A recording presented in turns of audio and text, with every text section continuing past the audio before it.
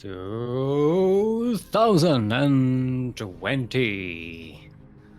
Welcome to the CranKy Ducklings Master Swan Open number 45.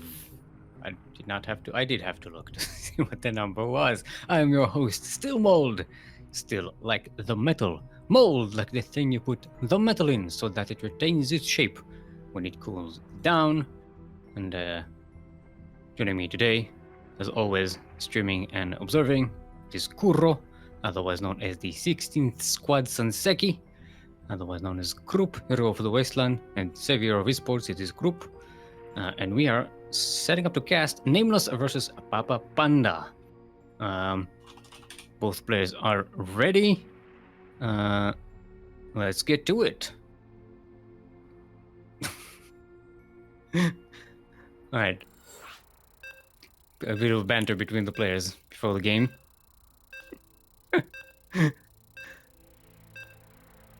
Alright. Kuro is saying she needed time to warm up her wrist to observe. Nameless is saying, it's okay, I'll move my units slowly. So it's easier to keep up with them. It's always nice, you know. You know, first series you observe or play, it's always a bit slow. Kind of wanna ease into it. And we are starting with the ZVZ, which is nice. Oh, right, everyone.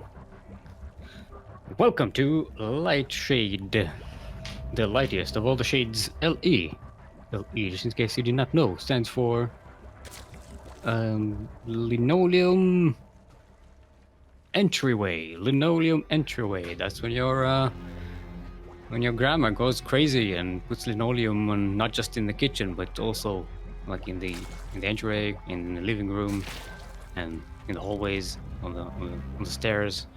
Just linoleum everywhere. It's crazy. In the southeast corner of the map, all the way from the land of Singapore, playing for Team GDAT, it is our Bluezerg. Give it up for, I'm not sure who that is because they are Nameless.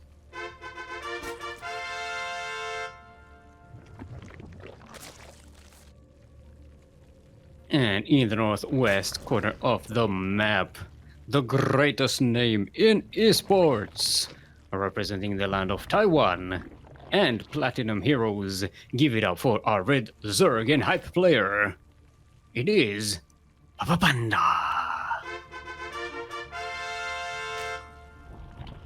I love that name, Papapanda. We haven't seen Papapanda in a while, so I didn't get to say Papapanda in quite a bit. So I'm going to say Papapanda a lot today. So, you know. I was about to say you'll have to excuse me, but no, you're going to enjoy it. Papapanda. It's a great name to say. I like saying it 10 times fast. Papapanda, Papapanda, Papapanda, Papapanda, Papapanda, Papapanda, Papapanda, Papapanda, Papapanda, Papapanda. It's incredibly nice. It's like when you pop bubble wrap and it's like a satisfying feeling. It's the same thing but for enunciation. Papapanda. Papapanda. Greatest name in esport. Nameless, technically not a name. If you ask me. I mean, the greatest name in esports versus the no name. The nameless one. He saw the greatest name in esports and he decided, no, I cannot defeat that. I'll get no name then. Alright, so seeing a Lingben Wars shaping up here. Papapanda getting his Baillie list a little earlier, but Nameless already has his on the way as well. Doesn't seem like Papapanda, it doesn't have any units on the other side of the map. He only has a couple of Zerglings and they're at home. So it looks like they're both playing defensively. Nameless showing a bit on Papapanda's third base. Nothing should come to pass from that. Alright, here comes the Lingben Wars. The Bailings are being... The Zerglings are being made, sorry. Bailings so far... Not. This is something I always say when we have ZVZs, especially with Bailings. There's always this tendency for Zerg players to not get the Banes at the right time. And it's something that's very difficult to figure out. Like, you want to get the Bailings before you need them, not when you need them. Because if you start to get the Bailings when you need them, they're not going to be there. Like so. Nameless has Bailings here. It's just Papapanda cannot come in and defend his base. He's going to have to forfeit it. Now, Nameless may lose his own base on the other side of the map as well. Oh, nice Bailing connection there. Papapanda finally got his Bailings. And it looks like they're both going to get a third base of the other one. It was a kill for Nameless. Sorry, for Papapanda killed Nameless's base. So it was a cancel for Papapanda. So he has just a handful of more minerals to his name. So he got that fight, you know, slightly better. Slightly the better end of that fight. And he's actually, Papapanda, droning up real hard. Nameless is going to switch straight to roaches. Gonna build up a wall.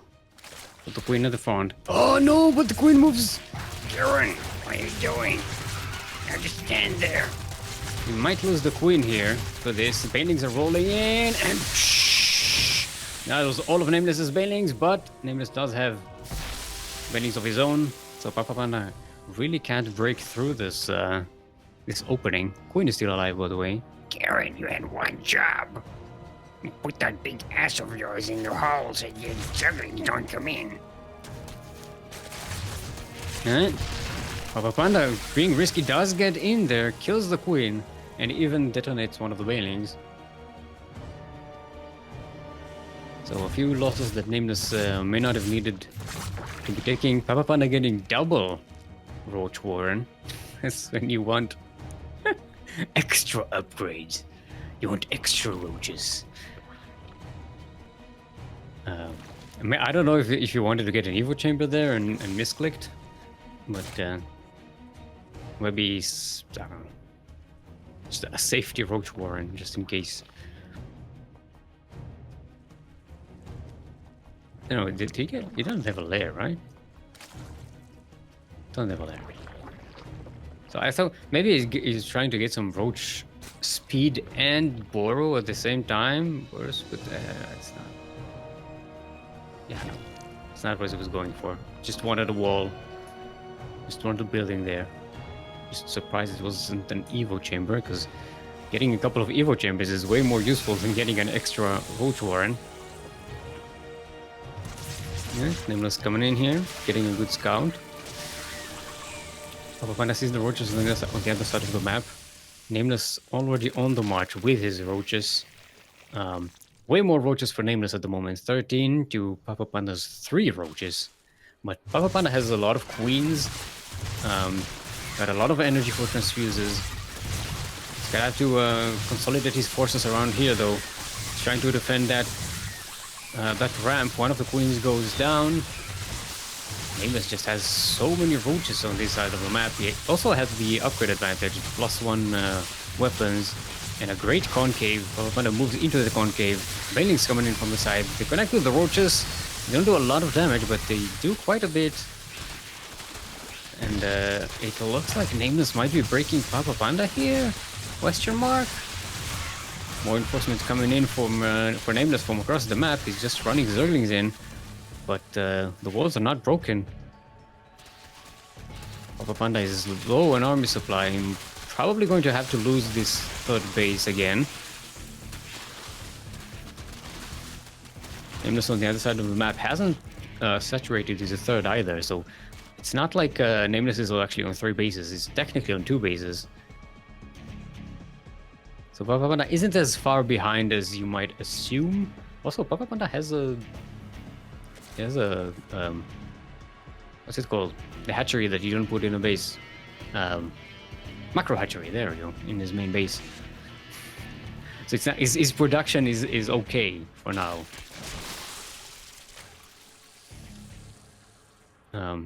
Point is, Papapanda isn't as behind as Nameless may have assumed at the moment.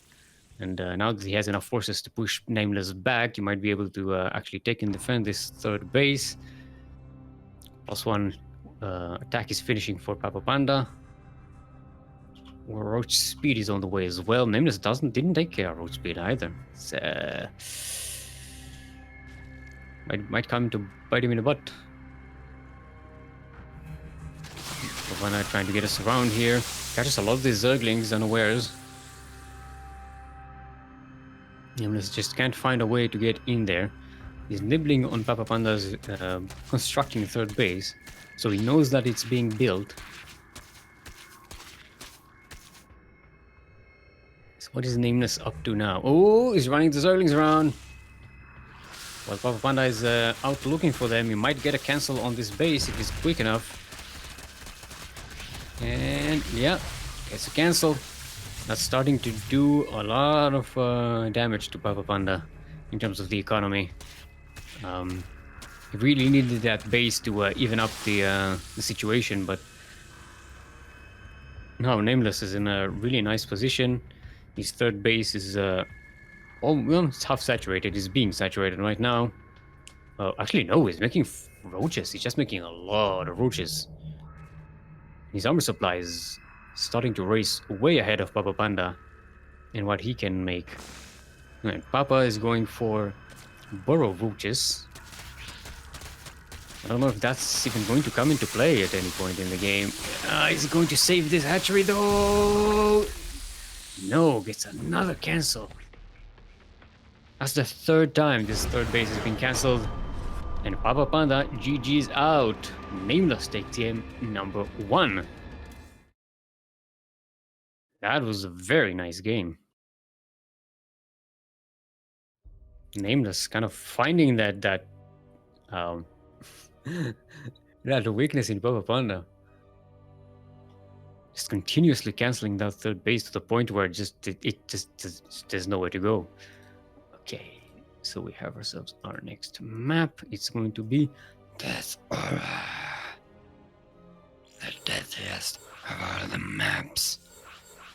It's so dead and deadly and aura-ish. Right. Let's see if everybody ready. Make sure to hydrate our hydras. Gotta keep those hydralisks well hydrated.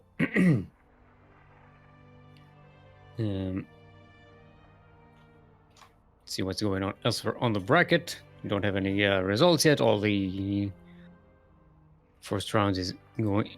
First round games are ongoing. Good luck, have fun. Let's get to it. Boop, boop, beep.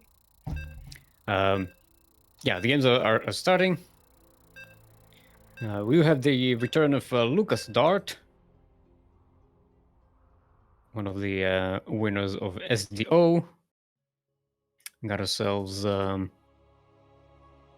Eris is back. Our very own Yakuzaku as well. Vavin is here, playing against Null Marker 97. I like it. Null Marker. Sounds like an error name. All right, everyone. Enough about that. We are on Death Aura. LE. LE, of course, stands for lately. Engineering. Lately. Engineering. That's if you got an engineering degree sometime lately. Then that's what it means. I guess. I don't know, don't ask me. in the northwest corner of the map, all the way from the land of Singapore, playing for the Team GDA. It is our Blue Zerg, currently up 1 in this best of 3 series. It is... I'm not sure where that is because I think they're Nameless.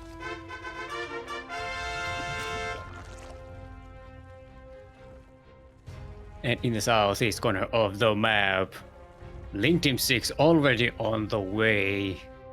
He definitely has a name, the greatest name in esports, all the way from the land of Taiwan, representing Platinum Heroes. Give it up for Papapanda. The boys are being pulled. He's not playing around. Holy crap, holy. He's running around the overlords.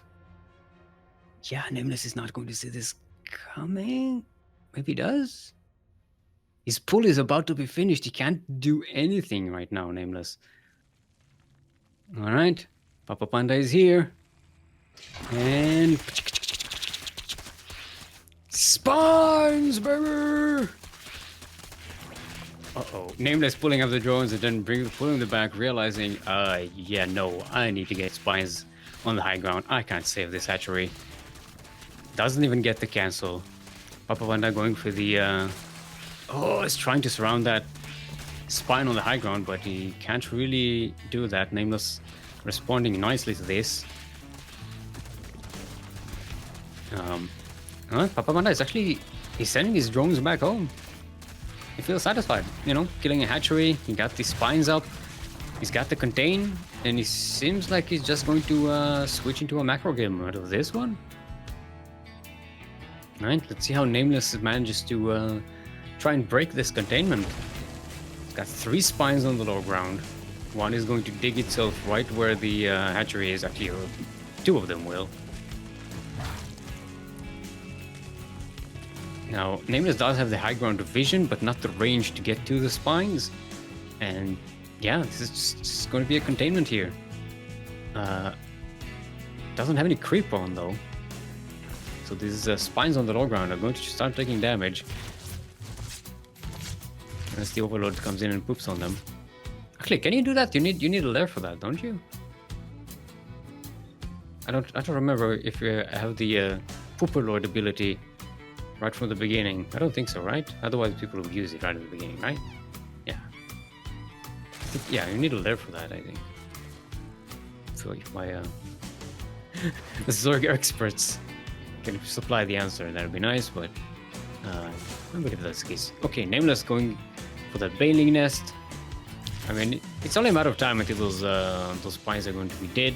In the meantime, Papapanda just going to expand. Now remember, Papapanda, he wasted a hell of a lot of mining time, just moving his drones all the way to the other side of the map. His second base is just about to finish, and Nameless not giving a crap about the contain, just running across the map, and this might be way too much for Papapanda to handle. He does not have any defenses at home. He does have a bait. No, Baiting Nest. Nameless has a Baiting Nest. Papapanda does not. Papapanda is moving up the ramp, but his own spines are going to die before they can even dig in. And yeah, nice protection on the Queen, but he's going to just lose all of his drones here. I mean, if Papapanda had a Baiting Nest, this would have turned out very differently, but yeah, he did not respect the counterattack by Nameless, and GG's gold. And this, kids, is why you don't go 12 pool. This is you just don't. Very nicely done there. Alright, so Nameless moves on and is going to face Lucasdart next.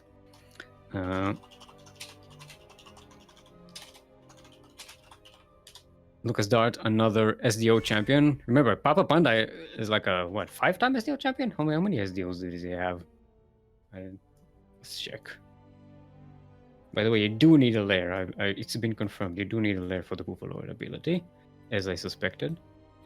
Let's see, Papapanda.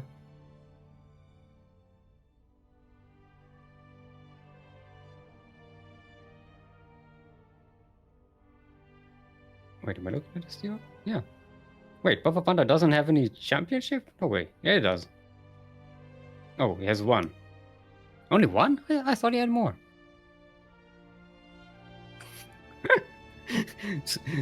See how biased I am towards Papapanda? Just because he has a great name. I know, he has one SDO championship. Maybe I confused him with other Zergs.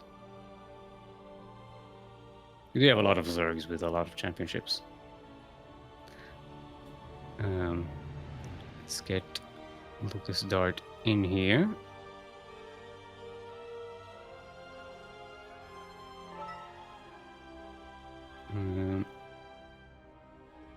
We're going to figure out what server we want.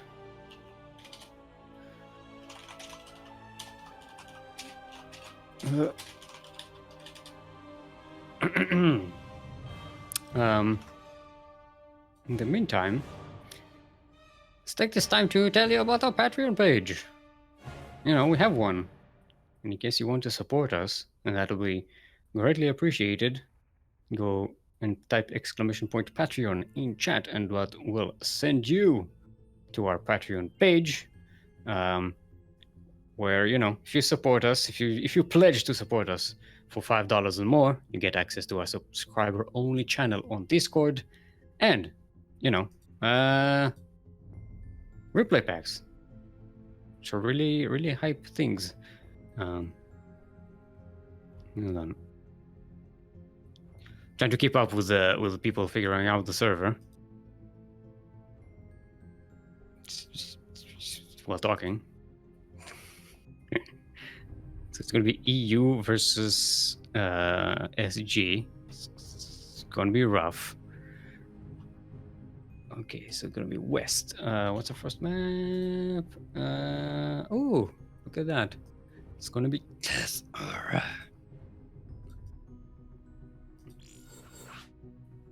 Death Aura on the Death server, US West. The deadliest of all the servers. Nope. Nobody wants to see me play. Actually, that's a lie. A lot of people want to see me play for some weird ass reason. I think it's perverted. I don't play this stupid game. So they're both at like 250 millisecond. Balanced as all things should be.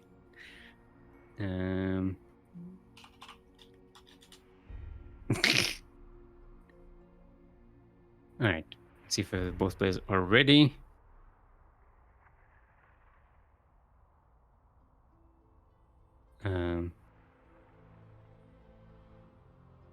Okay, let's get to it. Boop, boop, boop, boop. No, Lucasdart is another SDO champion. Nameless, I believe, joined us only on MSO, right? I don't think... Did he play in SDO? I think he was already Masters when he... Why am I trying to use my memory for things? Yeah, no. Nameless is an MSO champion. He won MSO number 42. Now, the current reigning champion, the Kyojin, did not sign up today, so we're going to have a new champion, or a streak break. All right, everyone. Welcome back once more to Death Aura LE. LE, of course, stands for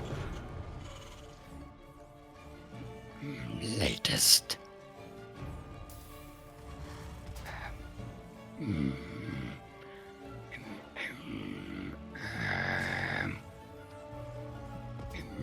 European, latest European.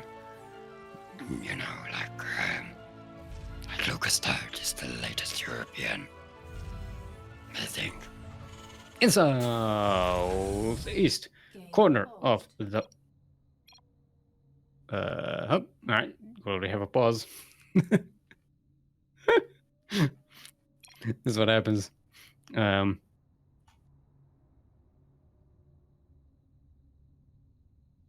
Guessing he has some issues there on his side, which is fine, you know. Take this time to hydrate your hydras.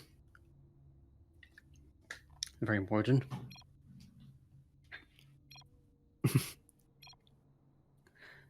All right, there we go. Ready.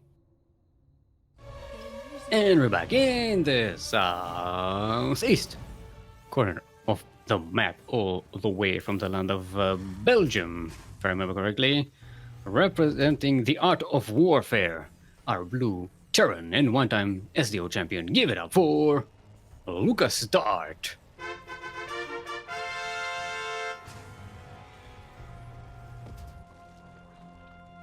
And in the northwest corner of the map, all the way from the land of Singapore, representing GDA team, it is our red Zerg and one-time MSO champion. I don't know who that is. He's Nameless.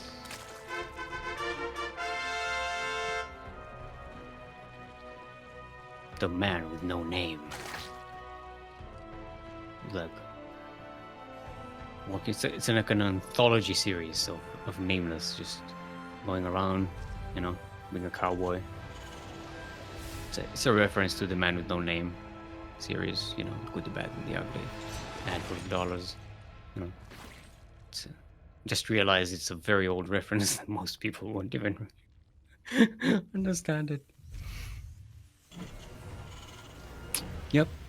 So it's called. Clint Eastwood was called the Man with No Name because he didn't really have a name in those movies, just nicknames, and they were different every time. Yeah. Yeah, so we see no weird openings from either player. Also them opening up standardly. Reaper gonna come in and be annoying, but not gonna find too much damage here.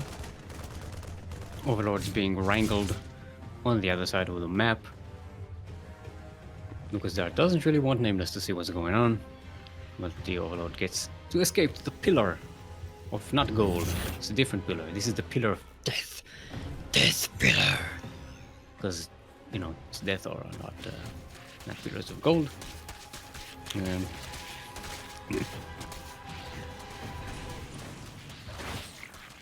Alright. Reaper going to come in here again, gets a good old scout, sees the number of gases.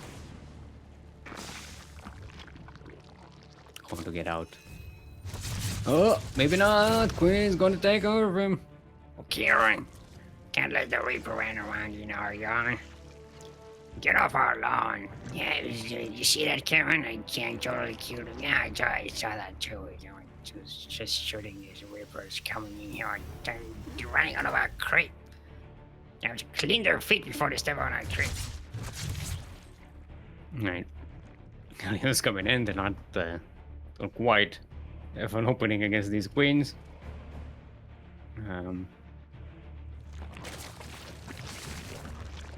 Hold on.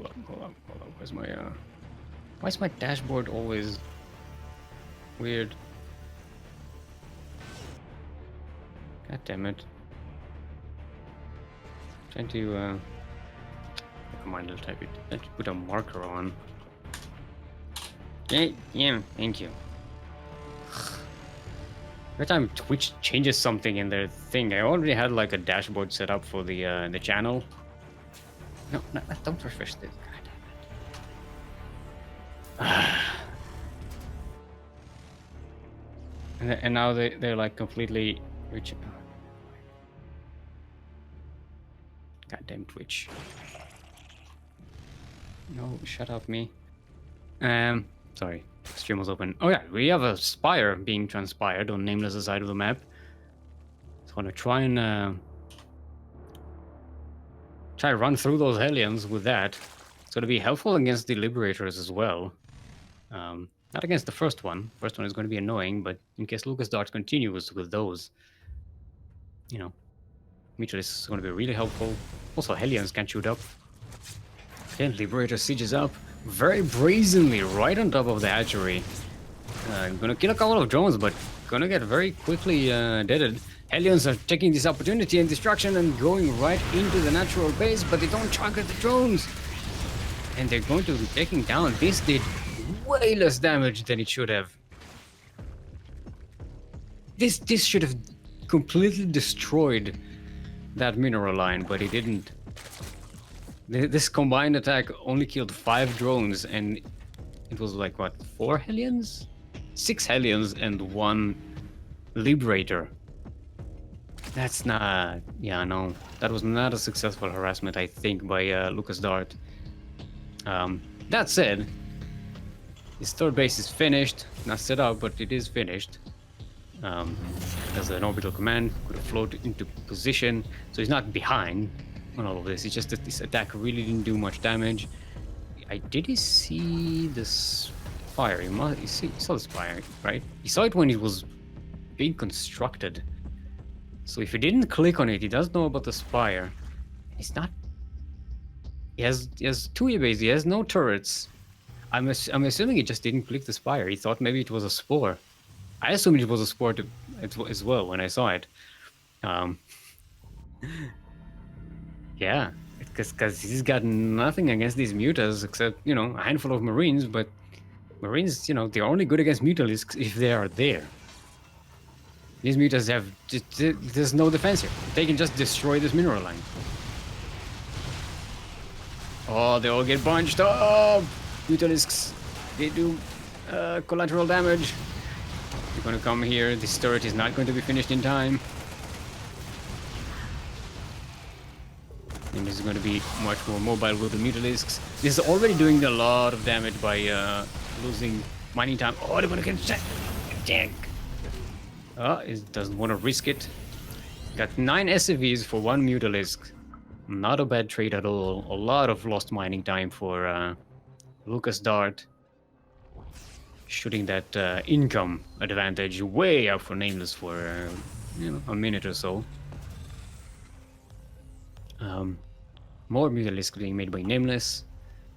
It's about to be a problem with Mutalisks. So far it was only an issue. Now look at that, out on the march. Mutalisks coming in at the back.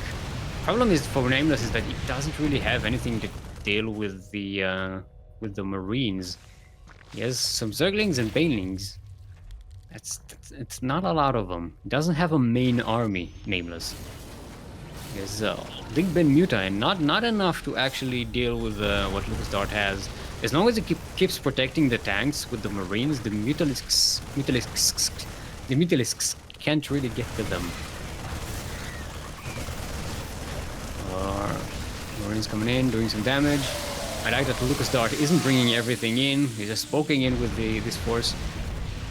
The mutas just can't jump on top of these turrets, so they just park themselves over the production, going to delay the building of one of these factories. Banelings roll in, they kill all of the Marines, and the Zerglings are left to deal with the tanks. Oh, okay, some of them get lifted, so at least he saves some of the tanks. But the Mutalisks on the other side of the map are doing quite a bit of harassment. And this is a ball that Nameless will keep on rolling because he's going up to a 5th base now. He's getting up in upgrades, in ground upgrades at least. I like the Widow Mine addition by Lucasdart.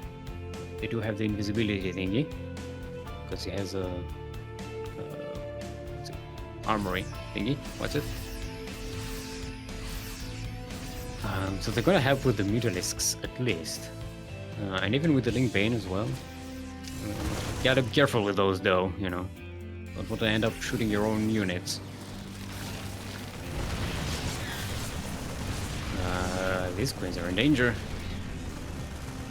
But Nameless is setting up a lot of Link Bane force on the high ground, gonna roll right through here. Kill one of the tanks that was already low in health, but the other one survives. Lucasdart going to keep on poking there. Going to catch one of the queens for nothing, basically. This is a few of these Marines. Nameless is wasting all of his units. He did kill all of the Widow Mines, which is really helpful. And now the Banes are rolling right into the Marines who dare to step on creep. And the Zerglings get to the tanks, and the Terran is getting cleaned up again. The Mutalisks are coming in from the back, so nothing is going to escape here. Only the Medivacs. And even then, that's not a guarantee. Look at the creep spread on the other side of the map. It's just almost half of the map is just full with creep. And Lucasdart setting up a fourth base, but it just can't seem to break through what Nameless has. Nameless currently on 13 Mutalisks only, so he's not... I like that he's not like overdoing it with the Mutalisks. Because if you go Lingua Muta, your Banelings are going to cost a lot of gas, because you're gonna have to sacrifice them all the time and keep making more and more and more. And if you commit to too many Mutalisks, then you don't have anything on the ground. And the Mutalisks, they just can't deal with the Widow Mines and the Marines that well. So he's using the Mutas as harassment, to catch up reinforcements. Here's a nice drone transfer that they're catching onto here. They keep getting more and more value in the game without wasting supply on being the main army. So Nameless in a really, really good position in this game. Lucasdart, not dead yet, is ramping up production, getting up to 8 barracks A.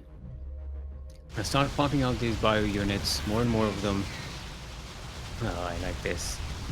Kill the supply, make them supply blocked. Oh, there's a Thor here for Lucasdart.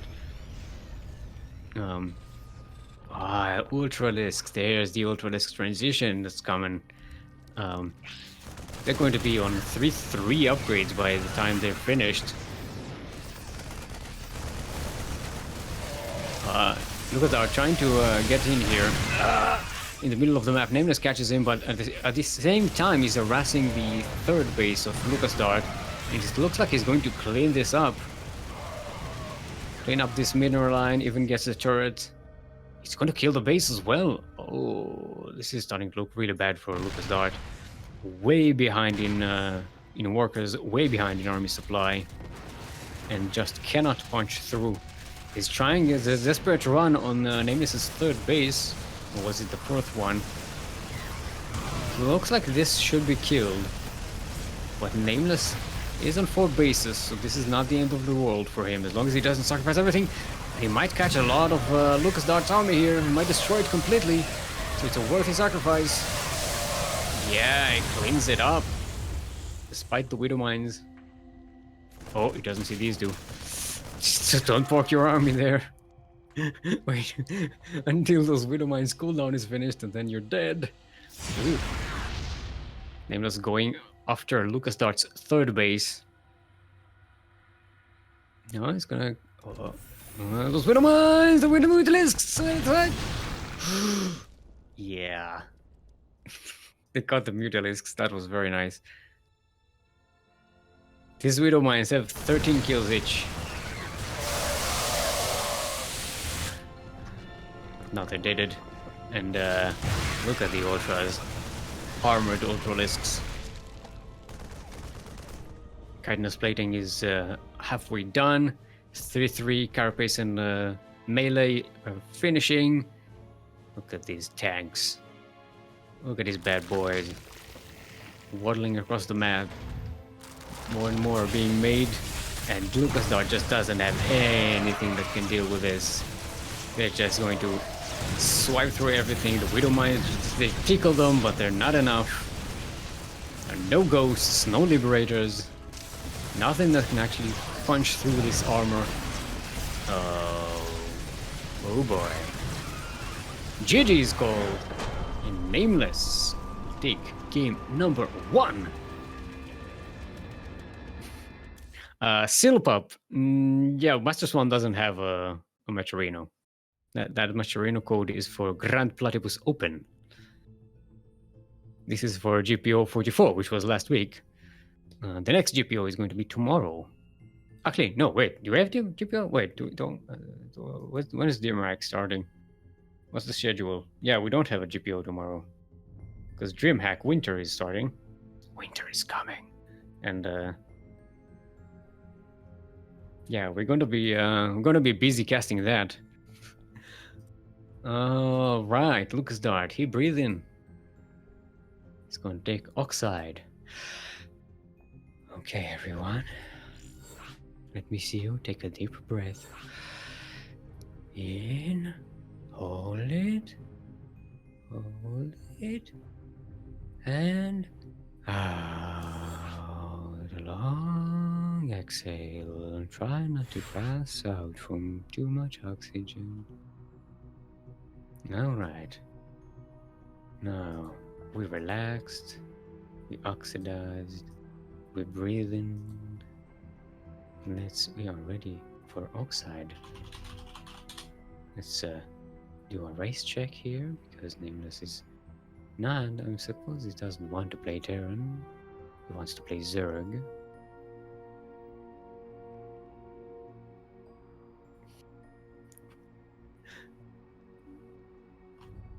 One day what? One day the viewers will know why he oxidized. It's funny. Yeah, it's a reference. Alright, players ready. Let's get to it. It's a reference to one of Yakuzaku's art streams, art things where he did an art stream. So one of the quote no quotation marks, art. No, it's art. I'll stand by that. Despite the quality of his art, he has a very good, keen artistic sense and instincts. I'll stand by that. Despite the teasing, because it was an MS Paint type of thing. Without a stylus, I believe. He uses a mouse. So, you know.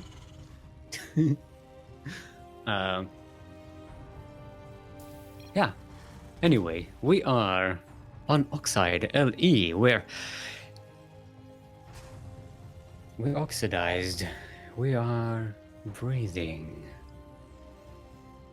In the southwest corner of the map, all the way from the land of Belgium, representing the art of warfare. Give it up for our blue Terran and one-time SDO champion, it's Lucasdart.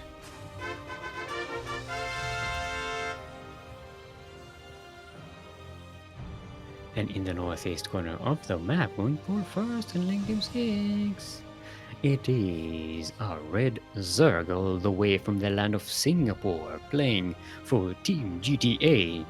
It is Nameless. Oh, it's a box out.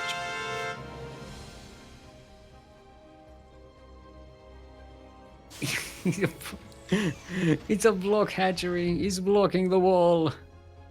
Oh no, Lucasdart is still making a regular wall. That's not gonna work. I think I just realized, oh wait, there's a hatchery there? I didn't see that. Oh boy. The boys are being pulled. Oh, he's building a command center on the low ground.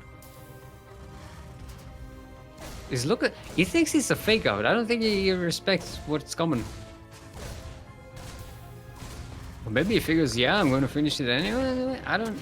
Yeah, that's a lot here. Okay, they're in the mineral line with the Zerglings.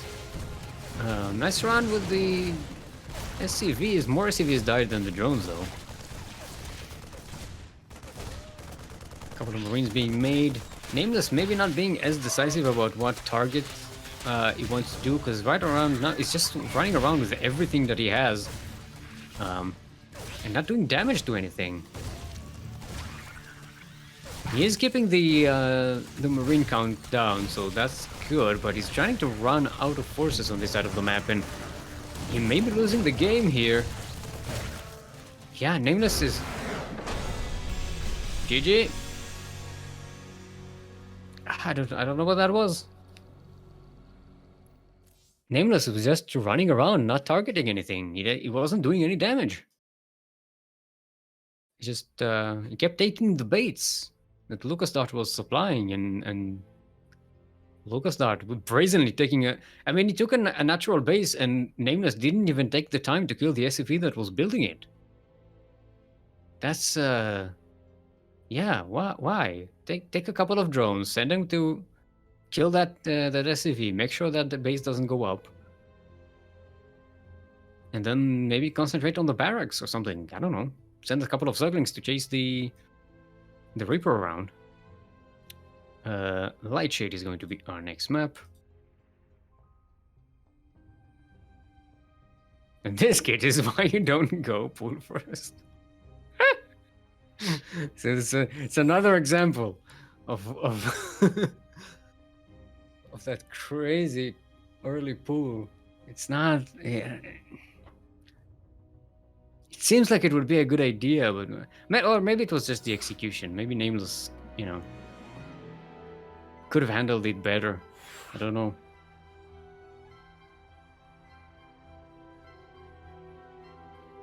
All right. Anyway, we have ourselves a sideways 1-1.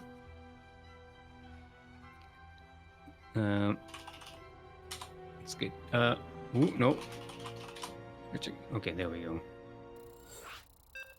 For a second, Nameless was Terran again.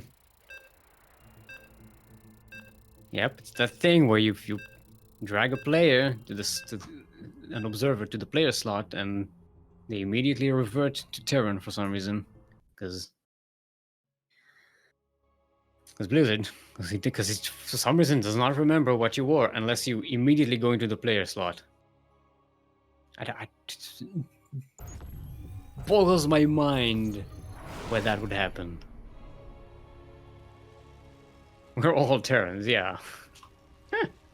Kuro is saying we're all Terrans. I mean, I don't know. I want to be judgy. Maybe some of you people are like lizard infiltrators from outer space.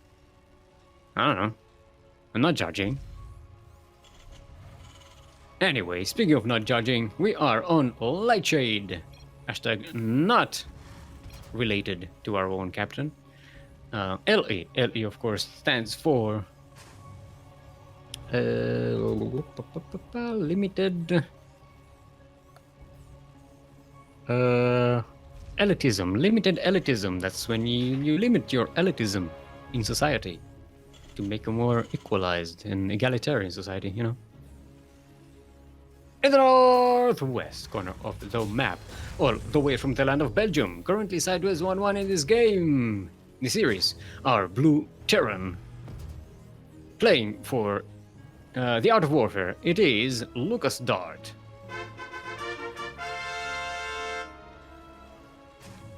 And in the southeast corner of the map, going pool first again, it is our Red Zerg from Singapore. Give it up for Team GDA's Nameless.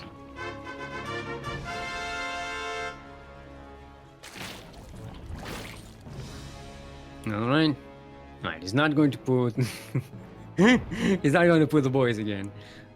He's just getting a hatchery. I don't know. Maybe he thought like, all right, was ahead. Let's try and end the game right quick. Be a little cheeky here, but it didn't quite work. But he's going on the Roach. Two-base Roach. Two-base Roach. Anyone? Two-base Roach. Two-base Roach. Kuro. Two-base Roach. Lucasdart. Two-base Roach. Nameless. Alright. Two-base Roach. Nobody. One two-base Roach, please. You revert to Terran because Timba.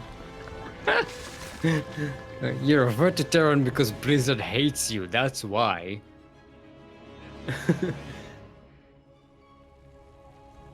Blizzard won't make you Terran because they like you. They'll make you Terran because they hate you. Let the hate flow through you. Lucasdart is sees the Roach Warren coming. Actually, let's double check that he did. Okay, so one thing that happened. See, this is what happens because so I was playing Stellaris, and the screen drag is different there than what I use for Star Trek for StarCraft, and I just completely I lost the ability to move the screen like I am used to. So I couldn't catch the Reaper because I kept. I was stupid. You didn't see any of it happening. It happened on my screen, but you know, it makes me laugh. It's just a week and a half of playing a different game, and I'm completely. I forgot how to use the camera. All right, Roach is coming in. You got one Ravager. A bunker. Shouldn't be lasting for that long. Okay, Nameless start to save that one Roach, but not quite having it. Ravager is pretty low in health as well. A tank is about to finish. It looks like it will. Yeah.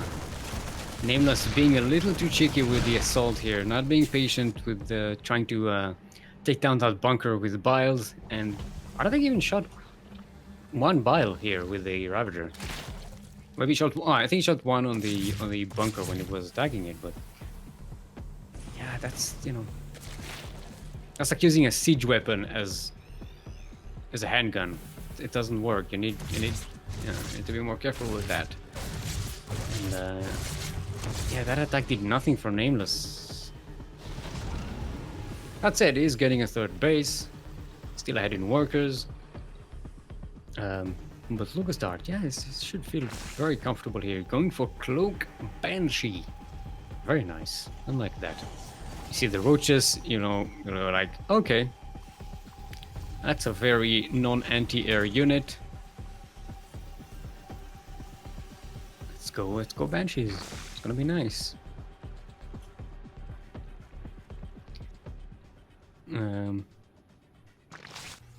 Nameless getting that lair. Getting some more gases.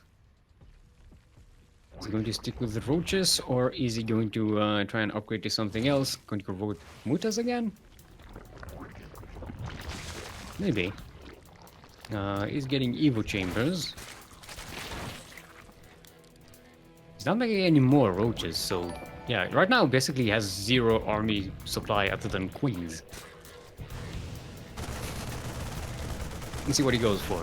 Lucasdart in the meantime, getting those banshees. One is out, flying across the map. Second one is about to pop out as well. Cloak is about to finish.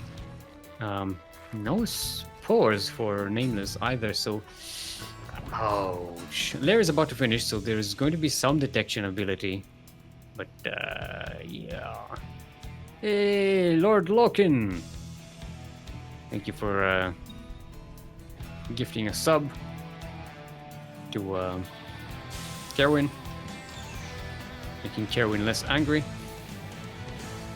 Yeah, Lord Loken is a gift god in this channel. Thank you very much, Kerwin. Welcome back to the subscriber group. People, subscriber circle. Alright. The fuck did the Banshee do? It did nothing.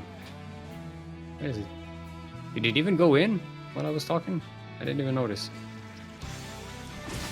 Alright. So okay, it's killing crypt tumors. You're gonna need to cloak pretty soon. Oh, they can't. This is detection by now.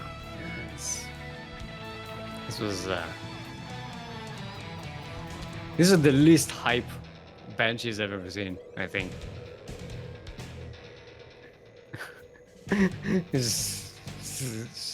Yeah, it was just sitting next to an Overlord while in Nameless's vision, so he just got overseas.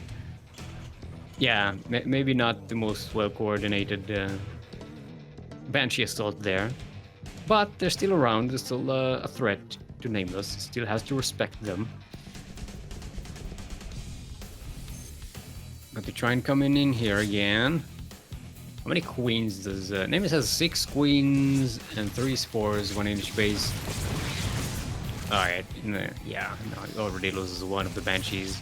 I think they killed nothing but creep tumors.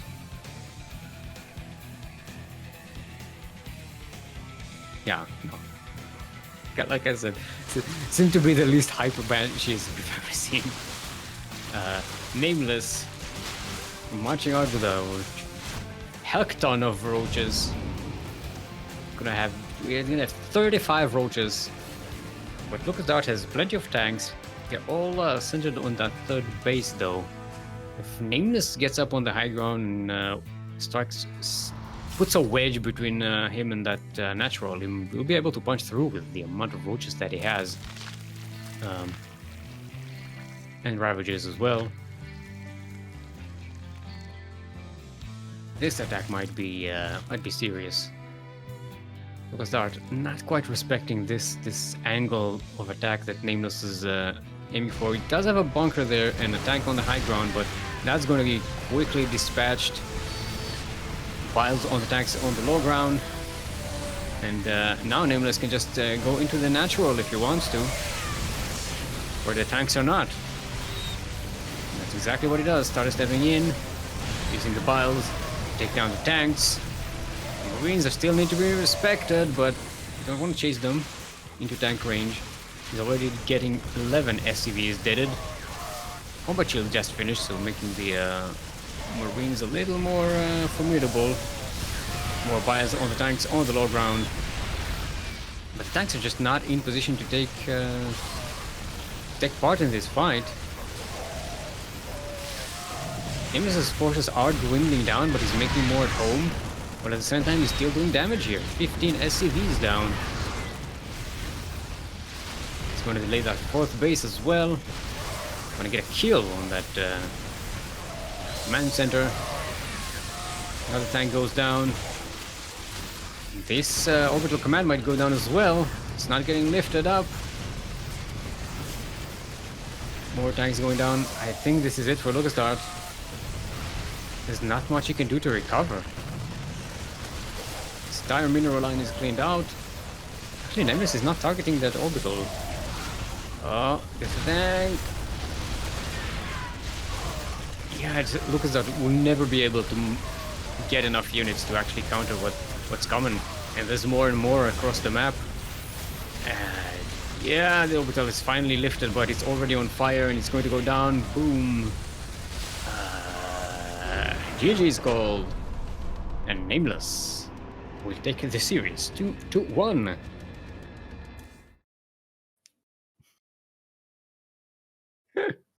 Karen, I don't think that was the reason for me being angry. I don't know, but it makes you less angry, right? Oh no, actually you're Terran. You can't be less angry. Sorry. My bad. Alright. Let's see how the rest of the bracket is going. Okay, Baillie winning 2-0 versus our very own CranKy Duckling Ares. And Baillie waiting for Nameless in the next round. So we're going to go with that.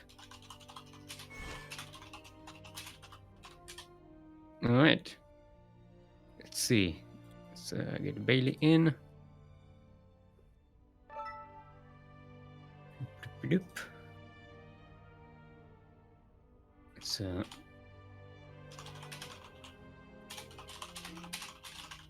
Let's check out what server we want. By the way, we do have a double elimination bracket today, so anyone who loses still in the tournament. The lower bracket is going to be all best of 1 games, except the last one, which is going to be a best of 3. We are our technical second semi-final. Alright,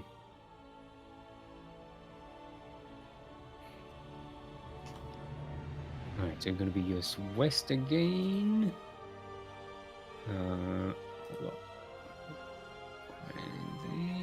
This.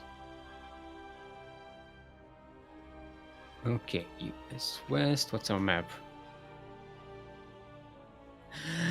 Look at that. We are oxidized. We breathe in. It's time to breathe. Take a deep breath, everyone.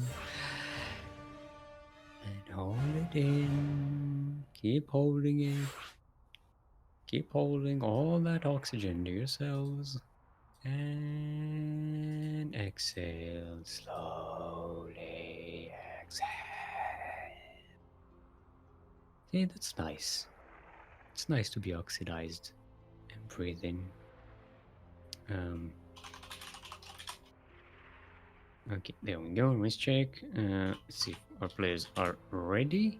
It's gonna be Protoss versus Zerg, which we haven't seen today. We've only seen Zergs and Terrans. It's time to welcome some Protoss, eh?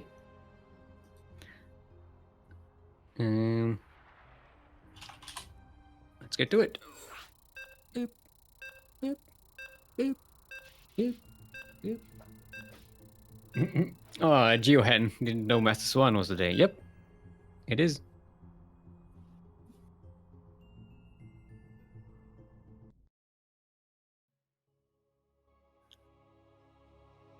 Look at that map. It's breathing.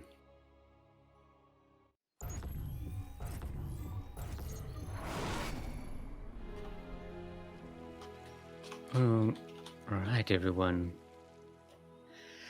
Welcome to Breathing with Oxide, where we breathe together. LE. LE, just in case you did not know, stands for levity equilibrium. Levity equilibrium. That's when two people have the same level of levity about them in their attitude, you know? That makes sense. In the southwest corner of the map, all the way from the land of Singapore, it is our Blue Zerg playing for Team GDA. Give it up for Nameless.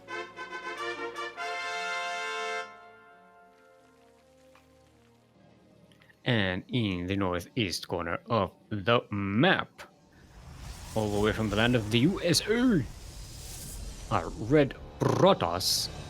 Give it up for Baillie.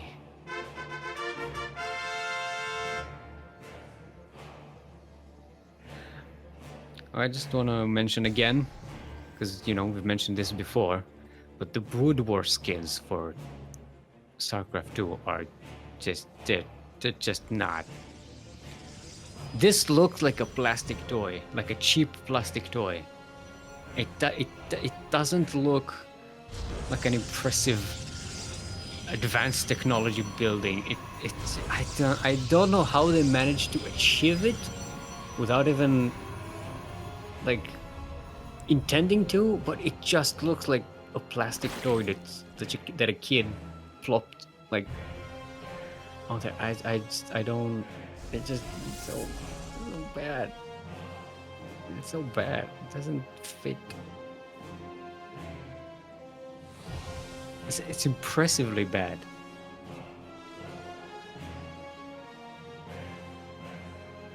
No, I'm just staring at it. Anyway, both players opening up pretty standardly. Minimap, still difficult to see what's going on the minimap. I like the coloration of the minimap, but yeah, it's the like the camouflage pattern makes it very difficult to track like the dots on the map, at least for me. I don't know about you, but yeah. Baillie going with a Stargate opening, getting a shield battery, but it's right there on the wall. It's kind of weird, but it's still going to do its job there, I guess. Okay, I'm getting some frame skips. Hope everyone is okay. My ping is 236, so not the worst. And Baillie ramping up the gateway production. It's gonna be Void Rays, well, at least one Void Ray. Nameless did not scout. Oh, he did. Oh, he's just now scouting the Stargate, starting up spores, getting some more queens. Sees the third base. One added going to try and shed in here. Is it going to finish the shade? Yes. Still alive. Oh, doesn't quite get to see everything. Doesn't see the lack of gas and the second gas on the main base. So not the full scout that Baillie wanted. Still pretty good. And yeah, Nameless. I'm going to stick to one gas. I don't know what he's planning for. He's not getting any tech. He's still just one pull. He's getting a lair now. I'm guessing he's going to go straight to mute us. Going to get the gases a little later, but yeah, now he's getting the gases. There we go. Yeah, it looks like a muta thing to me. Really getting a robotics facility. Not making anything more out of the Stargate. Okay, there we go. There's an oracle. That's going to be helpful. There's Twilight Council and a forge. So really going to make a transition here into something.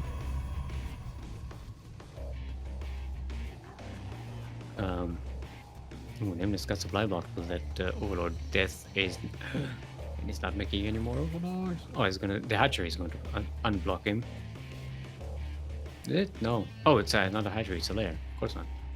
You need actual, Overlords to unblock your supply. Hydralisks. Ah, it's going straight to Hydras. I don't know about that. Maybe he thinks he's going up against Stargate composition. But Baillie is not going for a Stargate composition. He is getting a robotics bay. Ooh, look at the butt. Look at the butt. It's a butt. You got yourselves a butt. Hydra is common versus P right now, is Kuro is saying. Alright, fair enough. Just not usual that I see pure Hydralisks with nothing else.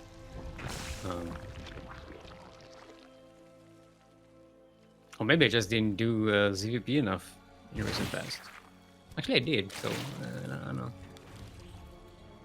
Alright, Nidus is up. Let's see where it's, Nameless is going to plop it down.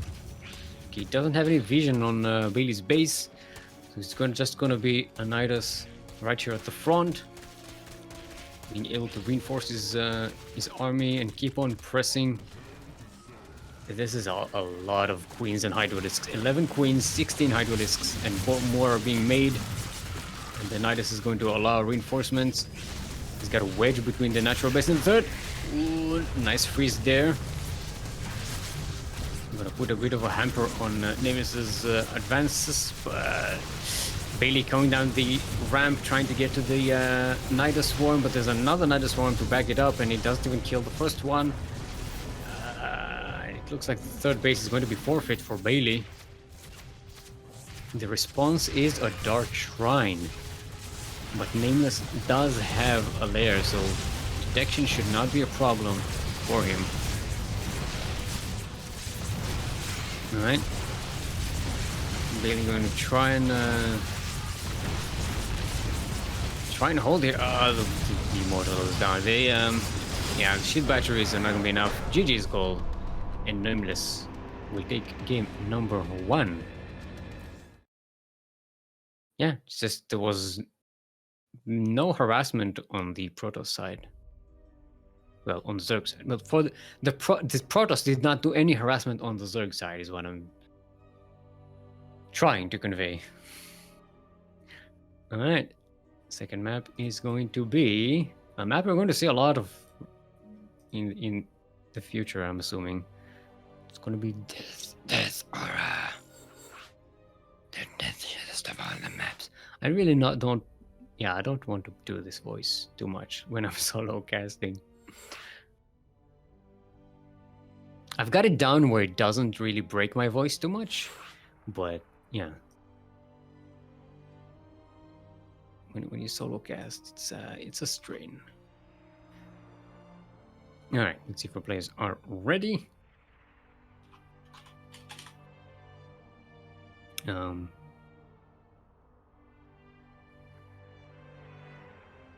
Well, there we go. Let's get to it. Boop, boop, boop. Let's see what is going on elsewhere on the bracket. We have Janpol's. Oh, not Janpol 8. Janpol 8. Waiting in the third round for either Yakuzaku or Vavin.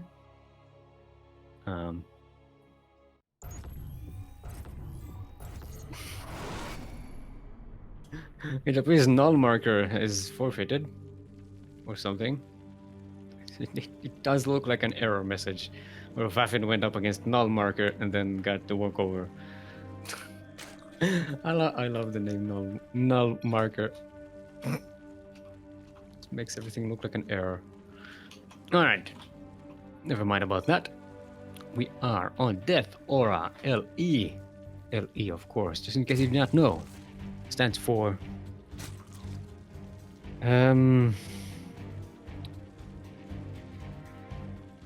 loaded exorcism. Loaded exorcism. That's when you exorcise a demon with a loaded gun. Anyway, in the southeast corner of Death Aura, about to be cannon rushed, are Blue Zerg, all the way from the land of Singapore, playing for Team GDA. Give it up for Nameless.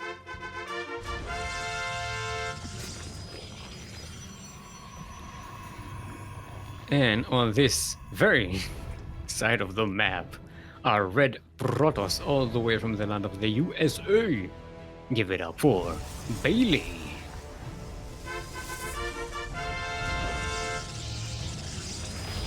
Alright, got the pylon on the high ground, he's getting the cannon on the low ground.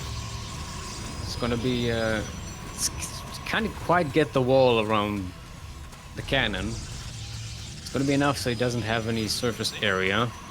He's going to lose the, oh, he's not going to lose the vision on the high ground, he gets another pylon there.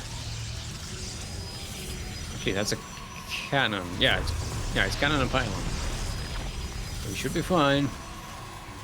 It's not in range. You can't kill those drones. Alright, so it gets cancelled there. Spines are being made. A Roach Warren is on the way.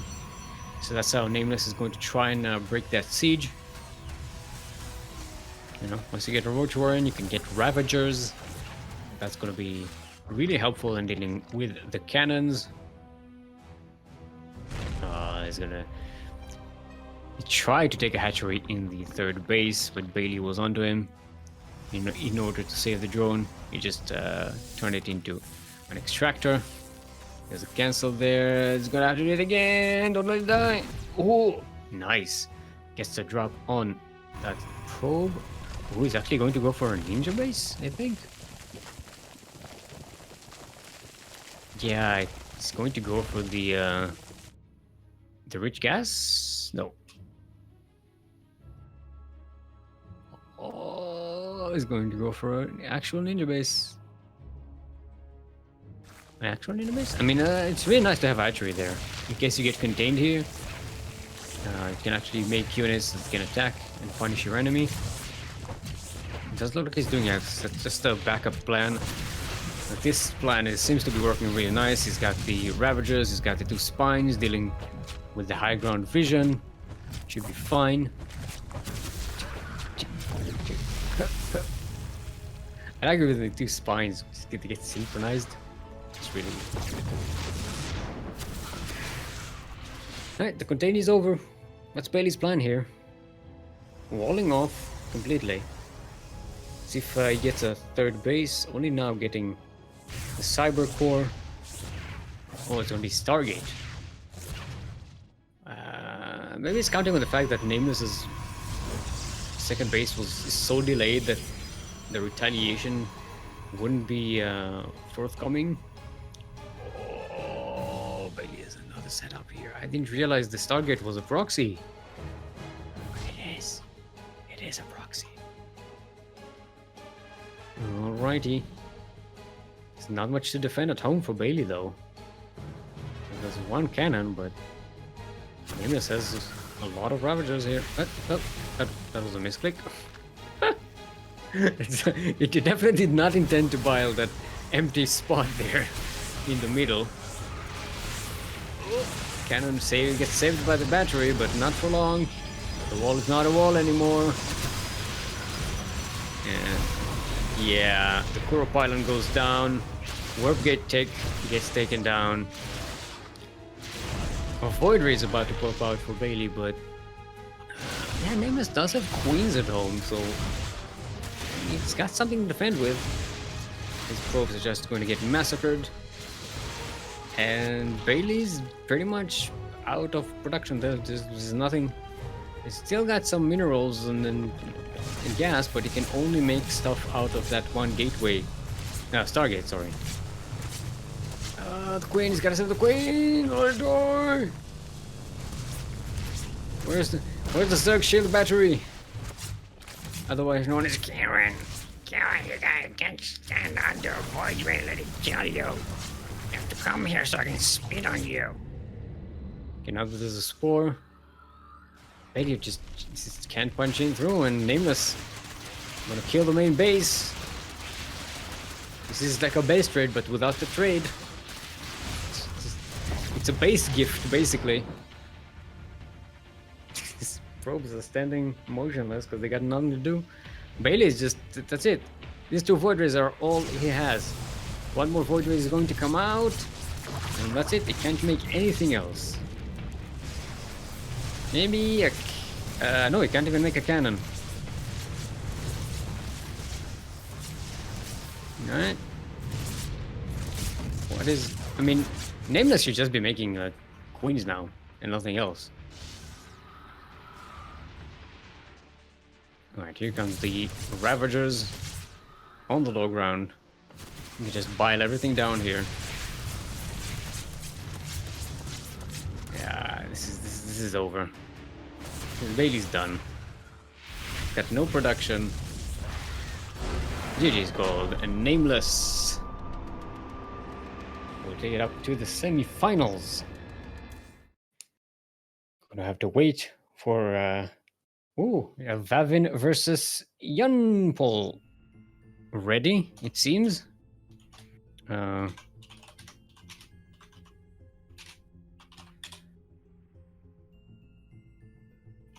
While Nameless is waiting, we're going to be casting that. Doesn't look like the lower bracket is moving on though, unless it's just not being updated for some reason or not getting updates. Where is Janpol? Let's remove some people from the party. Let's get some people into the... why can't I invite people in the party?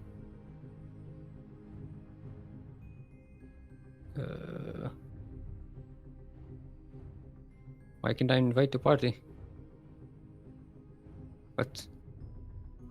What is going on? Blizzard interface? What happened? My what the hell? Ah, because they are in party. Ah, okay. Because they are already in a party. That's why I can't invite them. There we go.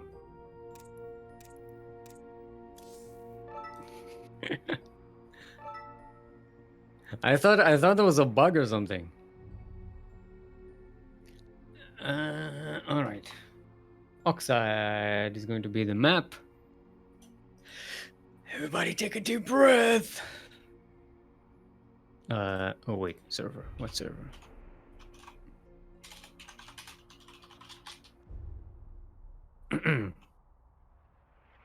Sasa, we can use parties again.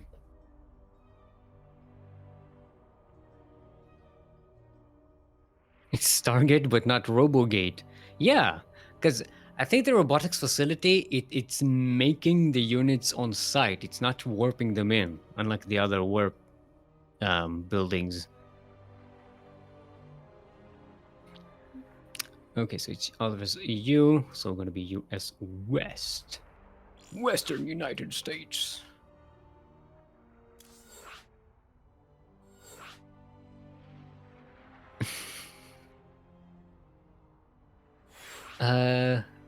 Yeah, robotics facility makes the robots on site. It's not warping them in. Yeah,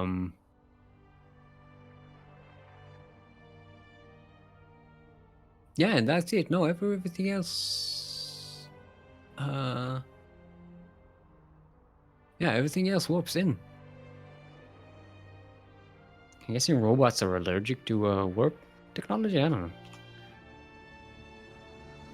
All right, both guys are ready. Let's get to it.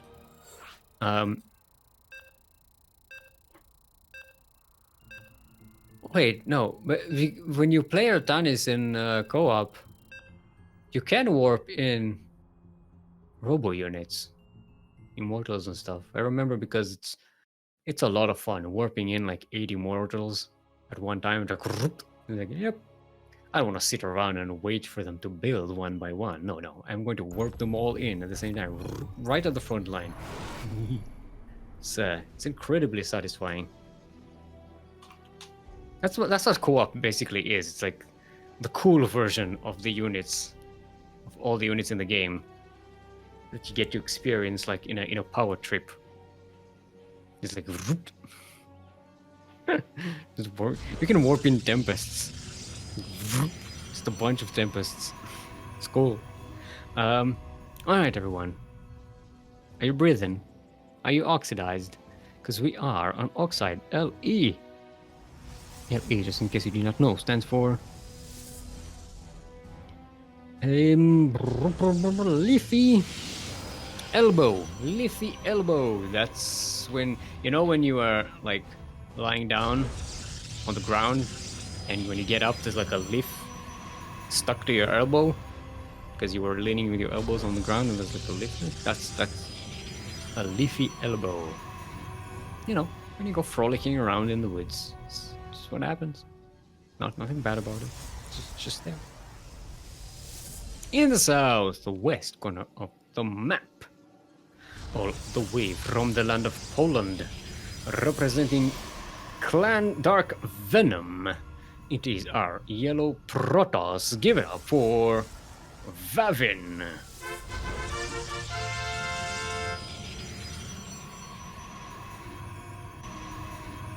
And in the northeast corner of the map, all the way from the land of Straya, it is our not teal Protoss.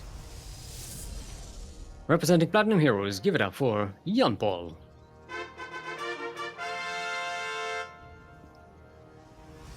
Or is it Janpol? Because they are from Australia. So it would be pronounced Janpol, right? Not happy, Jan. That is an Australian reference that few people will understand. It's an old advertisement for Yellow Pages or something. Yep. I bet even Australians won't recognize it either, because Yellow Pages is very much a thing of the past. Alright, you're gonna see a diversion pretty quickly. It's gonna have Warpgate versus Robo. The biggest power trip for me is turning off my alarm before it comes off. Power trip or just nap trip? At that point. Yeah. Depends on, if you really hate your alarm clock, then yeah, that might be a power trip. Like, yeah, you're not even gonna wake me up. I wake you up. I'm the one who wakes. Alright, Janpol not quite getting the scout that they wanted. Vavin pretty good at blocking those adepts from coming in. But Janpol not losing the adepts so far, maybe? Okay, looks like they're gonna be losted. Which is a bit of a shame. A leafy elbow is a serious condition still, no joke. It's not a serious condition, Daunted. It's very easily treatable. You just wipe the leaves off your elbow and you're fine. It's fine. You don't need like a campaign for donations for Leafy Elbow. It's fine. It's very easily treated. You don't need to go see a doctor. It's not technically a condition. It's just a thing that happens. I like this is like an informational. Do you suffer from leafy elbows? Do you like frolicking in the woods, but every time you lie there and you get up, it just leaves? And they're interviewing someone. Well, you know, I was lying in the woods, and when I got up, and I noticed that there's leaves on my elbow, and I was so panicked. And at first, you know, you think yourself, you know, this is not going to happen to me. You know, it's something I heard it happening to other people, but you don't think it will happen to me until it does happen to you. And then what do? Well, you just wipe the leaves away, and it's fine, and everything's fine. And that's it. That's your condition, I guess. Alright, Oracle. Not quite getting the damage here. Let's get to see those stalkers hanging around outside Janpol's base. Gotta be careful with those oracles, don't lose them. I'm guessing Janpol tried to get a reveal on them, but they didn't quite. And there's the one immortal. This is a lot of power for Vavin here. Janpol is pulling out the boys and try and get us around on that. Vavin is not having that. Taking care of the oracles as well. Janpol is left with not much. Void Ray is out and an immortal for Janpol. So there's a chance to mount some defense here, but it's gonna be difficult. Void Ray trying to take care of the stalkers. Only gets one, but Vavin gets a recall.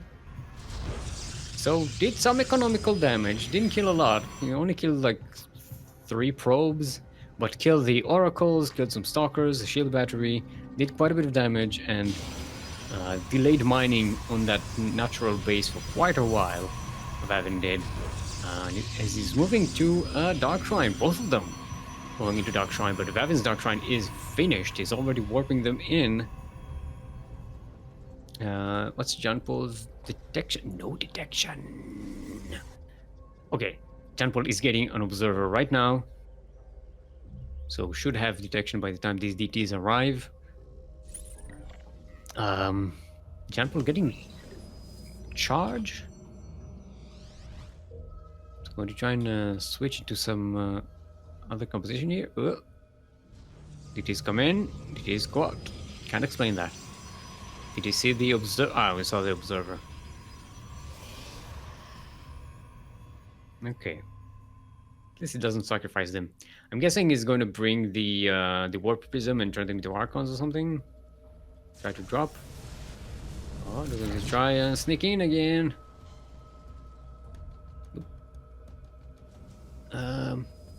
Okay, Dark Shrine is finishing for Janpol as well.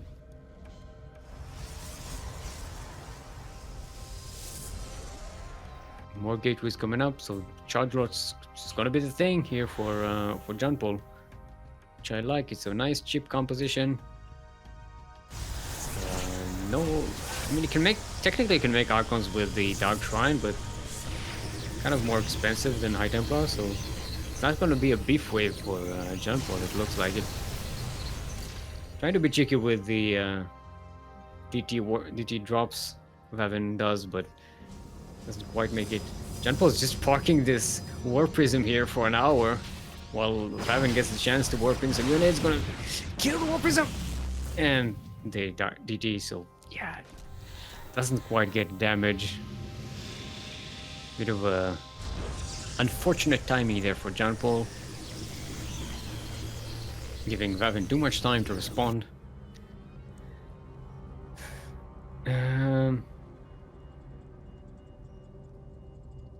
Alright, Janpol is on the move. What's it got?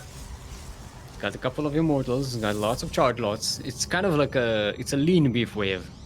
Let's call it like that. There's a wave, but the beef is very lean. It's only immortals, there's no archons. It does have a nice Void Ray addition. Okay, he's getting one Archon with the Dark Templars. That's about it. Gets a cancel on that 4th base. Vavin brings his units back home. He's got to defend. He's getting charge of his own. It's gonna be it's gonna be a beef wave on both sides. But Vavin does have a lot of stalkers, which I think is gonna be more useful. They have blink. They take care of that void ray, so at least does that. And Janpol is calling GG. Vavin will take game number 1.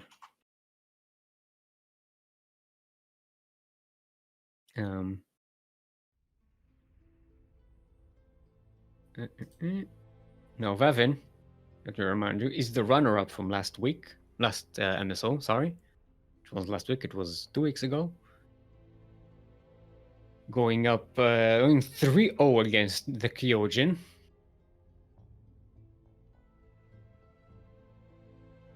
But the Kyojin isn't here today, so Vavin has a chance. Does have to go through Nameless later on, if he moves on beyond Janpol. Janpol asking for a couple of seconds, which is fine. In the meantime, I can convince you to subscribe to the CranKy Ducklings channel. If you subscribe to the CranKy Ducklings channel, you get access to the sub-only channel on Discord and replay packs. Replay packs. That's right. Replay packs from many tournaments that we are casting. And also, you get the emotes right here on the CranKy Ducklings channel. You have the duck emote and the fanfare emote, which if you put them one after the other, you get what I like to call duck farts. Duck farts. It's been in chat for 2 minutes. Go look it up.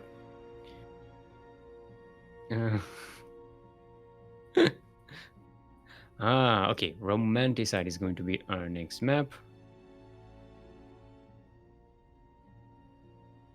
Is this?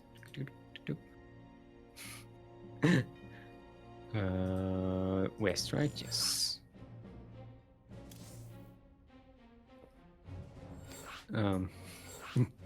Janpol is saying that their son keeps waking up.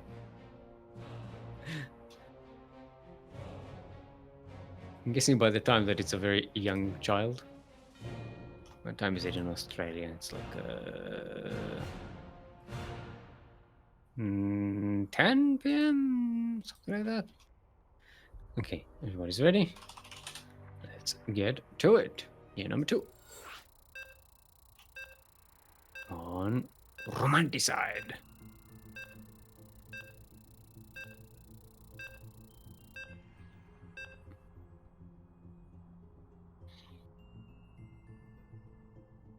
So the lower bracket is advancing. Got our Ares going up against Lucasdart in a TVT, and Yako going up against Loklok. I don't know what matchup that is. Loklok taking Papapanda out 1-0. Papapanda just... this is not his day. I hope he doesn't get discouraged, because I love seeing Papapanda a lot. Alright. Yep. We are, everyone, on Romanticide, where we are getting killed softly by love, I guess. I don't know what this map is about. LE! LE, of course, stands for livid empathy. Livid empathy. That's when someone is angry and you empathize with them and you get angry as well. It's like you're both kind of, you're really angry. So, livid empathy. In the southeast corner of the map, representing Clan Dark Venom and the land of Poland, currently up 1 in the best of 3 series. Give it up for Vavin.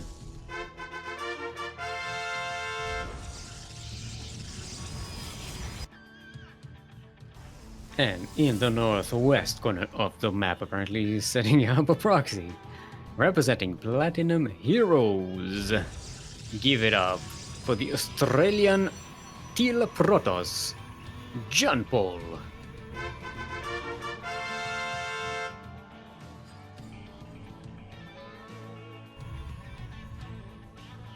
Yeah, it is really concocting here. Looks like a Stargate, right? Question mark? Yeah.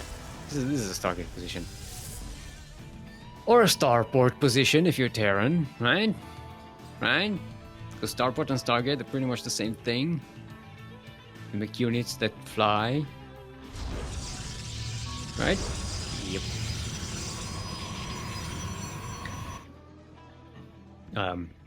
Wait, is that a second pylon in there?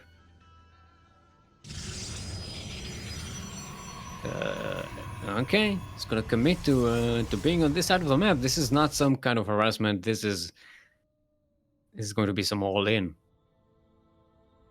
Otherwise, you don't get your pylon on your second pylon here, or your third pylon. Look, I'm not a Protoss. I don't know how to count pylons. Not that many Protoss they do. Oh, he's gonna find it. Vavin is gonna find it. Oh, okay. He finds it. He's gonna give a pro. Shield battery. It's healing up. Yep. Probe is still alive. He's going to crawl forward with those shield batteries. Vavin has a proxy of his own. That's his response. Oh, nice. Gets a cancel on that shield battery. That's going to be really helpful because shield batteries are the essential part of this proxy void ray thing. What Janpol is going for. Void ray coming in. But it's gonna get surrounded here. It might not get out of here alive. It's gonna try and use the lots of airspace that happens on this map. I think it was 2 more shots, and that void ray would have gone down. It's already low in health. This is very delayed for Janpol, and Vavin has time. He's getting a lot of gateways. One of them is on the other side of the map. While the Voiders are attacking, is going to take care of the proxy. The probe is down. One pylon goes down. See, that's where you get 2 pylons. Don't want a Kuro pylon. Whew. See, more stalkers being made by Vavin. Might want to risk another incursion to go out there and kill the second pylon. Right now, he just wants blood here, and he wants to try and kill as many of these void rays as he can before they get to the shield battery. He kills 2 of them. That's a lot. Janpol is down to 1 void ray, 1 being added right now. Vavin on the other side of the map. He's setting up a counter-attack of 1 zealot. Don't worry, brothers, I will take care of them. My life for hire.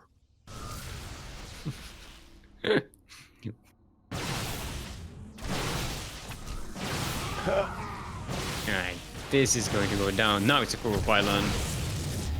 It's not even a probe to remake it. Vavin is going to take some damage at home, but yeah, GG is called. And Vavin moves on to face Nameless.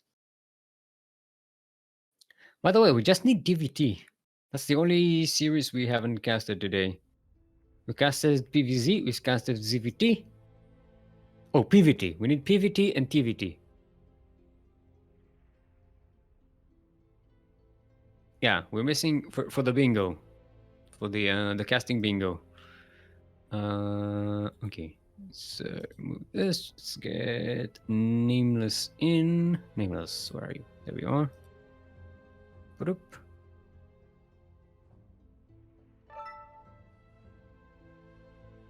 Oh, right. Duke. First map is going to be. Oh, right. We want a break. All right. Let's take a short break. We'll show you some duct tapes, clips of times gone by. It's gonna be 5 minutes, Take this time to hydrate your hydras, stretch your roaches, drain your disruptors, and come back here in 5 minutes, because if you don't, I will not forgive you. And we're back. Hope you enjoyed those duct tapes. Especially like the one where I was fixing Britain and making it right again.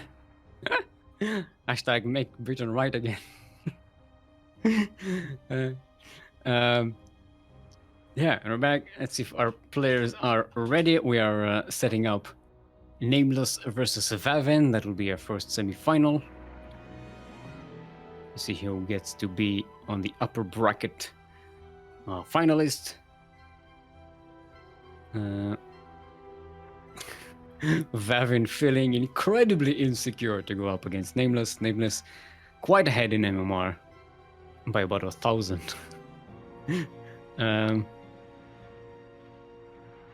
Let's see. Gotta make sure that people are ready. You know, I don't want to start until I see you ready. Okay, there we go.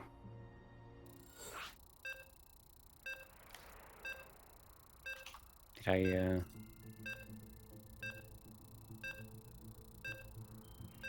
Wait, what? Did I double checked. I think I got the wrong map. God damn it. How did I mess that up? Yeah, it's supposed to be romanticide. Good thing I instinctively double checked. Group, tell them.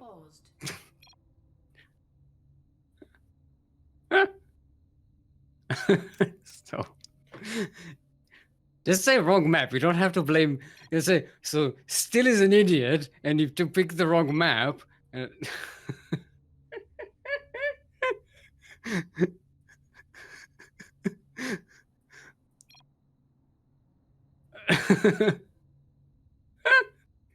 God damn it.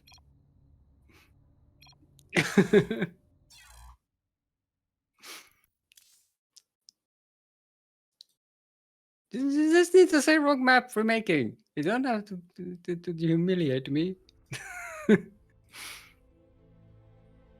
Yeah, it's supposed to be romanticide, not that. So I just I fucked it up. Okay, it's my fault. You did it before the break. I just wanted to go in and go to the bathroom. It's my bad. Group is being mean. He's been a meanie. Alright. Okay, there we go.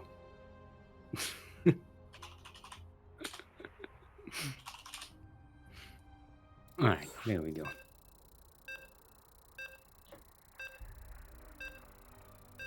Yeah, look, it happens. It's fine.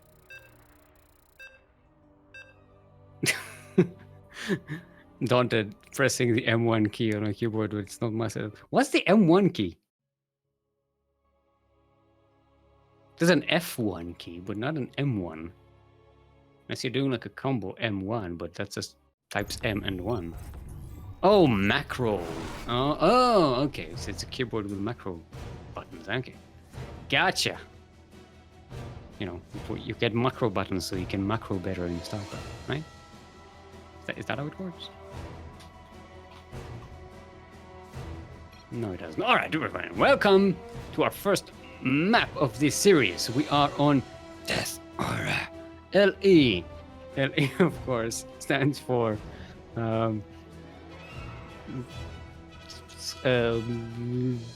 loan evasion. Loan evasion. That's when you take a loan and you don't want to pay it because, you know, some reason, and you're evading paying the loan. Loan evasion. It's a problem in financial sectors in the southeast corner of the map, all the way from the land of Poland.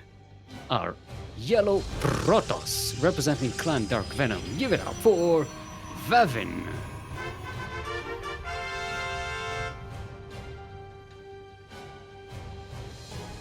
And in the northwest corner of the map, all the way from the land of Singapore, Playing for Team GDA. Give it up for our red Zerg. It's Nameless.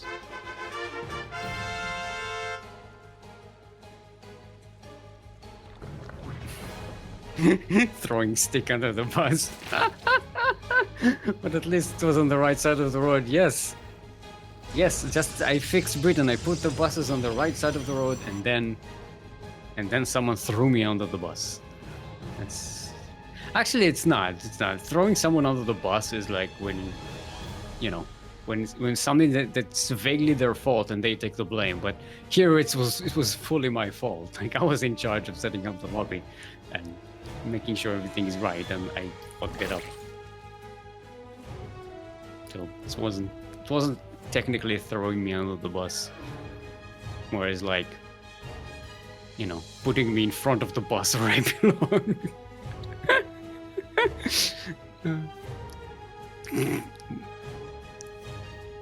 Macro and cheese button?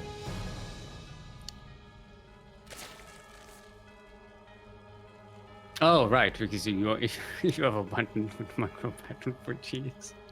It took me a minute, Daunted. Sorry, my brain is not synchronized.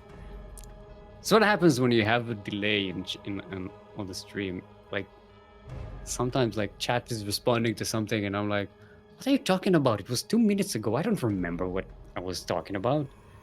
What we were discussing. It's not a discussion. It was 2 minutes ago.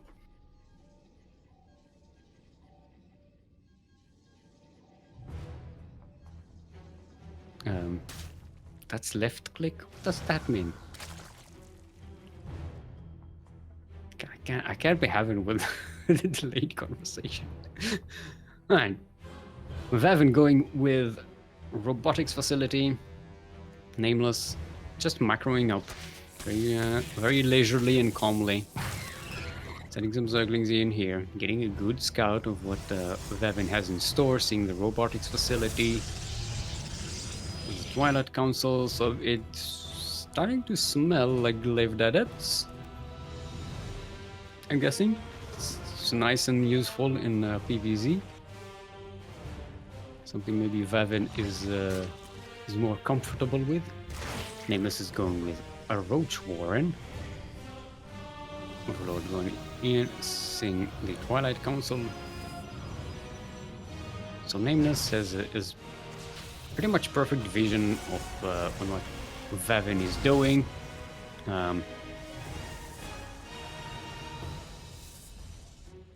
Yeah. It's gonna be a while before anything happens. Vavin is getting charged, actually. Okay. So it's gonna be something else. We're going into a beef wave? It's not making anything out of the robotics facility. So that's weird.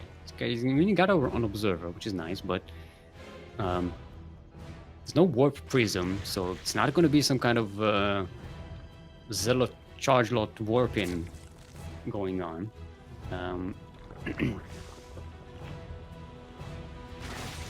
It's not a beef wave because it's not making immortals. What is Vavin going for? Because charge is not. I mean, charge is great, but on its own, when you just have zealots, it's not going to be the best. It's not the best thing you can go for. He's getting a third base though. Nameless should be getting a fourth as well. So neither player is actually harassed too much. There's the Templar Archives. There we go. Now we're going to start. Now the beef wave is starting to form. Except without the beef, there are no immortals. Why is he not making immortals? Get some. And then he's going for Targelots and Storm. There's an immortal. Okay, so it is going to be beef wave. So it's going to be a bit delayed. The thing is, Nameless already has the tech that he needs. He's just going to start pumping out arm units now. And Vavin is just going to be quite a bit behind. He's going to have one immortal to defend. And we can warp in a lot of charge lots, but I don't know how that would work. But it looks like Nameless is just giving Vavin time. Nameless is staying at home. Not moving out. And you know what I always say? You can't give Protoss time because it's the one race that loses the most out of being harassed. Because every unit that they're not making is worth more later on. Or worth less because it's not there. That's what you know what I'm trying to say.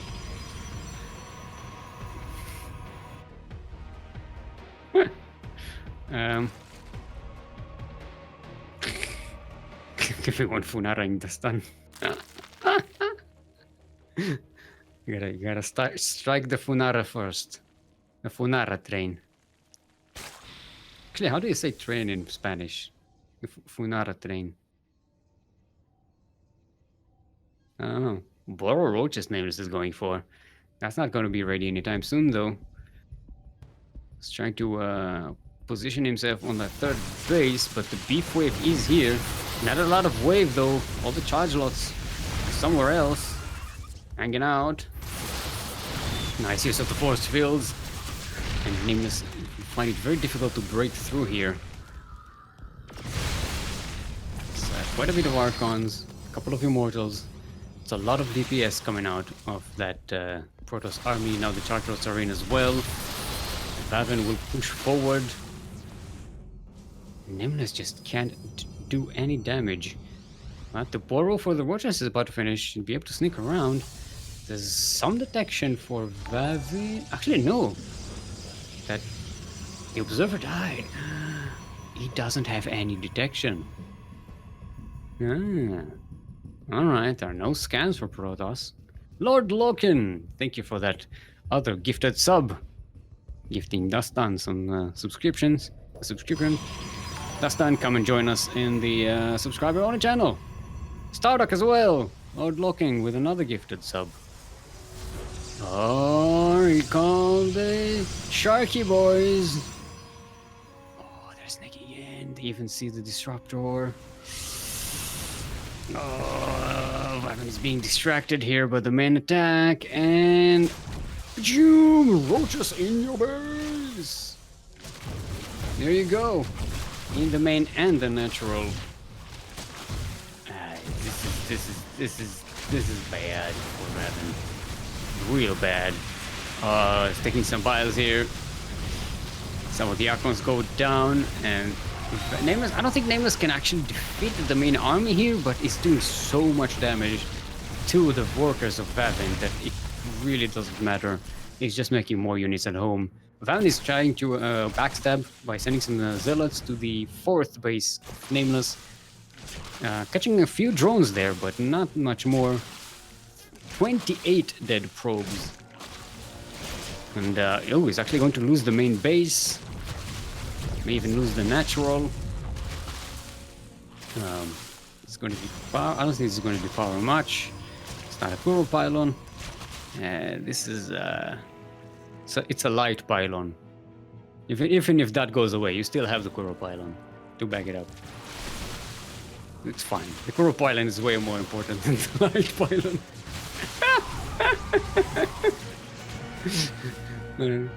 Sorry to start some beef. Alright, Vavin loses the natural as well as the main base. Yeah, and these pylons, they're going to depower everything if they go down. And Vavin just does not have much. Yes. Oh, even the disruptors are down. Yeah, he's not going to even make disruptors. The Hail Mary game changes. The disruptors are not going to be in play here for Vavin. And now the big army of Nameless coming in. This should be a GG any second now.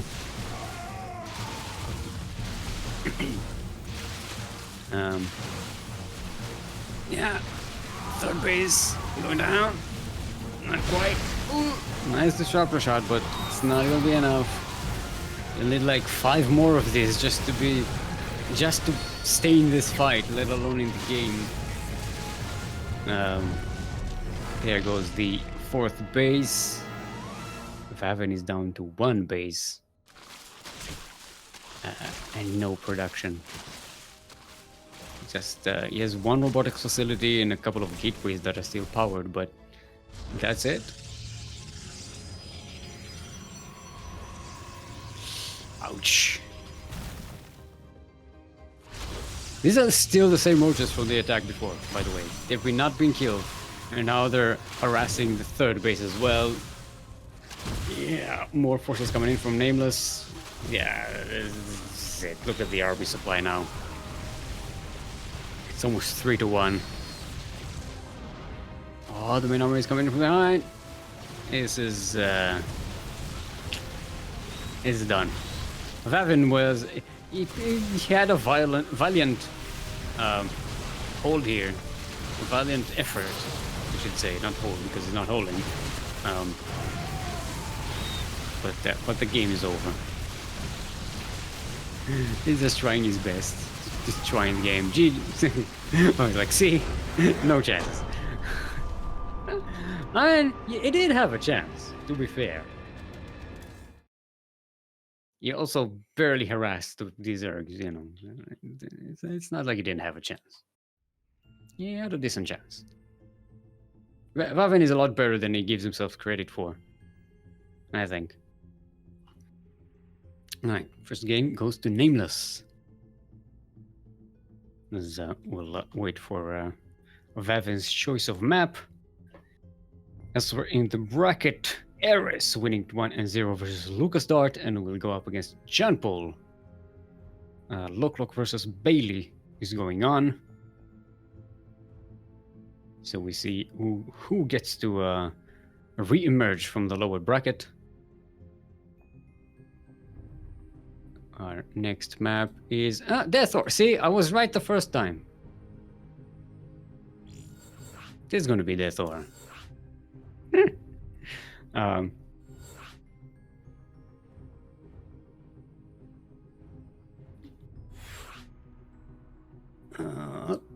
Let's get everyone situated. Where is Shrek? Gotta check that race. See if everybody's ready. And come on. Get ready. Are you ready? Are you ready? Are you ready? Are you ready? Are you ready? I am ready. Are you? Are you ready?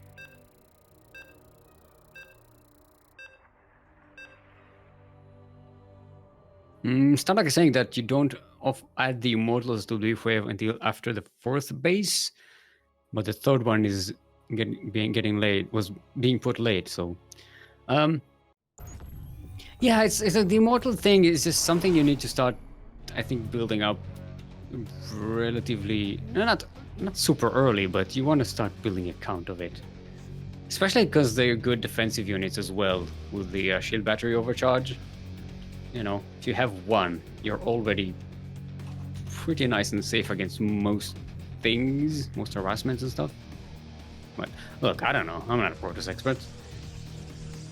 Anyway, we are on Romanticide. LE. LE, just in case you did not know, stands for latrine emergency. We did that before, didn't we? We did that. Let's see, this is something else. Leveraged entertainment. Leveraged entertainment. That's when you use entertainment as a way to convey political message. For instance, that's leveraged entertainment. It's a thing. In the southeast corner of the map, all the way from the land of Poland, representing clan Dark Venom. Give it up for the runner-up from last week's tournament. Last NSO is what I mean.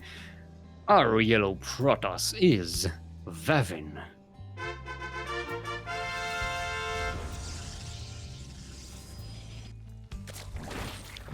And in the northwest corner of the map, all the way from the land of Singapore, representing Team GDA, give it up for a red Zerg and one-time MSO champion. It's Nameless.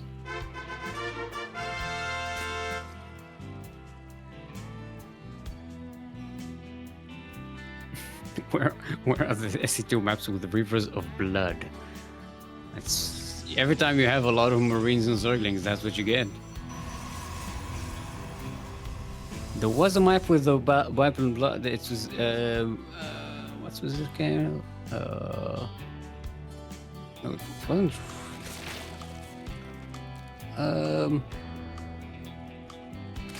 The one with the snow and the red.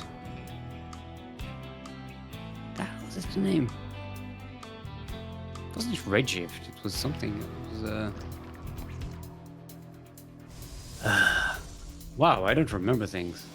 I forget. As soon as the maps are not in the map world, I completely forget about them. It's amazing.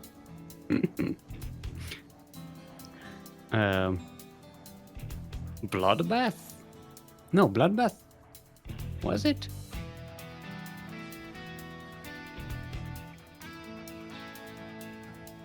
Blood Boil. Yeah, Blood Boil. I think that was it. Yeah, I think everyone is right. Anyway, we're saying Stargate again, coming up from Vavin. Actually, no, it wasn't Stargate the last game, it was Robo. It was Stargate in the previous series. I get them all confused. Doesn't matter. I'm guessing with Oracles, you'll be a lot more able to harass the Zerg and not let him get away with building up a game-ending army, like we saw in the previous game. Disco Bloodbath.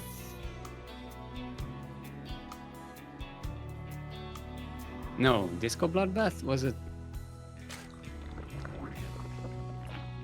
How is all of our memories collectively forgetting maps so easily? I mean, I'm not surprised that I forgot everything, but I'm surprised that all of you forgot it. It was Blood Boil, yeah. Okay, Blood Boil. Yeah, it's fine.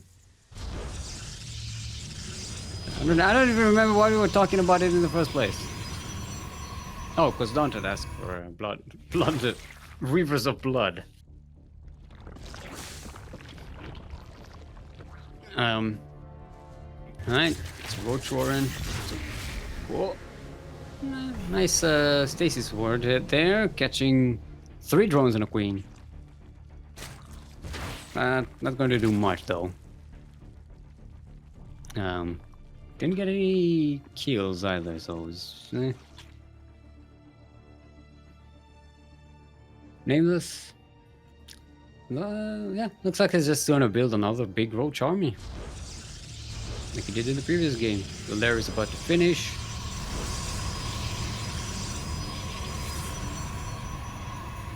Kuro LE is just the Witcher 3 map.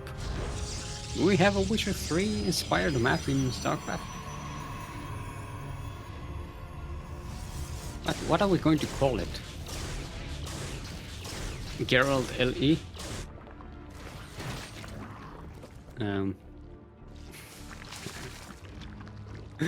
Alright, it's gonna be Banes as well from Nameless. What is he planning there? Bane Roach is not a composition you usually go for. I'm guessing he's going for Bane drops, question mark? Alright, Vavin up to 2 gateways. Not making anything out of them though. It's getting +1 weapon range. Airs carriers.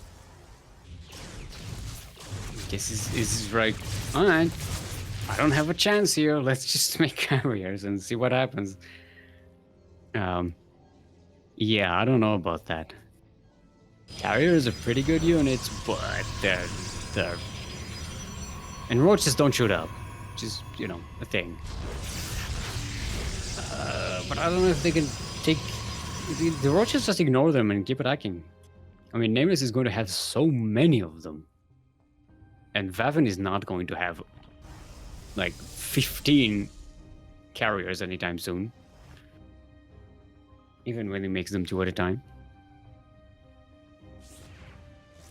Blood disco boil back. Yeah.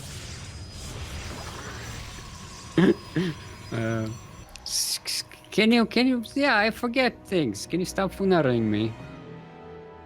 You did not funara me. I was here the entire time. God damn it. God damn it. Alright, Nameless trying to get in here. Checking out on that 5th base. Running into a stasis ward.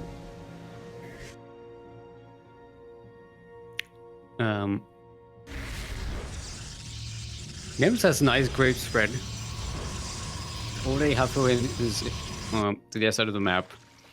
How many carriers do we have yet? It's only 2. 2 more are about to finish as well, so... okay, now Nameless knows about the carriers. Let's see what... starting on a hive, getting more gases. Yep, there's a spire. Gonna have to respond to that, but... Right now, Nameless can just keep on pushing. I don't think he doesn't need to fear the carriers. I mean, he doesn't know how many Vavin has, but he only has 4 at the moment. And 2 of them are pretty fresh. They don't even have their interceptors finished yet. Nice use of the battery charge to keep that cannon alive. He's trying to bile the carriers, but I guess he doesn't want to stick around here too long. Kills a few probes, but doesn't really get harassment on that 4th base.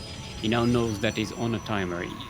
Every minute that goes by, Vavin is getting more and more carriers, but Nameless is saving up some gas for Corruptors, and once he has those, he can let them deal with the carriers while his army on the ground just keeps on pushing forward and killing everything on the ground. Quint LE. I'm gonna do some Went casting. Alright, see, Nameless just doesn't need to deal with the carriers. You can just ignore them and keep on killing everything on the ground. This is just like Roach versus Mutalisks. Except, you know, carriers do more damage than Mutalisks to Roaches, but yeah, Nameless is doing the damage. He's killing the 4th base. His units are way cheaper. And he's getting them Corruptors, so the next fight he's gonna have enough to, I think, I don't know, 15 Corruptors? That should be enough to one-shot a carrier, right? Question mark? I mean, Vavin is getting the shield upgrades, so maybe, I don't know. Yeah, oh, expose the Corruptors, so Vavin knows about them. Knows he has to back away. It is revelating the creep tumors. Try and clean them up. Now the Corruptors are flying, chasing the carriers. I'm gonna start nibbling at their heels. Okay, so it's not enough to one-shot a carrier, but two-shot a carrier. And yeah, this is what Nameless needed. And he has a ground army as well. He's just cleaning out them carriers. Vavin is down to 3. He used to have a carrier fleet. Now he barely has one.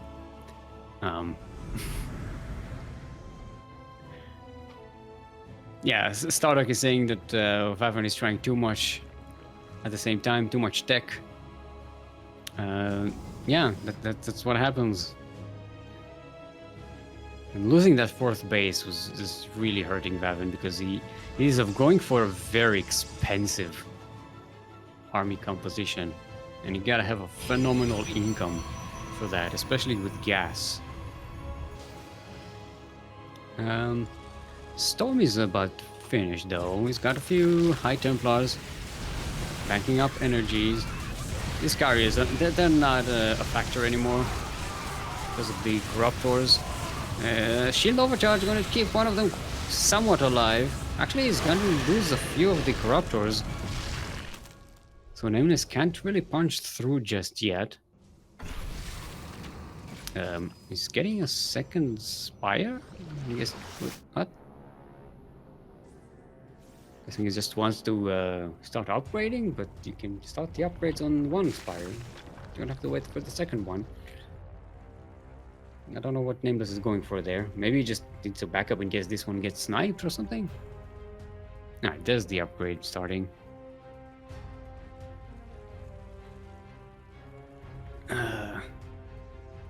Yeah, it looks like the shield upgrades are doing pretty well for Vavin. He's going up to shield 3 now. Question mark? Yeah, that's. I don't see the shield upgrades. Okay, there. Yeah, level 3. I don't see the shield upgrades on the production tab often enough to know what the differences are. They all look the same to me. We see level 3 shields so rarely. I didn't really know how the icon looks like. But the Raptors, they connect with the carriers, and they should be enough to absolutely clean them out. Shield overcharge is going to come in for the help. It's going to run out eventually. Nice storm. Vavin staying in the game, but losing the 5th base. Can't expand. Going to start to run out of minerals to harvest. The main base is pretty much depleted. The gases there are about to run out. Nameless delaying that 5th base once more.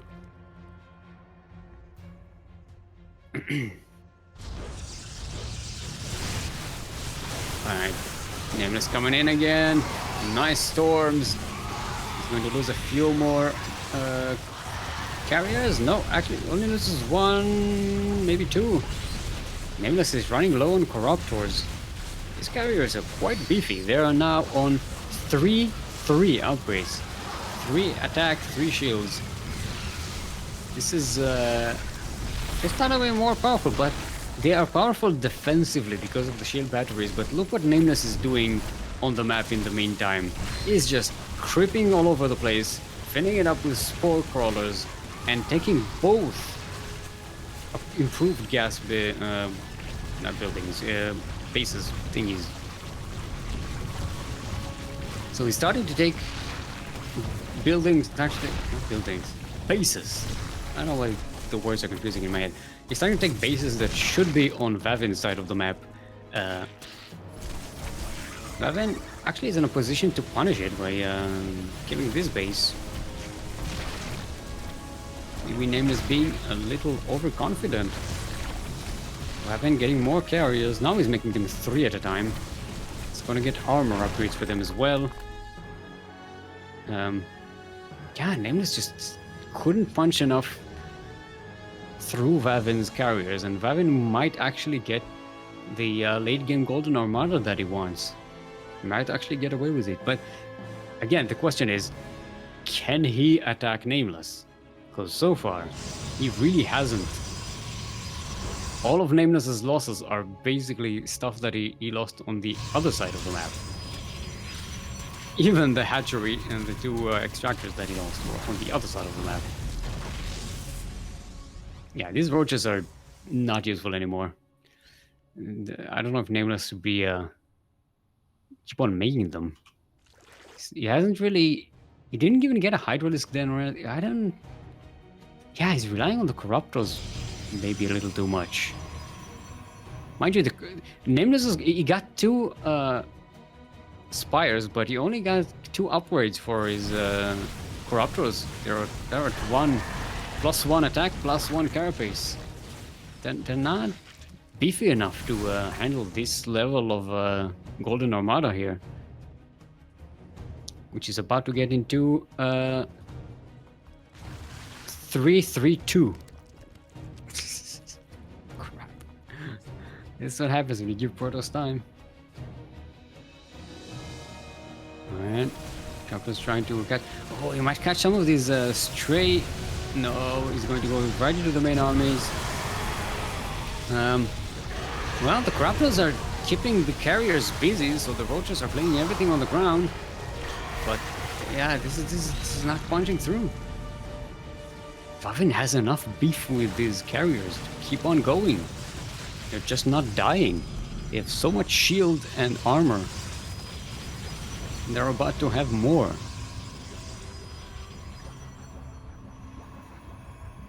who invented the tomato? What are we talking about? What is chat on about? That tomato wasn't invented. It's a wild herb in not herb, wild plant in South America. It was, you know, I quote unquote discovered by the conquistadors, but and then brought it over to Europe. But yeah, it wasn't invented, I think. Yeah, I'm glad I'm not the only one confused by that statement. Alright, 5 carries being made at a time by Vavin. This is alright. This is starting to look scary. Vipers being added to Nameless's composition. It's only a couple of them so far. They don't have a lot of energy. And now starting on upgrades. Nameless. For his air units. It's way behind Vavin at the moment in terms of upgrades.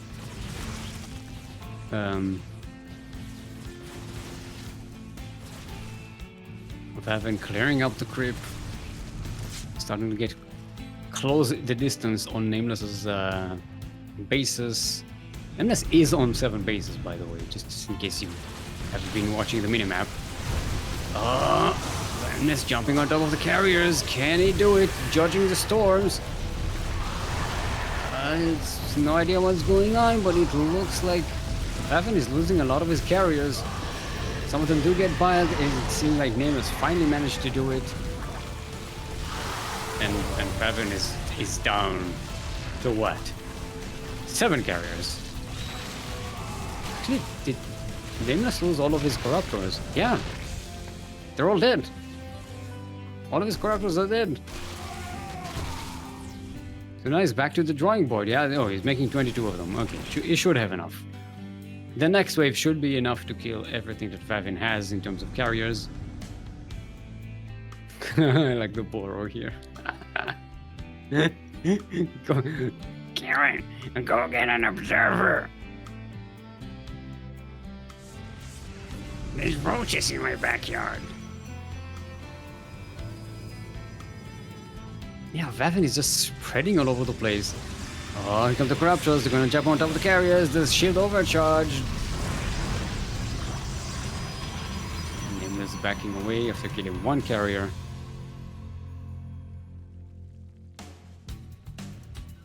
+3 armor for the carriers is about to finish. This is something you very rarely see. 333 carriers. Yeah, these roaches are dated. They got nothing.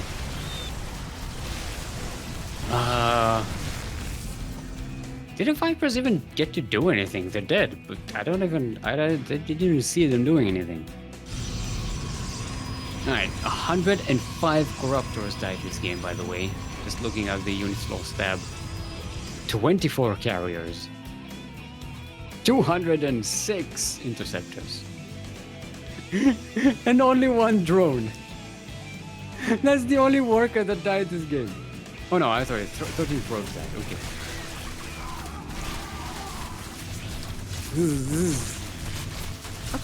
What is that upgrade? Where are my tooltips? Come on, show. What is this in the fleet beacon? What is that the Tempest upgrade? I've never seen this before. I don't have tooltips for some reason.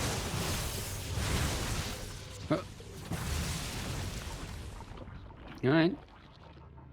Yeah, I think that's the Tempest upgrade, right? Vavin is just getting random upgrades now. Alright, here comes the storms and the corruptors are... Yeah, it looks like they're going to clean up the some of the carriers, but they're never enough to kill all of the carriers. GG is called and Vavin, he evens up the score. These Protoss, they're so whiny. Oh god, he's so much better than me. Just get Golden Armada and kill him. Look at that, they're a sideways 1-1 right now. Let's see, but I'm guessing Nameless is not going to let Vavin get to carriers again.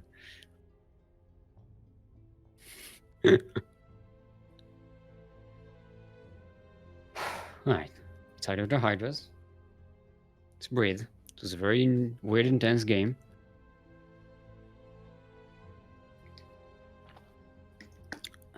Elsewhere on the lower bracket, by the way, Janpol winning against Eris, and it looks like a loklok wins against Baillie.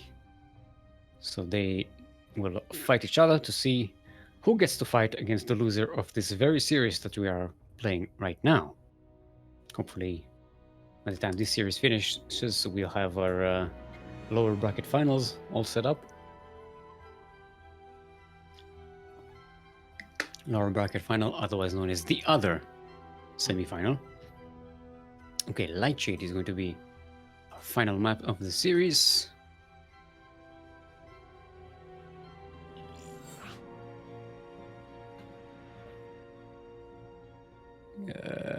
Group, join us, group.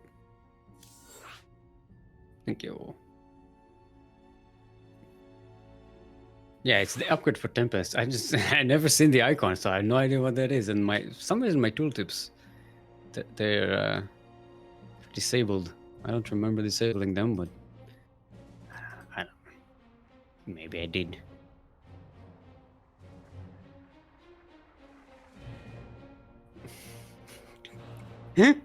Protoss and tomatoes both feed on light? No. Tomatoes don't feed on light, they feed on air.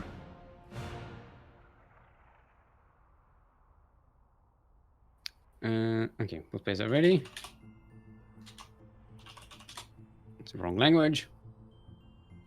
There we go.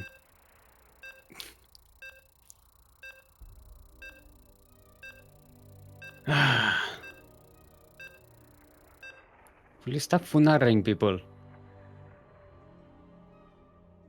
We have to take that under control.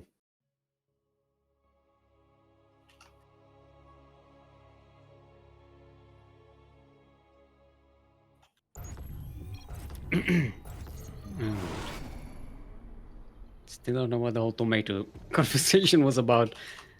Were we talking about pizzas or something? Alright, everyone. Welcome to Lightshade. Lightshade, the lightest map in the map pool, except it isn't. It's very grey-ish. LE. LE, just in case you do not know, stands for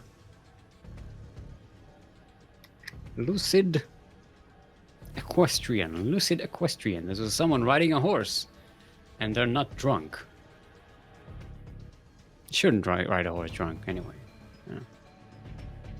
In the northwest corner of the map, all the way from the land of Poland, are Yellow Protoss playing for Clan Dark Venom. Give it up for Vavin.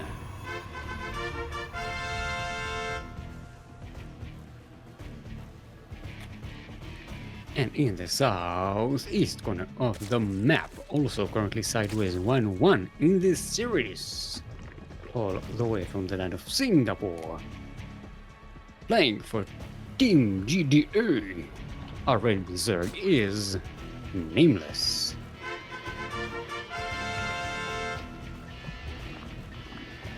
Technically, light is all the shades. It's not all the shades, Daunted. It's all the colors. I mean, the light spectrum, it's all the colors. But there's light here. That's what, yeah. But, yeah, no. It's not all the shades. Alright. Proxy Hatchery by Nameless. It's gonna be fun. Vavin doesn't know about it yet. Okay, now he knows. Okay, there we go. He really needs to plug that hole in his wall, though.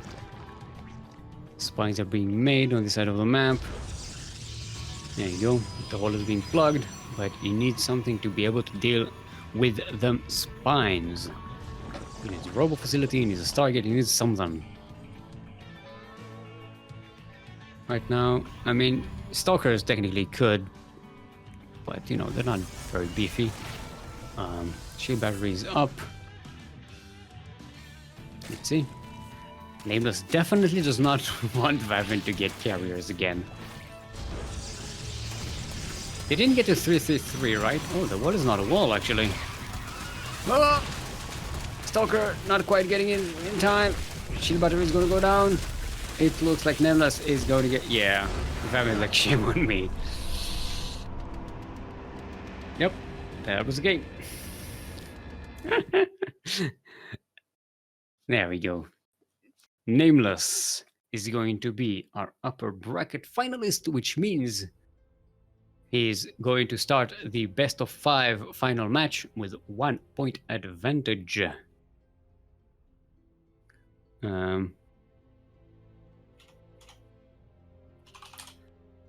Okay. So we are going to probably gonna have to wait with Vavin to see who wins between Janpol and Loklok. It looks like they are in game right now.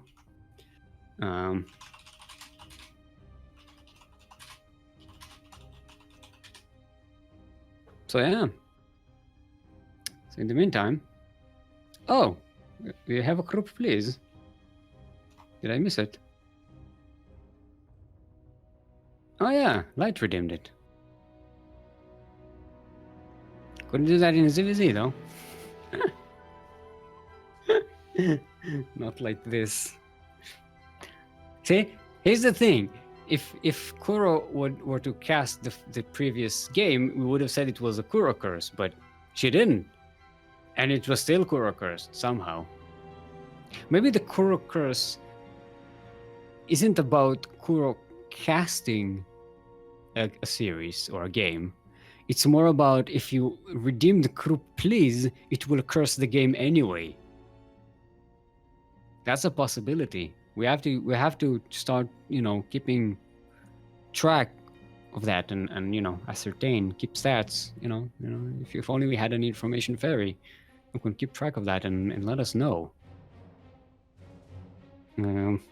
Yeah. Chat is catching up to Vavin. Hey, Vavin, don't spoil for them. Hashtag no spoilers.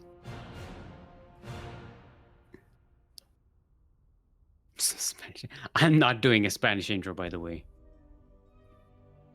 Forget about it. I can just about maybe vaguely do a Hebrew intro. That I can do. It's still going to be rough because a lot of the words don't make sense. Like I have to like translate them in real time, and that doesn't usually flow nicely. Like I'm fluent in Hebrew and I'm fluent in English, but they're separate in my brain. I don't have the same associations of words and stuff. So yeah, every time I casted in Hebrew, it was very difficult. I kept getting stuck on like, wait, how do I say roach? Do I just say roach, or do I try to find like a Hebrew equivalent of that?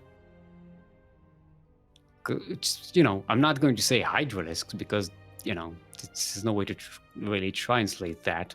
But roach I can sort of translate. But then that's weird because roach will be in one language and hydralisk will be in another language. It's very weird. And then there's also the problem of pluralization. Because pluralization works in Hebrew very differently than it does in English. And like pluralizing roach would be very off-putting in Hebrew. It's not. Doesn't sound very nice. Yeah, pluralizing anything would be just weird.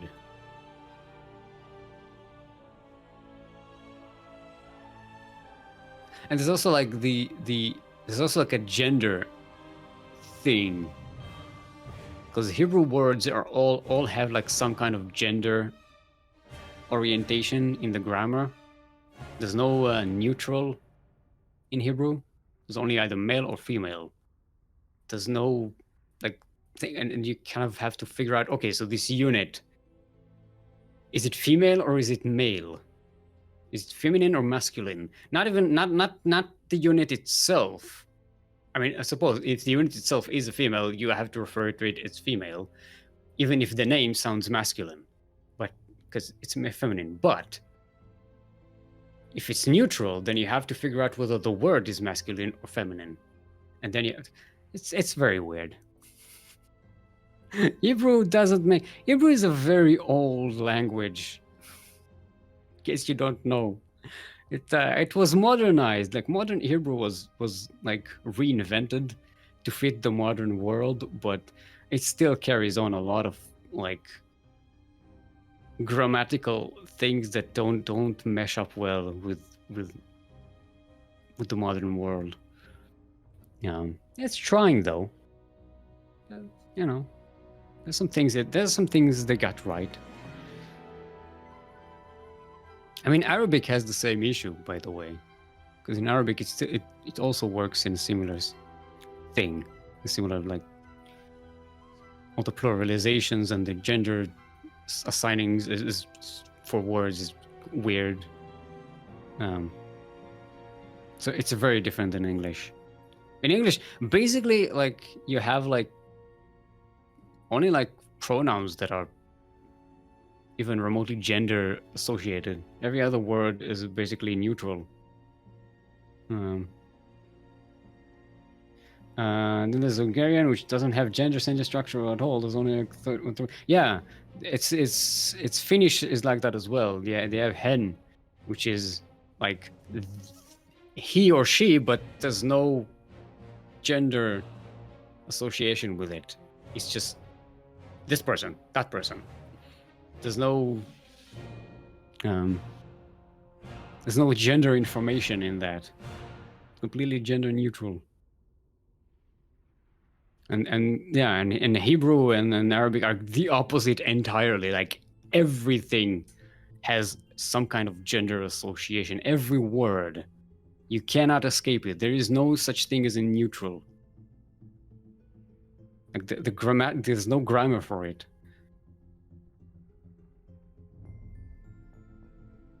It's always fun. It's always funny to be for people who like, you know, they go with the whole like the he, she, they thing. We're like, oh, I don't want to say they because then I want to say he or she. It's just one little word. If I try to do like a gender neutral conversation in Hebrew, it's impossible. There is no such thing. You'll have to invent like an entire new grammar for the entire language just to deal with that. And like people who speak English are just like complaining that they have to replace two words in order to have a gender neutral sentence. Get out of here. Stop complaining. This is so weird to me.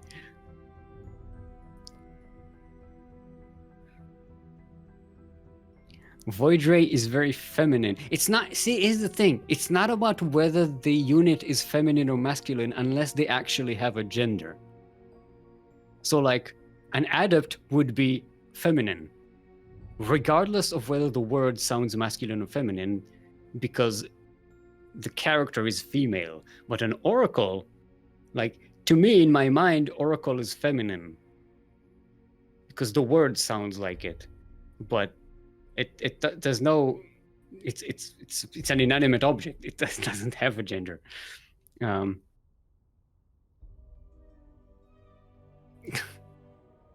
right, do we have a series? Yeah, we have a series. Stop babbling about nonsense I don't know anything about.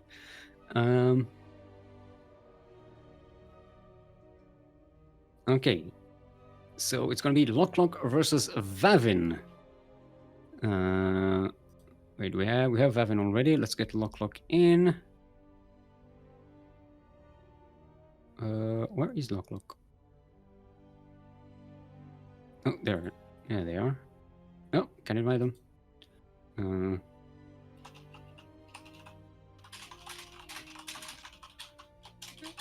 I think they are in a party. I think they kind of need to leave so they can invite them.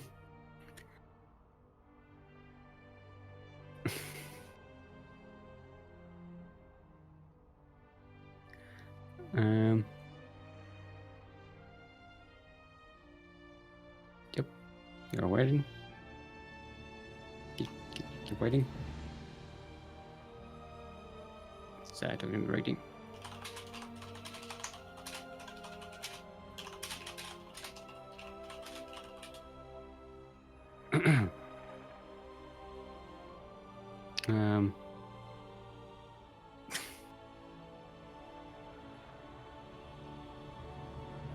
What happened? What did I say?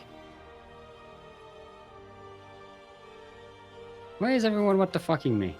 I'm just talking about languages. Relax, people.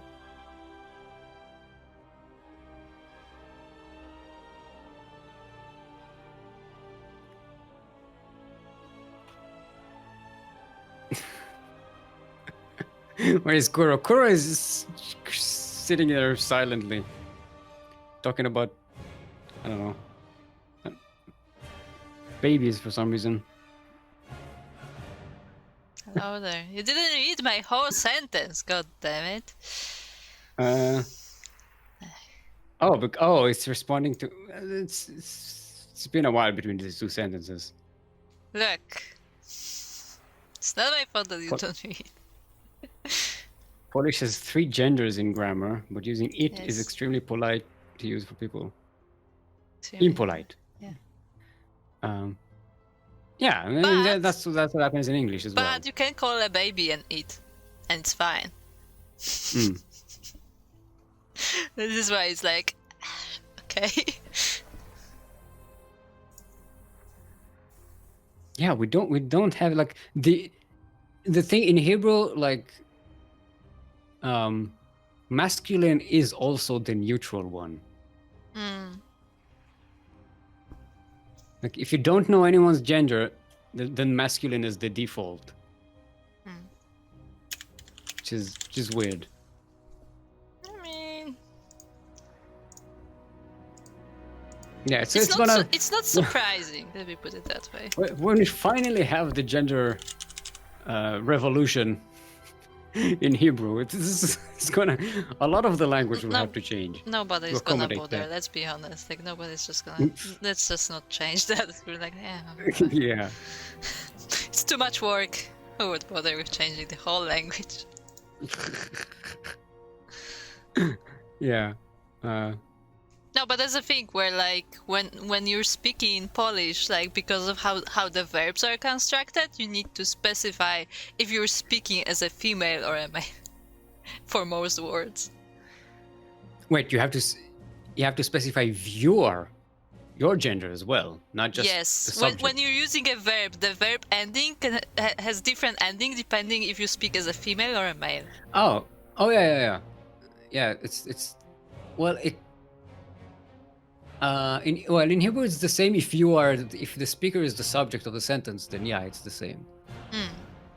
Like for example, not- if I say I went somewhere, like the Yeah, person I'm talking to will immediately know what gender. yeah.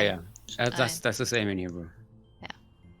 Like all the verbs have to have some gender. All the adverbs, adjectives. I'm always confused which one is which. One of these things also has to have like a gender, and a case that's related to the gender, and it's very. That's one of the things that's actually one of the most difficult things for people to learn who are, new to Hebrew. Even not new, even people who came in here and have been living here for 30 years speaking only Hebrew, they'll still mess up like the gender associations, because some of them are just random. They're not related to any grammatical thing. They're just, I don't know. I mean, a few languages are like that. Like Polish has the gender thing, German has the gender thing, like Spanish has the gender thing. Mhm. It's just they just have slightly like different approaches to it, but like a lot of them have. Yeah, and I know the French also has. Yeah, has it. it's close enough to Spanish, I guess. So, yeah. Yeah, but it's not as much as the Hebrew. Like in Hebrew, it's that just every word in the sentence is pretty much affected by it in some way. Mm.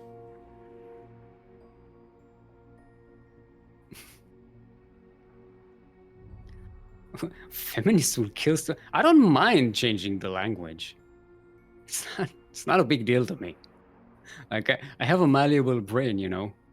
Besides, I forget things very easily, so. I mean, I guess for one thing that's useful, right? Yeah, it's easy to pick up new patterns because you forget the old ones. And it's like, oh, I forgot I was used to say that or do that. Fine. Yeah, it's not a big deal. Also, language changes all the time. People are like, well, this word used to mean that, and now it means this. Yeah, like every other word. All the words change all the time. To be entirely honest, I've said it multiple times that I don't speak Zoomer. Yeah. And when Zoomers start like talking, in English especially, I haven't experienced that in Polish yet, but in English especially, sometimes when like there are multiple people from that age group and they just start speaking, I just lose track of what they mean. Yeah, because you don't know the memes. That's it. That's the whole. It's a different thing. You don't keep up with the same memes that they have. It's like you go to any new group of people that you don't know. It's not even about the age. It's just the fact that they have a different, set of in-jokes. It's like when people hang around us and I start talking about oxidized stuff, and I feel like, what the fuck are these people talking about? And you have to explain all our memes. That's why I'm explaining the memes, because I want to bring people in, and I don't want people to be feeling left out. But any group of people that have been hanging out together will have their own in-jokes and stuff that you don't know about, and you just hang around them until you figure it out, until you understand what's going on. We're still waiting up on loklok. I don't know what it's going on. I think they're Still has a few minutes, but well, they're out of party, so I can invite them. try. Maybe that'll think- work. It says they're in score screen. Maybe they were like in a game or something? Question mark? I mean, they were in a game against. No. I mean now Janpol. that we're waiting. No. It means they left the game before and just kept the Maybe. score screen up. Maybe. I think.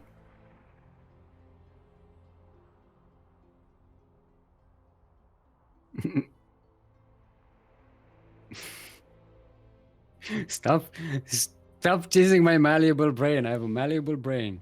I mean, Zerktro, like there is the major audience setting for a reason. To be honest, for those who don't know, I switched to the major, whatever, the adult audience setting after they started talking about the Ultra Dong. And I was like, nope.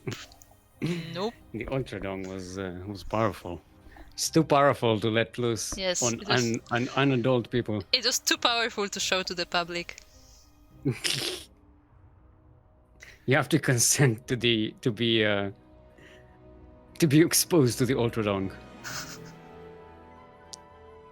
You have to consent to be an adult. Steel's brain going to Malibu? Malleable, not Malibu. You weeaboo. God, don't stop. Just don't just stop. Oh boy. Literally, figuratively means literally now. Figuratively, literally means figuratively, literally. You know. No.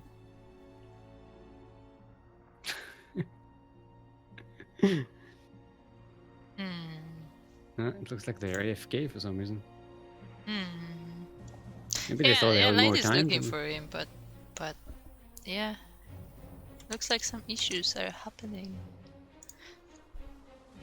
Look, he did say before. I don't know what it was about, but I saw a message in the chat before that he's fine waiting for people because he's usually the one people wait for, and I don't know if that's like, I don't know, like maybe he also has like kids at home that like he needs to take care of, or maybe or maybe something else is happening. I don't know, but that's why we have the 15-minute rule, you know, give people some leeway. Yeah, but like from the way he said it seems like it's some common situation. So yeah, we're gonna see. He is in game. He's just like not responding. Yeah, now he's on the away. That says he saw him on the bracket. Nice. Nice. Thanks. Yes, that's Yeah, very helpful.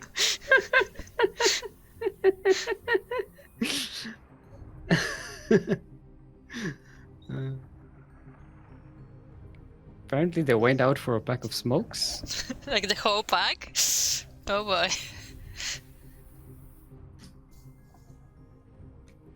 Well, it's a long wait.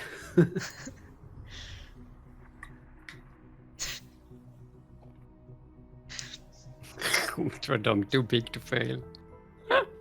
I also like how apparently in the voice channel that you can join if you're a subscriber, apparently Light said the chat has turned into Daunted. I mean, it's Twitch chat. It's never far off from being dauntified. I mean, it's already daunted. not wrong.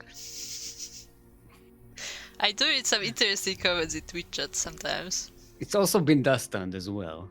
Oh yeah, it's been very Don't dusty. forget about that. Yeah. It's been dusted, it's been daunted. Oh, there you go.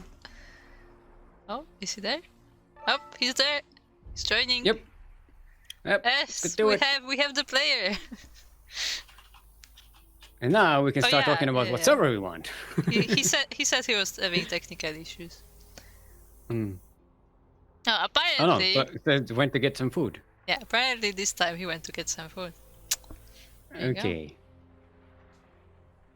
I mean, I understand, like they're both yeah. EU. Oh, okay. Get ready to look for players again. They're living. Yeah, once you say that they can switch, they're just gonna switch. It's too late. It's too late to say anything. Nah, it's fine.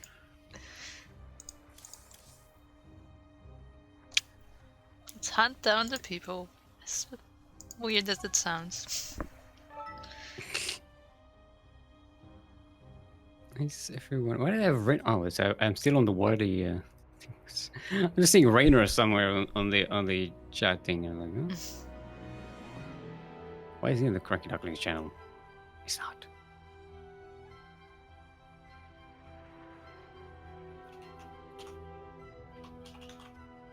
If I leave the group, does it and join the channel? Does it? No, don't do it. Don't do it. Because you're in different chat than I am, so that's actually useful. Because it's the thing. Like I'm not even seeing the ducklings. Maybe because I'm the only one there, so it's not showing up. If you're the only one there, then it doesn't show up.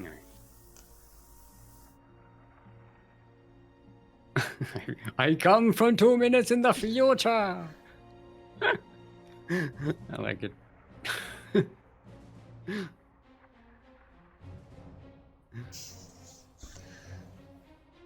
It's optimistic. Did you see any of them? No, I don't see either of them. Oh boy. I see I. I is see here. I. Oh, there's Vavin. Okay, we got Vavin.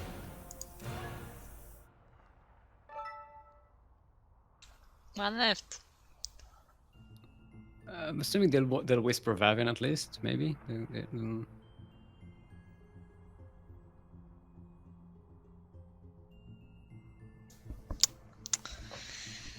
So, how's the weather, chat? It's been kind of It's, cold pretty- recently. It's like 37 degrees for the past few days. God damn it, Stick. What? No, it's yeah. Like Were you not expecting me to answer the question? I was expecting exactly that answer. Is what I mean. Oh. There you go. There you go. Alrighty. I caught them all. Gotta catch 'em all, just like Pokemon. Okay, our first map is going to be Nightshade. I was about to kick you from party. Just saying. Thank you, interface. See how this interface is so annoying. I have to say I love how kick from party and promote to leaders right next to each other, so it's really easy to misclick. And they just move around randomly every time someone changes and joins the party or leaves the party. I mean that's Just, the object impermanence of this game is killing me. Alrighty. Just reminding them that it's best of 3. yeah, Vavin, it's just original music. I have it set to both StarCraft 2 and Brood War, but if you hear weird sound, try refreshing always, because Twitch has bugs sometimes. Also, you shouldn't be watching because you're playing. He's not going to listen to this because he's going to be in game.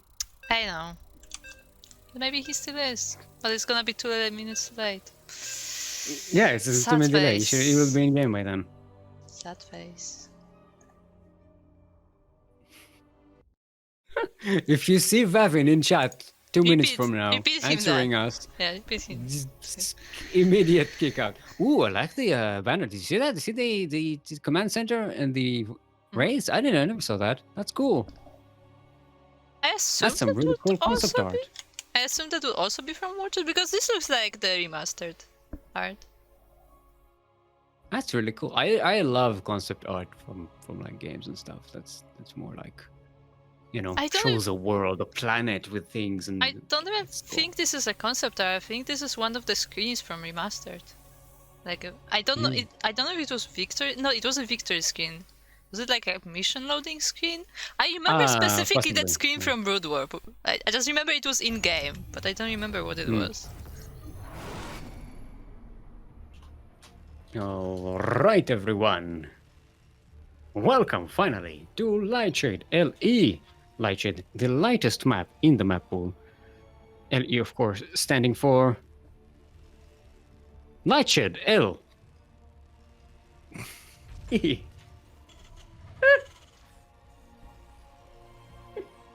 What? I don't know what's corner of the map. Representing the door. Or was it the Outlaws something The clan? Drunken Outlaws. The what? The Drunken Outlaws. The Drunken Outlaws are Purple Terran. Give it up for Loklok.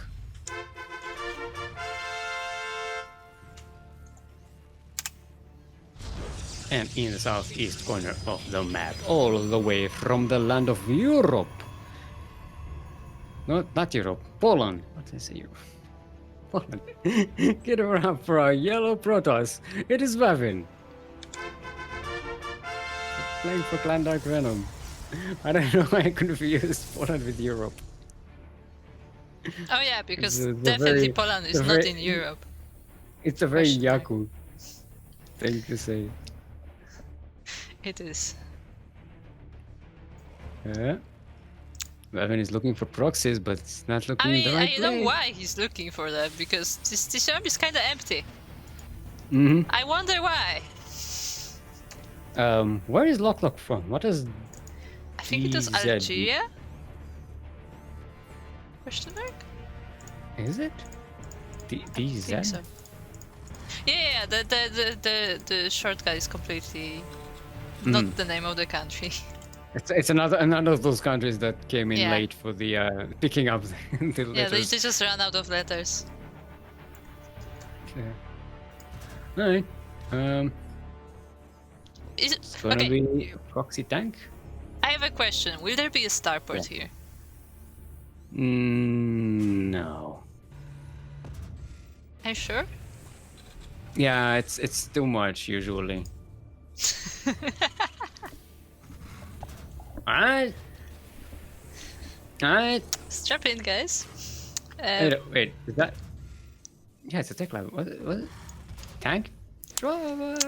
No. I don't know. No, cyclone drop. Cyclone drop. I don't know. Cyclone? Tank? It's gotta be a tank. It's a proxy tank. It's a proxy tank. Oh boy. Damn it! And Yaku was trying to sleep. Now he has to wake up in the middle of the night. Huh? What happened? So someone's doing a proxy tank. I mean, it's like, can feel it what are you in my thumb. doing? He still hasn't seen it, right? He hasn't seen the actual proxy. He knows he's the... Yeah, he hasn't seen the proxy. He knows it's there because the wall is a bit suspicious. Yeah, he knows it's there because there's no Reaper coming in. There's nothing poking it. Yeah, he knows there's something. One shield battery on the front. The Reaper cleave is blocked, but it won't matter if this is dropped. Yeah. Loklok is going home though. He's gonna kill that one stalker. The stalker. Yeah, that's not the value you want from a proxy. But I'm guessing he knows he has nothing to defend with. Yeah, I guess. But like, this gives Vavin time to react and prepare. He did snipe that sucks. He sniped the stalker and the recall will be on cooldown. So that's nice.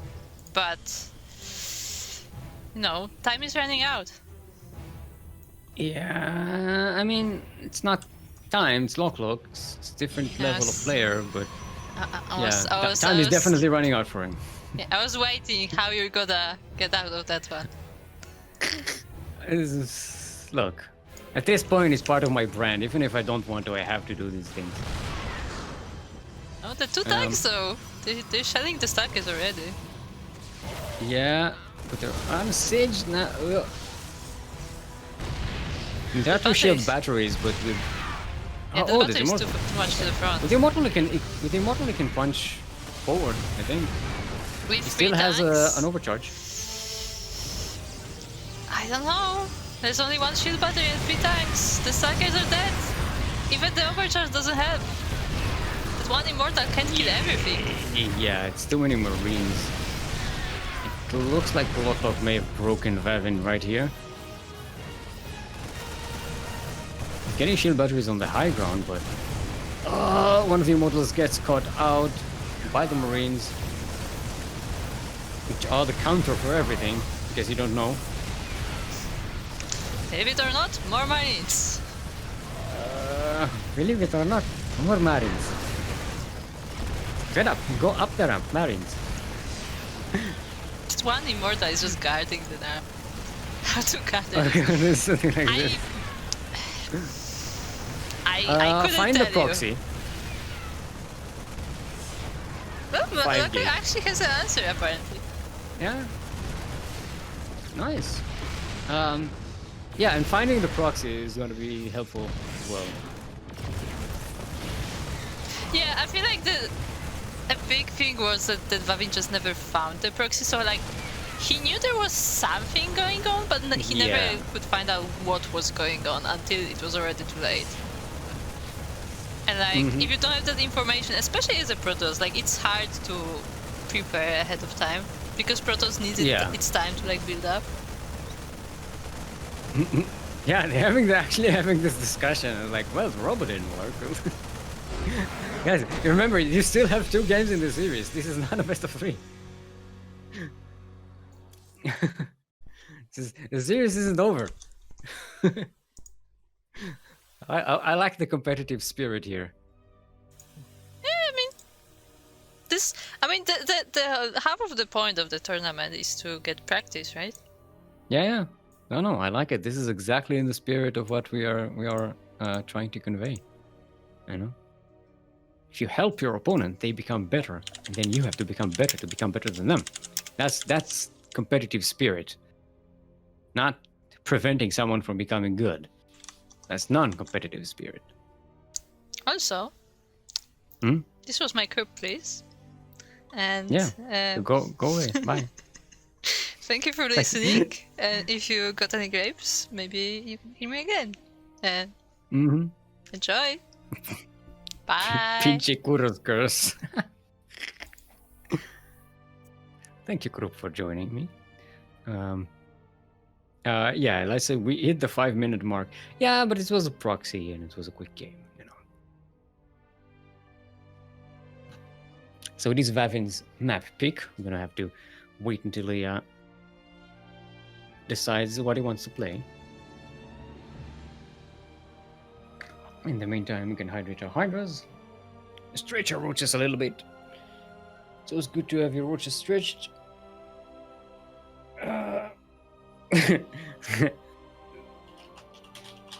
Loklok is like, I don't get to veto? Nope. No vetoes in this map pool. Whoever loses a game gets to choose what the next map is going to be.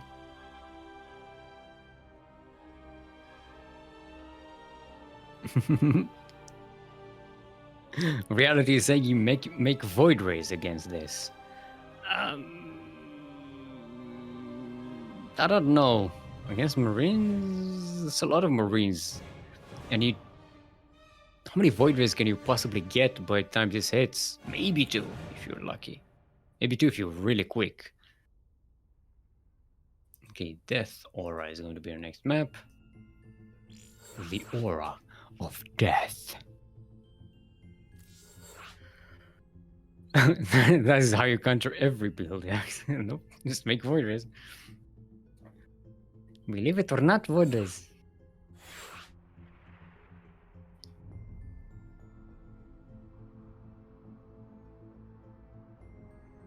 Alright. Let's see if everybody's ready.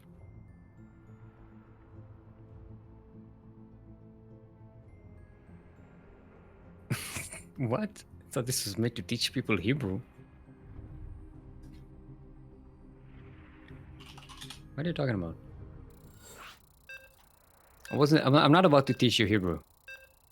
I was just vaguely discussing the grammatical nonsense because I had time to kill because we were waiting for a player. Give me a break. Because no, don't give me a break because then I'll have to just talk through it. No, don't give me a break. Just go into game. We're now fluent in Hebrew. This is accurate. Yep. You're all fluent in Hebrew now. We can all cast with me and Kerwin.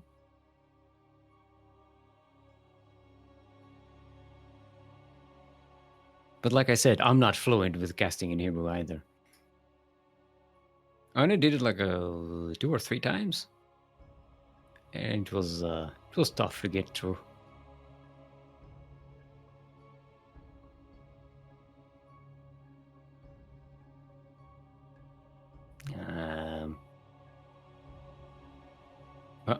Oh, we're moving.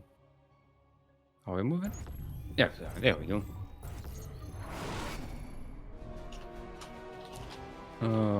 Alright, everyone. Welcome to Death Aura LE. Death Aura is the deathiest of all the maps in the map pool. Now, LE, just in case you do not know, or were not made aware, stands for Lethal Emission. Lethal Emission. That's, you know, after you eat a lot of beans, things can get lethal. In the northwest, speaking of lethal, representing the drunken outlaws and the land of Algeria, our purple Terran is Loklok.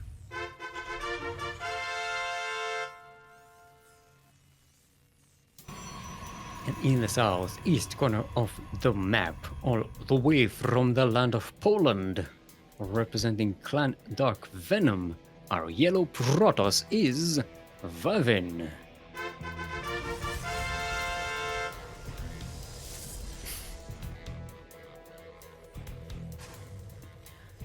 I'd swear that there hasn't been like an Israeli beer brand called Hebrew. I should look into that. Because there are a lot of like local microbreweries or like boutique breweries in Israel. It's been catching on in the past few years. But I've never heard about one called Hebrew.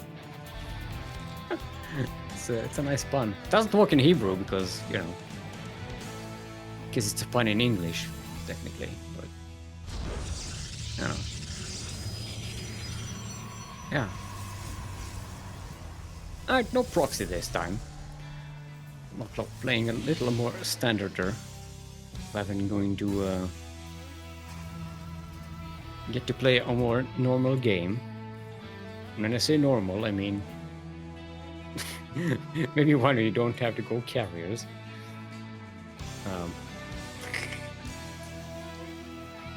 I'm guessing Loklok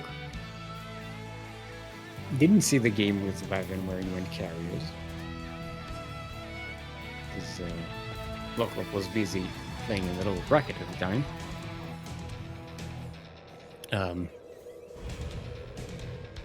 Or maybe they did, and that's why they went with the proxy at the beginning, just to start the match with Vavin not getting carriers. Alright, there's a Robo for Vavin. Loklok going with a simple 1-1-1. Well, the third one isn't forthcoming. I'm gonna do the Stalker Scout, not an Adept Scout. Which Stalker might not get too deep in. Oh, it's actually gonna be in a position to harass this base with the Stalker. Gonna kill one of the Marines. Start marching some workers. One SCV and two SCVs. Not bad. A Marine and two SCVs. Thing is, he didn't get a good scout. Because he didn't get to go into the main. That's the difference between an Adept and a Stalker. An Adept would have had the chance to shade into the main if the terrain wasn't quick enough with the supply depots. And then you could see the composition of the production buildings. Quick robotics bay from Vavin. Disruptors? Colossi. No, warp prism speed. I'm guessing warp prism speed.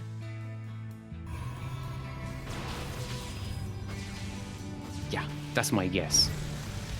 Alright, Loklok coming in here. Actually going to see that. Oh, did he? Did he see? Yeah, he did. He saw. He saw the robotics bay. It's fine.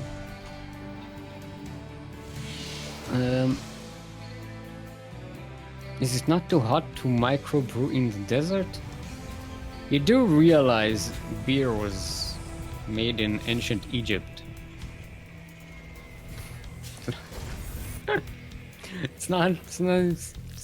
Heat is not a problem.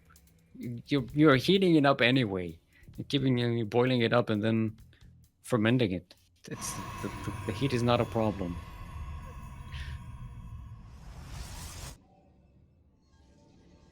I'm GGing out of that conversation, please. I think I don't know what you guys are talking about.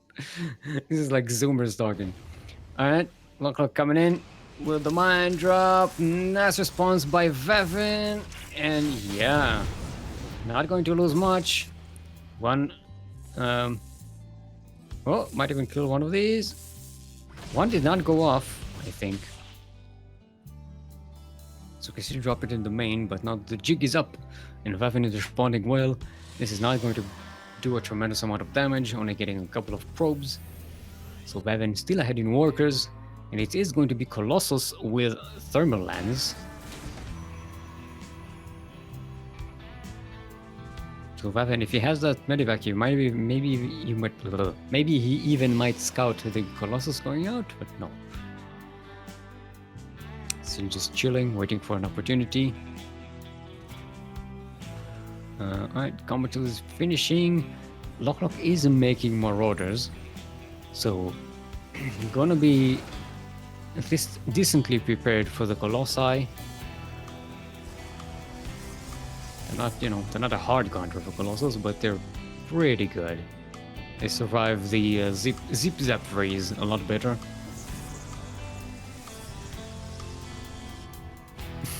Loklok has his proxy, but at home this time. It's actually the least proxy you can make because... Oh, wait a minute. What am I dropping in? Hello. How are you? Just dropping in, and the response, they're planning to, they're bunched up. 8 probes go down, but the medivac, okay, just it's going to get away. Very nicely done by Loklok. Like I was saying, Loklok got his production buildings on the other side of the main, like as far away from Vavin as possible. It's his. Oh, actually no, this was natural. Sorry. Oh, he floated them. Never mind. They were on the other side of the main before, like where the barracks is there. So, yeah, he floated them out. Just Terrans do that. Alright, charge load's on the way for Vavin. Loklok taking the third base.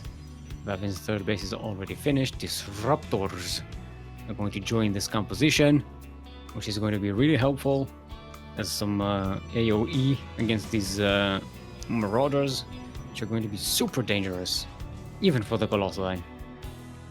3 Colossi with Thermal Lance, they still do enough damage. I don't think they do they one-shot marauders? Oh, where's the upgrades? Yeah, there are no armor upgrades for Loklok yet. I don't know, I think 3 Colossi one-shot a marauder if they all attack the same, like if they all like overlap in their attack. Ooh, Ghost Academy. It's nice, a nice addition. It's an early one, but it's nice to catch Vavin off guard, especially if he goes for any kind of High Templars, which is not. So let's be chill with that. Oh, look for Doom Drop, but Vavin sees it. No, he's going for the multi-prong. It's going to drop anyway. But the observer catches it coming.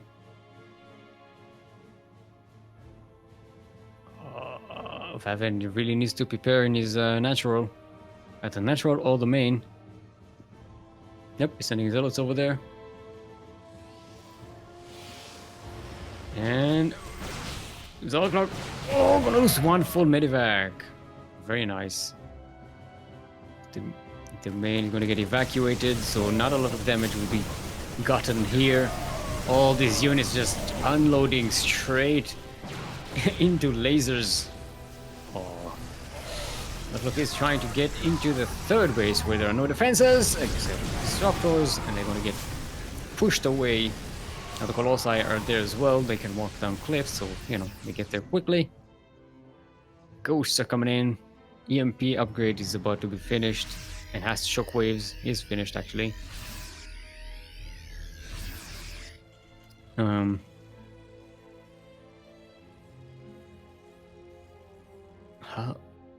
If the jig is up, how do planes avoid hitting them?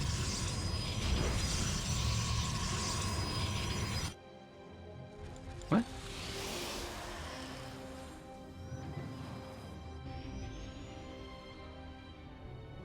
Avoid what? Jigs? But they're not that tall. The hell is a jig anyway? When people say the jig is up, well, what is the origin of that saying anyway? I don't know what the jig is. This is my language. Stop pestering me about this stuff. Oh, he's pestering you still, Mo. You're just talking to yourself again. I know, but it's part of my brand. It's fine. Alright, Vavin going to start moving out across the map. Finally, he feels comfortable. He's still pretty low on army supply, and he doesn't have a lot of reinforcement ability without any warp prisms around, but he's making 2 Colossi at a time. Oh, he might get caught out of position, though. Both of them kind of get caught out of position, but the Vikings get to the Colossi. They actually shoot one down. Nova's one of them connecting with the army of Loklok, but not getting quite a lot of damage. A lot of the disruptor shot. Magical disruptor shot there. It's half of the Terran army disappeared. But there's a recall. Vavin wants to save at least some of what he has. It's a lot of Terran death, but Vavin lost so many expensive units. He lost 3 Colossi and 2 disruptors. Yikes. And loklok still has quite a bit of ghosts available. Storm is just started for Vavin. It's not even going to be finished anytime soon. There's that EMP. Tried to use some feedback there, but yeah, it's not going to be enough. Vavin is running out of units. It looks like loklok is going to break him right here, right there. Shield overcharge is going to force loklok to back away for a second, but loklok lost more colossi and more disruptors. He's down to what? 1 colossus. Another one just popped out. Yeah, loklok is trading pretty well because he's losing cheap units for Vavin's expensive units. Bringing you some SCVs to repair as well.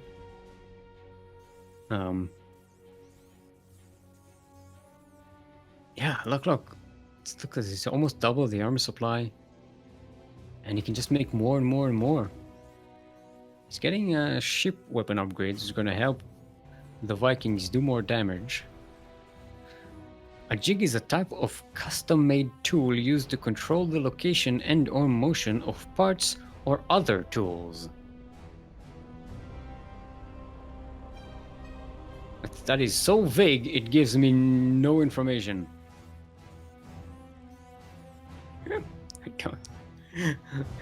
It's a custom tool for stuff. Okay.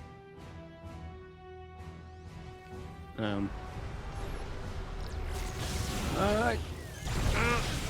Okay, there we go. Nice use of the Novas there. Kills one of the Novas. It's a Nova killing a Nova. Get it? Because it's the ghosts, the Novas. Never mind. I'm going to try and push in here. Keep loklok zoned out with the disruptors. Maybe loklok gave Vavin a little too much time to build this kind of army.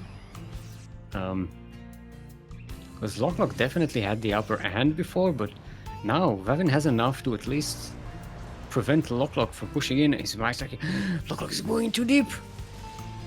Gonna have disruptor at the back, and you won't have anywhere to navigate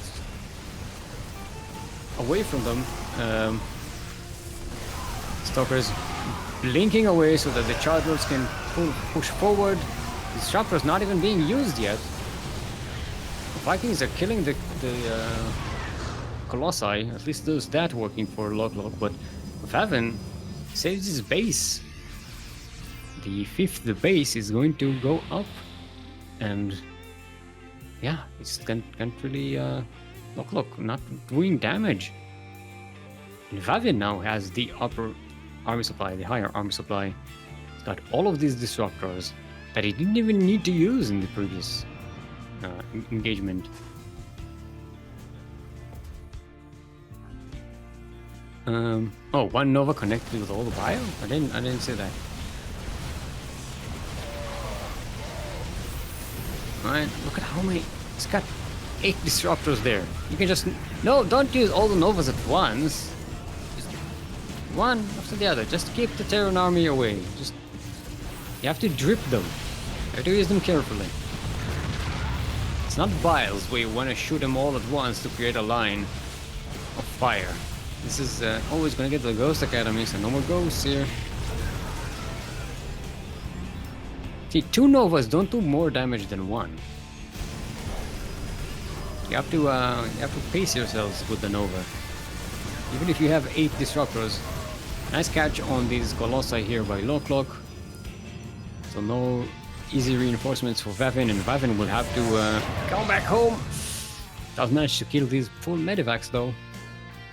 If he doesn't feel like he has to go home, he can push forward. Loklok sees this coming, he has the detection building structures, thingies, sensor towers is what I meant to say. You have a field of command centers, defensive command centers.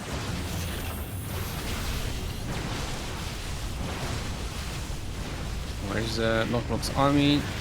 It's got plenty of liberators, so it can zone out Vavin, but it's kind of sedentary in this position, while Vavin can just attack this planetary fortress and use the disruptors to keep the bio army away. Ooh, some decent connections with the Novas, and there's a storm as well. It looks like the Terra is going to get cleaned up here. But does the Protoss have enough to break through? It does. Blinks forward, and nothing will escape here.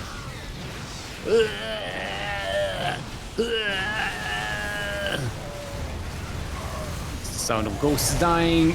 Oh, nice connection there.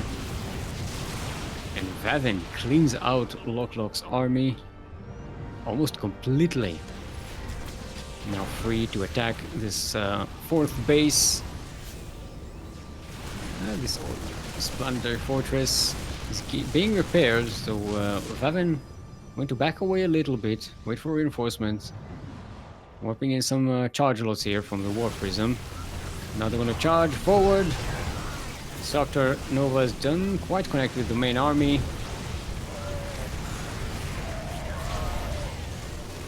But yeah, Loklok just doesn't have enough. Vavin is cleaning him up. Those were his fresh mining bases. The income advantage is heavily in favor of Vavin. And Vavin evens up the score. We have ourselves a sideways 1-1. You boy.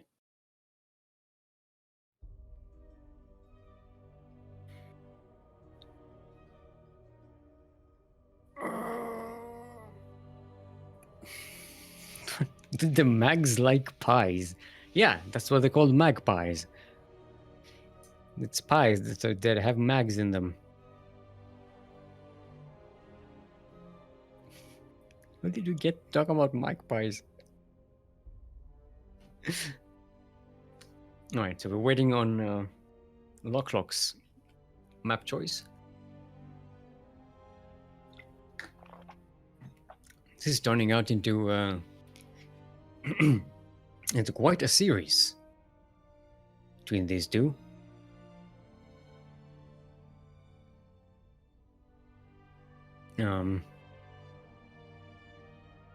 Yeah, just you give Protoss time. Loklok has had a situation there where it was doubled the army supply and on the other side of the map, but I guess he didn't feel safe enough to keep on pushing, and he spent too much time macroing up that it just let Vavin get back in the game. This was definitely Loklok's game to lose, and he did. He let Vavin have enough time to actually remake Colossi and Disruptors. Enough to break his army, and he got Storm as well. When Loklok was in a position to kill Vavin's fourth base, I think that was the fourth or the third, Vavin didn't have any of that. He didn't have any Disruptors, he didn't have any Colossi. I think he had one Colossus left. He didn't have Storm. But Vavin had units on the other side of the map. He just kept on pushing, but he just waited for too long.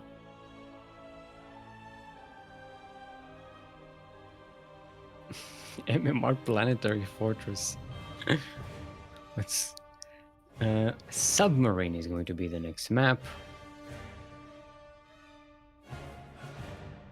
Vavin is like, oh no. Oh no. I mean, the proxy for Loklok worked in the first game. Why shouldn't it work again?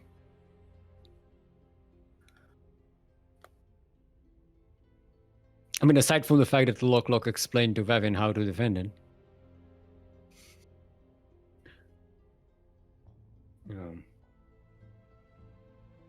Still waiting for...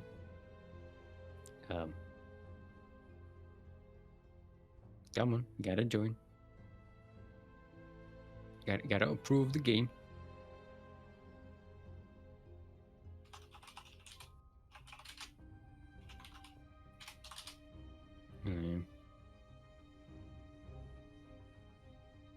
Jig folk dance, usually solo, that was popular in Scotland. Yeah, no, I know the jig. The jig used to be a dance. Wait, is the jig the thing you use to, you know, you have it on the edge of your work bench and you can just roll it around to hook stuff on it, like when it holds? A vice? Not vice. Not vice. Twice? Is that a jig?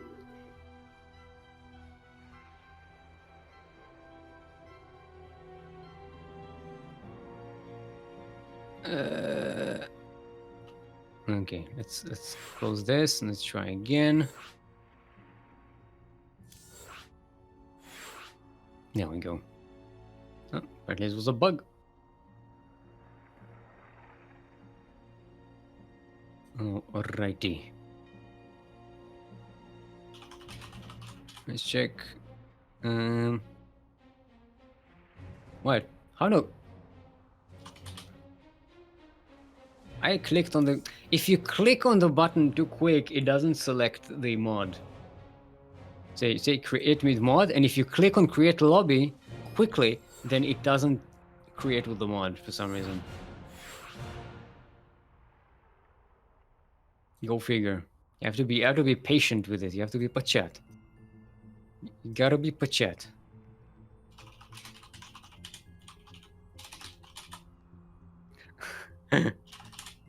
Alright, let's go.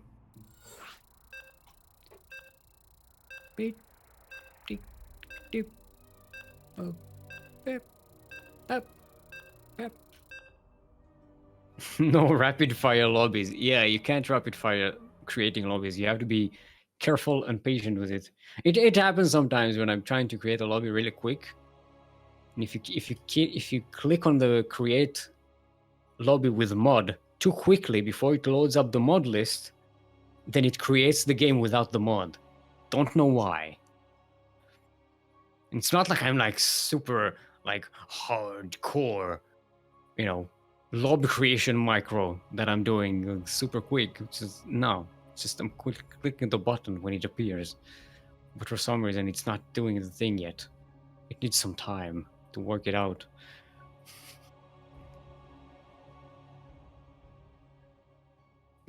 Yeah, disruptor shots like they were freshly baked cookies. Man, freshly baked cookies are so good. They do feel like a disruptor shot in your brain, right? Saying, disruptor cookies. Just like Novas in your mouth. It's like disruptor cookies are like cookies with filling, cream filling, that you heat up real... Oh, well. We have a disconnect? Oh no. Oh no. Me. Euro server. Why you do this to me? F's in the chat. Oh, we're back. We're back. Thank you, Euro server. Let's see if loklok is actually. Oh yeah, he's controlling everything. It's fine. Alright, we're good. Anyway, we are on. No. Frozen again. Ouch. Yeah.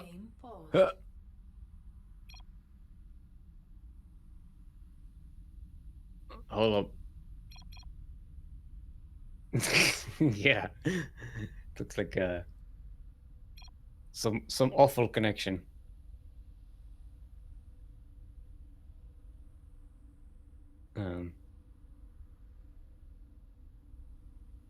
What are we doing?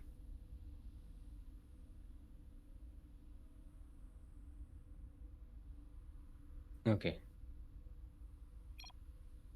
All right. Let's restart. Gonna let loklok reset the router or restart it just to make sure. Because yeah, those were not conditions to play. Too fast to stick. Professional lobbyist. I am the lobbyist. I'm the lobbyist of the clan. I'm the clan lobbyist. Doesn't mean I lobby for things. I just create lobbies. I like that. I like the title. Let's go back to talking about cookies. Yeah, you get disruptor cookies. They're like you fill them with cream and then you heat them up so that the cream is really hot, and then you bite into them. It's like it's like a nova in your mouth. You have to be really careful when you eat them. That'd be really, really cool. Very tasty. Or maybe you could just put like, you know, jalapenos in them, and then even if they're cold, they're gonna burn your mouth anyway. Yeah, I don't get why people add chili to like sweet things. It's a thing. Like there are chocolates with chili in them, so I don't know. I don't really get that. I don't get chili in general, like spiciness. That it's not spicy. It's just it burns your mouth. It's like, you know what? I like about food, pain. Like some more pain in my food, please. Put some pain powder in it. I never really understood that. Okay, I'm waiting for create lobby. Okay, there we go. I click it. I give it some time to buffer. Oh, right. What do I have in here? And let's try this again. This is a cursed lobby so far. Let's get to it. Beep.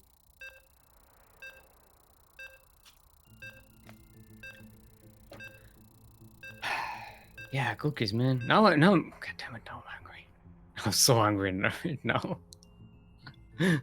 I just ate before the tournament, but I'm gonna hang. I mean, I did wake up late, so my breakfast was kind of late as well. But it was chocolate fudge cake, so you know, it's pretty good.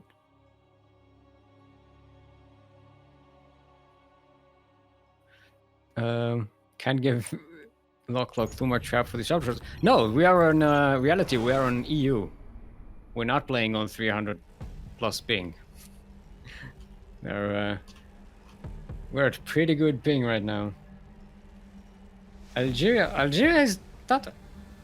is closer to European servers than I am. Technically, you know. I mean, granted, it depends on the internet and a whole host of other, you know, factors, but yeah. Distance is not one of them. Anyway. We are on Submarine LE, where we all live in an LE submarine. An LE submarine. An LE submarine. LE, just in case you did not know, stands for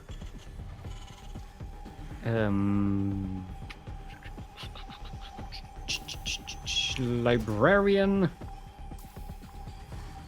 Empire. Librarian Empire. That's the Empire Conan the Librarian created and ruled wisely, because they're librarians, you know, they're wise, they have knowledge.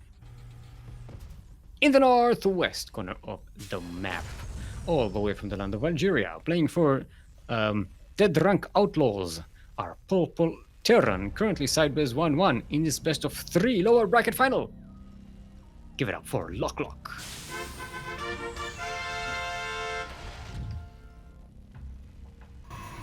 And in the southeast corner of the map, all the way from the land of Poland, representing Clan Dark Venom, are Yellow Protoss, also currently sideways 1-1 in the series. Give it up for Vavin.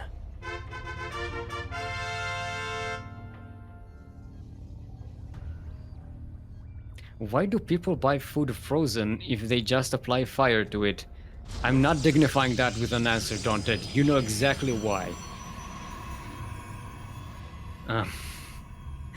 Robotics facility. Loklok knows something is up. He's looking for it. Is he going to find it? Ooh, double immortal! Yes. Yes. Let the hate flow through you. The proxy is camouflaged. Yeah, it's on the yellow part. You can't see it on the minimap. If we're going to come in, see that there's definitely nothing up here behind. There's definitely something coming. A bunker is on the way, but we've seen a bunker against immortals is not exactly the best of choices. Let's see if it's going to be a warp prism as well, and going to be immortals dropped into the main base, which is usually the killing blow. Oh, Reaper gonna find. Yeah, he finds it. Okay. At least now he knows what he's up against.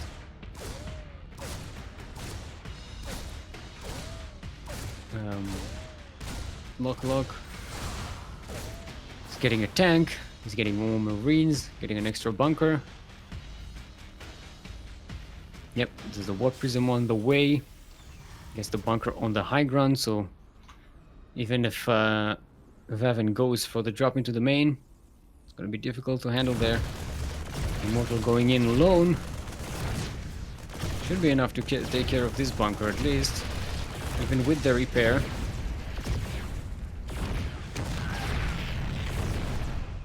Now orbitals, you know, they can be floated up. So there's no reason for, yeah, there we go. There was no reason to take this amount of damage here. Here comes the Warp Prism, gonna be dropped into the main, but there's a tank, there's a Viking, there's a bunker. Warp Prism can't hang around here. The Immortals jump on top of the tank, they actually kill the tank. The Warp Prism, nice control by Vavin there. But the Viking really going to keep the Warp Prism away from this position.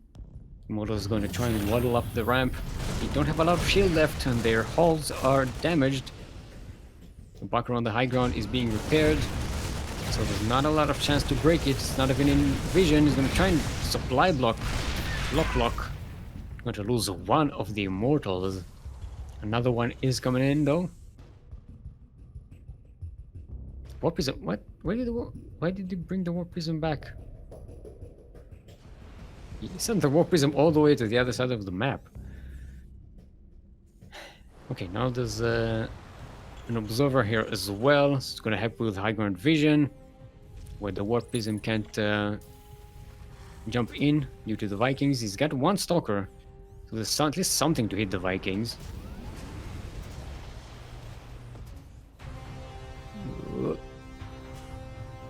The drunken outlaws have stolen a submarine. Yep.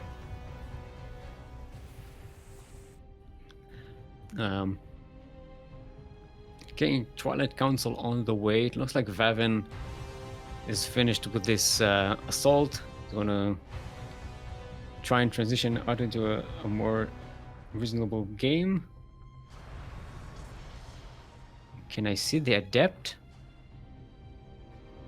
I mean, yeah, because I have the bars on the screen. You know, so I can see it. I could actually see it on the minimap, because even on the minimap it has the outline, the black outline, and it's not exactly the same yellow. The yellow, Vavin's yellow is a little more vivid, pun intended, than the background color on the minimap. But yeah, the colors are very difficult. Oh, it's gonna let it land and then use the Immortals to punch it. Not quite doing enough damage.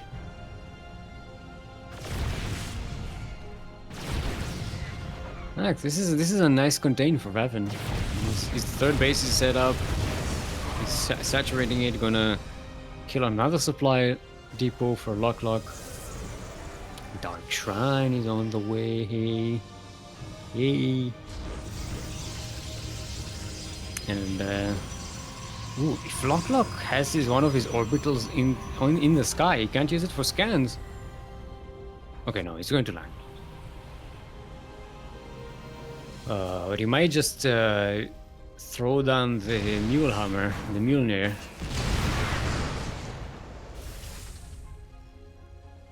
The hell was that? I think Loklok just killed.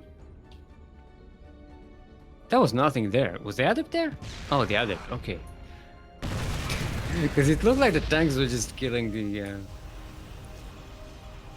SCVs there for a second. I forgot that there was an Adept on the map here. Alright, a Raven added as well. So yeah, the GT is not exactly going to find a lot of damage here. And Vavin, he lost the observers on the other side of the map to the Raven, so he knows there's detection. There's no point in bringing the DTs over there. They're too squishy. We're going to come in for a scout. Vavin had the economical advantage for quite a while now. Delayed Loklok's second base for a long time. He has the better worker supply, but Loklok is just making units. He's gonna get the upgrades for the Marauders, make a few more. He's actually already marching out across the map. Or at least try and take care of that proxy location. So Vavin just can't use it for production anymore. And what does Vavin have to defend at home? I mean, he's got a robotics bay, but he can't make anything using that because he doesn't have a robotics facilitator that he can use. You know, they're both depowered. Oh, Loklok's coming in. Tanks are being sieged. Wait, did that immortal become red before the missile hit it? That was weird. Yeah, it's Loklok just has too much in here. Nice disruption matrix on the Archon. That was the main thing that was going to kill these Marines. Some SCV is being killed across the map, though. That's, I'm assuming that was DTs? What was it? Yeah, it was DTs. But yeah, Vavin is just losing way too much over here. He's got no army. His production is about to go down completely.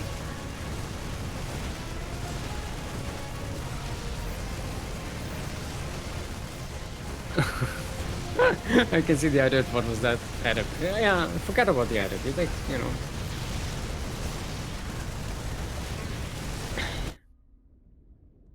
Oh, what the hell are you doing there, probes? Vavin has a thing where it just when he escapes battle, he escapes to the other side of the map. He did it with the war prism as well, and now with the probes. Yeah, but the main base where all the production was is completely cleaned out.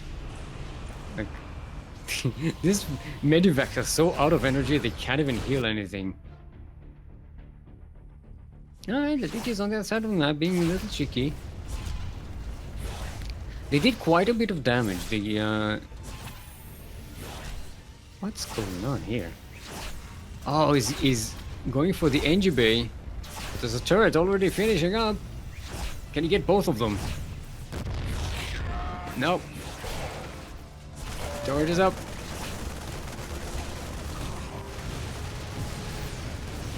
It's yeah, this base trade did not work well for Vavin. He did a lot of damage on the other side of the map, killed 22 SCVs, but yeah, he lost way too much at home. GG, well played, good luck. And Loklok will be the one advancing to the finals. Now we got ourselves a TVP, but we didn't get a TVT. So if you had the matchup bingo playing today, we don't get a full set. We didn't get to catch them all.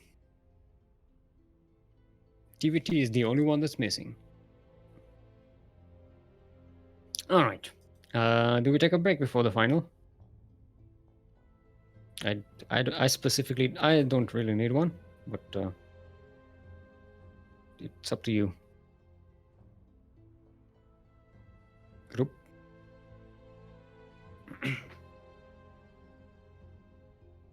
What time is it? It's 5 p.m. It's been going for a while.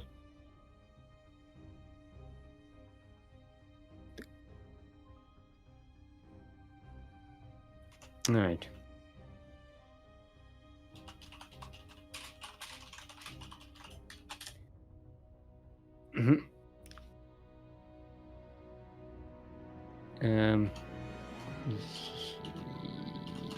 Yeah, wait, he's going up against Nameless. Yeah, so we're going to be on NA.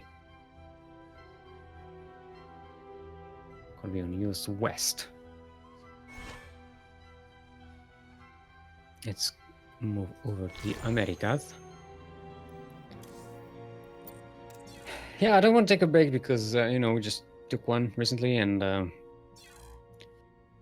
so this tournament is running quite late. No, not late, but we're 4 hours in. We still have a best of 5 against of us.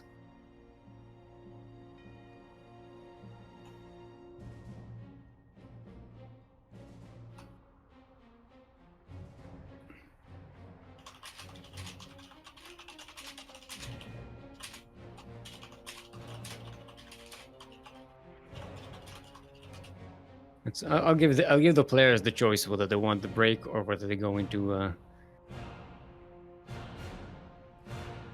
the match right away, because Loklok just finished the series. It's a pretty tough one. If they need 5-minute breaks, 5 minutes break, they can have it.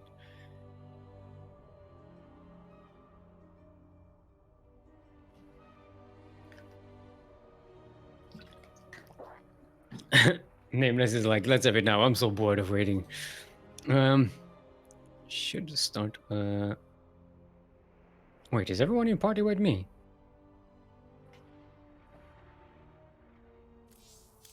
No. Wait a minute.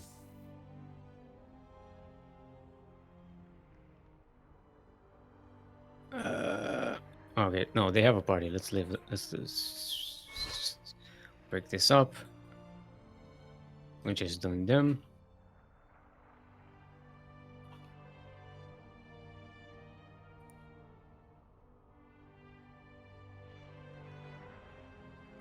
Why is game so sound so weird? Was it? Yeah, sometimes it happens with Twitch when sound gets all weirded up. Gonna have to refresh.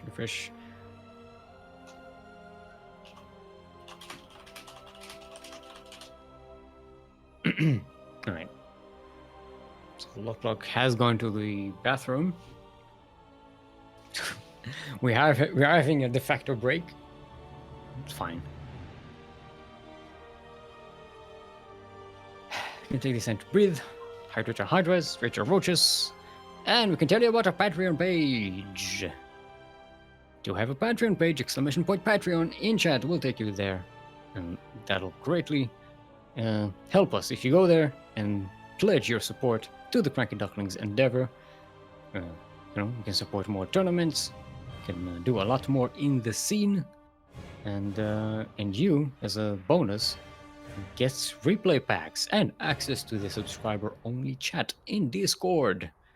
You get to hang out with us, the CranKy Ducklings, and our other subscribers, who are all awesome peepers.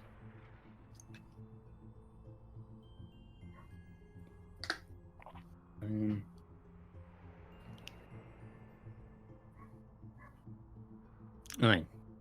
Oh, it looks like Loklok is the party leader, so we're gonna have to wait for them to come back in order to get us in. It's just waiting. Kuro cursed the audio. No, Kuro usually sets up the audio pretty well. Light curses the audio. Light curses the audio. Milk curses the audio. It's like, all these people can't even clip their streams because every time they sit around with other team members, you can't hear everybody. And so, like, when I was at work and like I wanted to open up someone's stream, like when they were streaming like team games and stuff, I wouldn't like I would join the stream, but I'd mute it and also join the Discord thing, because there I can control everyone's volume properly. Because on stream you couldn't hear everybody.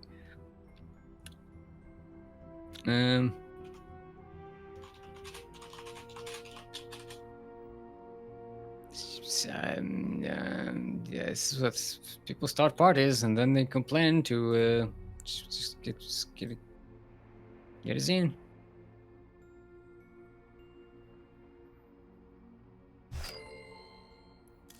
There you go. Alrighty. Now we can get going. First map is going to be Yagannatha! That's how I say it. There's been a lot of debate on how to pronounce that map. I say Yagannatha! That's how it's supposed to be pronounced.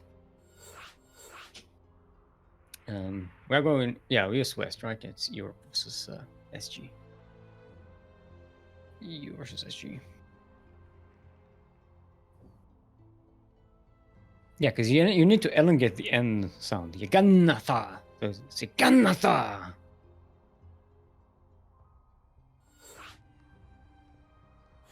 It's my story, and I'm sticking to it. I think this is the first time I get to actually cast this map. I had to put it in the bracket so that I get to actually see it.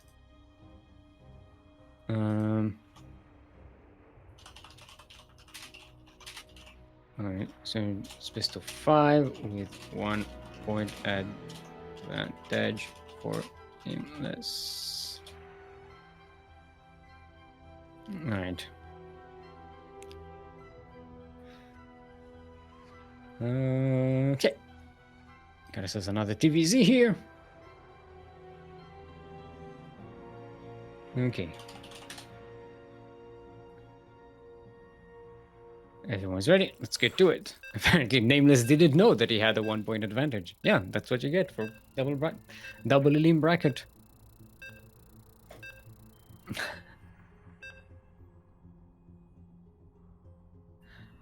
Light mutes the silence. Light chain.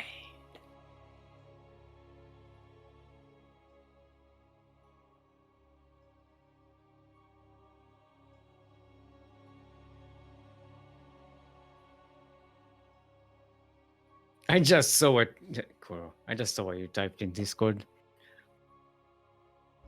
I'm shaking my head at you. You give me so much crap for my puns, and then you type something like that in the live feed chat. I'm not going to tell everyone what you said. I'm just saying you have no authority to criticize my dumb jokes.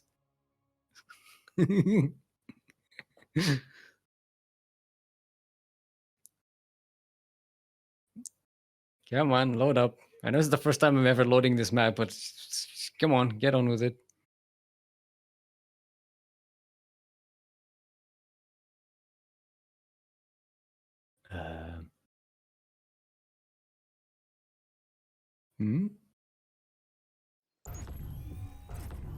Alright, there we go.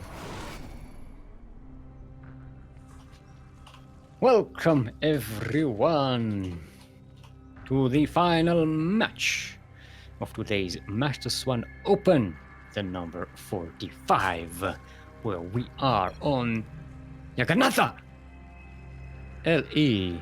LE, just in case you did not know, stands for lily pads everywhere. Lily pads everywhere! No, that's not this map. That's on the other map. On what was that? On one of the other maps. I don't remember which. As lily pads. Someone tell Yoda to be careful. Yoda Slim, careful for lily pads. In southwest corner of the map, all the way from the land of Singapore, representing Team GDA, the one-time NSO champion, are Brew Zerg. He is and shall remain Nameless.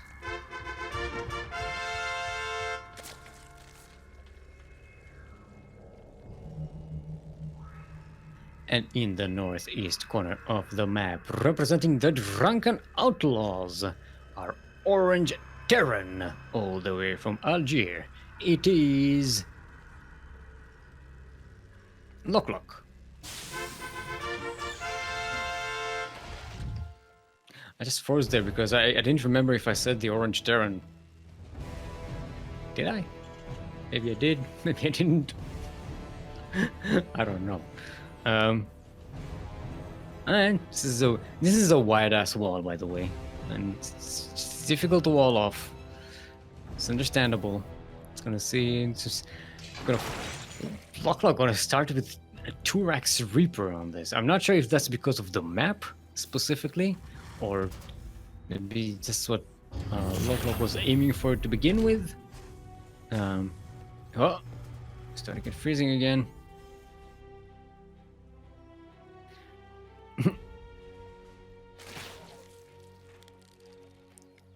Alright. We're gonna chill around here. It's going to come in. Don't worry, I'm just a regular Reaper. No follow-up to me. Just a regular scouting Reaper. Nothing crazy. I'm just gonna sneak behind here. With all my friends! Coming in the party, but there's a spine.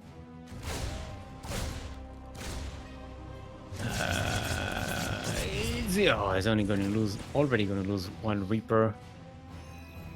It seems like Nameless has got this down. I don't see Nameless losing to this. And Loklok is going to be, in a bit of a pickle. Because his deck is going to be very late. He is getting a second base, a natural base. But it's going to be stuck on barracks. There's no factory to be seen. It's getting an NG bay. It's going to be 3 Raxes. It's going to keep on making Reapers and sending them across the map. That's not going to work forever. Not against the Zerg who's being very defensive and he's going to have spines and queens and lots of Zerglings. Yeah. And the wall is still a wall. Guard the Reapers coming in. It's the one thing you do have working for yourself is a good defense with the Reapers. This against Zerglings. Is that a speed zone in the middle or... Oh yeah, it is a giant speed zone. It's very weird. It's very nice. Curious to see how that affects sort of kind of battles in the middle of the map. When 2 armies are trying to control the center. And yes, that big of a speed zone that could make a real difference in movement.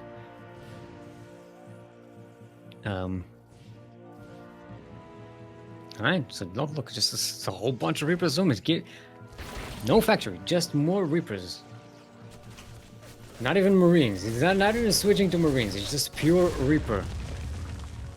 Enough Reapers to kill unbuildable plates, even. And Nameless sees this with the Overlord. There's nothing that shoots up. He can't clear the Overlord, so it's only 5 ranks Reaper. This is the weirdest composition. That's not a composition. It's just 1 unit.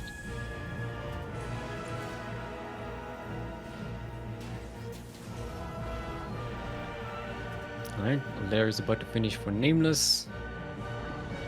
So he's going to have all the juicy tech available for him. Well, Loklok. It's just Reapers. I think Loklok got the Marines meme wrong. It's like... It's supposed to be Marines, not Reapers. I don't know if you just heard it, but that was my stomach. I'm really hungry. It just rumbled like crazy. What? Speaking of crazy, those Reapers are coming in, but yeah, I mean, with the grenades, I suppose they can keep a lot of Nemesis' army away. I know that they do enough damage to actually kill buildings.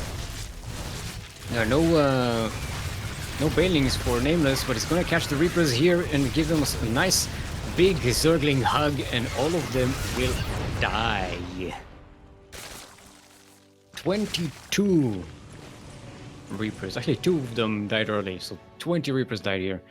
Even these are going to get surrounded and killed, maybe. Oh boy.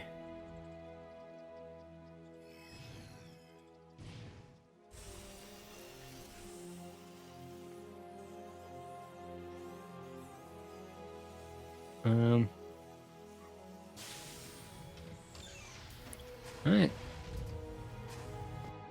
Now it's Marines and Marauders, but No factory, no medivacs.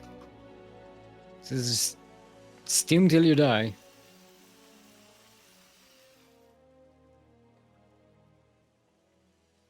I'm just listening to the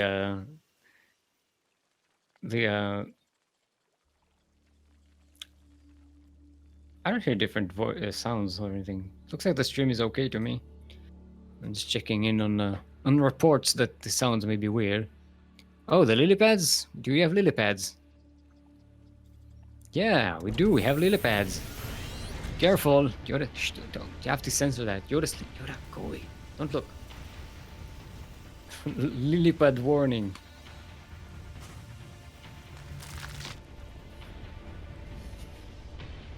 Alright, Loklok is going to try and take that third base.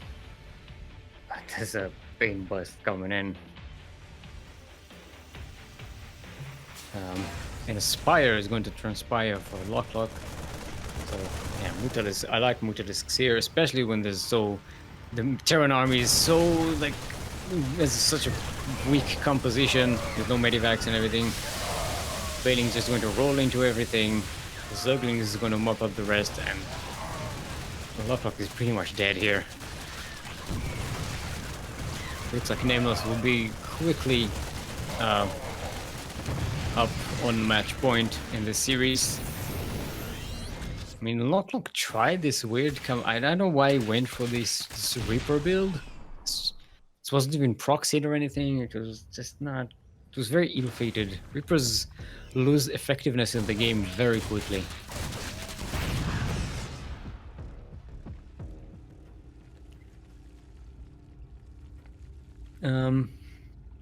Would love to see Reapers with medivacs. Yeah, it can happen sometimes. It helps because they can heal them during combat. They don't have to wait until the combat ends before they can start healing.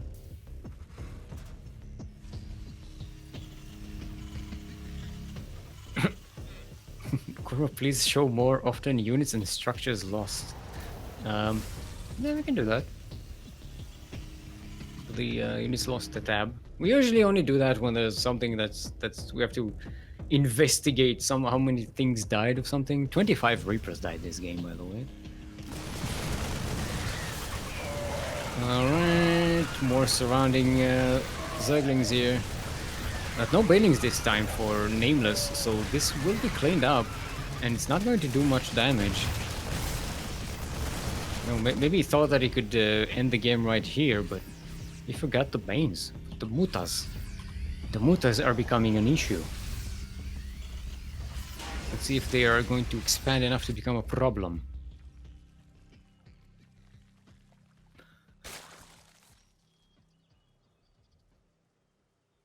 In the middle is flying away. This time Nameless is bringing in some Banelings. Up to 4th base. You know, but Loklok still has his 3rd base, so it's gonna be okay. Nameless is coming in. There is a turret to defend here.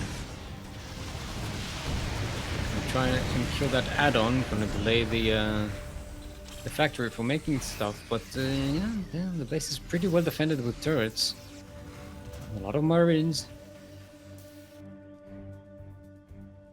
And the Bane Bust is being set up by Nameless. Yo, he's gonna catch the main army here! It's blocked up there, nothing, nowhere to escape, nowhere to split. He's going to kill all of the bio of Loklok almost. And the Zerglings are in the natural. It's a massacre. Look what they did to my boy. More SCVs are being killed.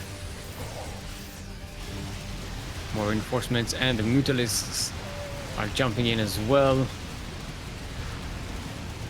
Yeah, 26 SCVs down. Loklok was behind before this attack, and now Loklok is just almost dead. This orbital command is going to go down. No, actually no. Nameless is backing away, so there's a chance to repair this.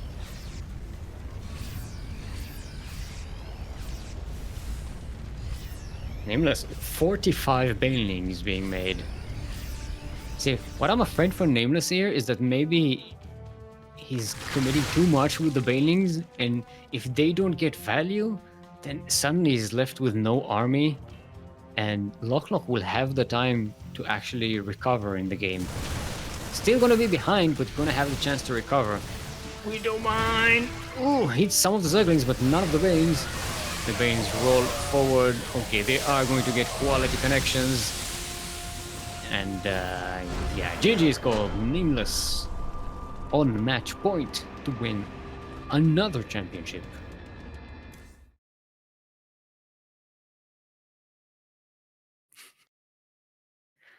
Oh, right. Let's see what the next map is going to be. It's Loklok's choice.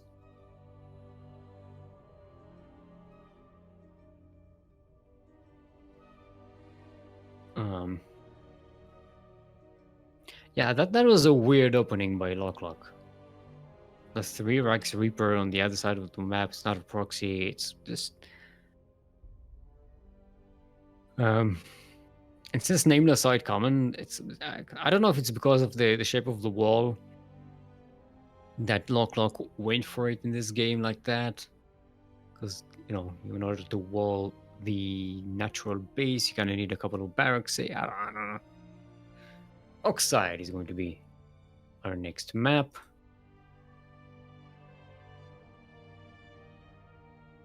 I forgot to wait for the create lobby play. Let's see if it created. Let's see if I clicked slow enough. Yeah, I clicked slow enough. We have game art.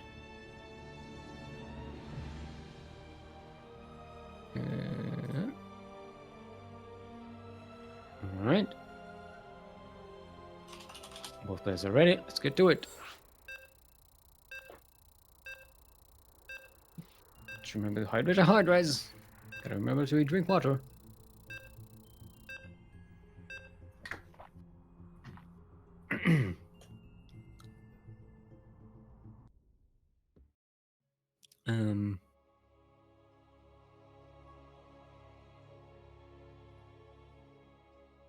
Oxide. Let's remember to breathe. Breathe. Get oxidized. We're breathing. We oxidize. Don't breathe too much though, because you'll faint. Your brain likes oxygen, but not too much. You can get drunk on oxygen. Pass out. That's that's unhealthy.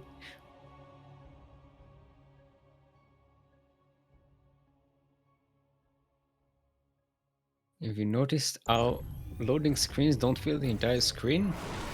I have not noticed it until you pointed it out now. But I'm not exactly as bothered about this as you are, Krupp, so... You know, you're going to suffer alone. This one, I have way bigger bones to pick with Blizzard on their interface than the fact that the loading screen doesn't fill the entire screen area. Anyway, we are on Oxide, where we are breathing, but not too much so we don't faint. LE, just in case you did not know, stands for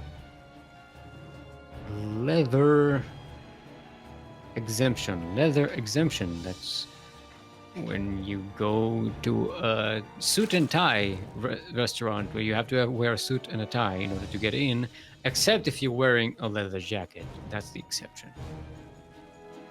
If I had a restaurant,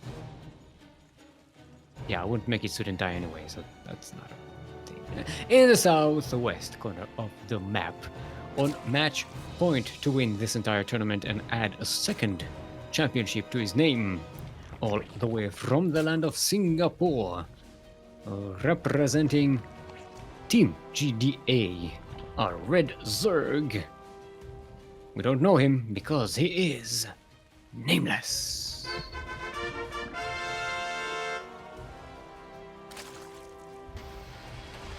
And in the northeast corner of the map, all the way from Algeria, representing the Drunken Outlaws, our Blue Terran.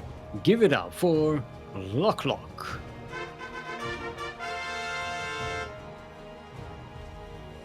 I am getting garbage ping, by the way. I'm hoping Loklok has a better connection right now. The game heart is within each of us. The heart of SE2 lives in you. Yes, that's why you have to use game heart for people who game hard. Can steel rust? Yes, definitely. Unless you mix it with like other stuff to make it like rust resistant. So you can make it rust resistant. That's what a lot of like cookware is made out of, stainless steel. But yeah, steel on its own, very rustable.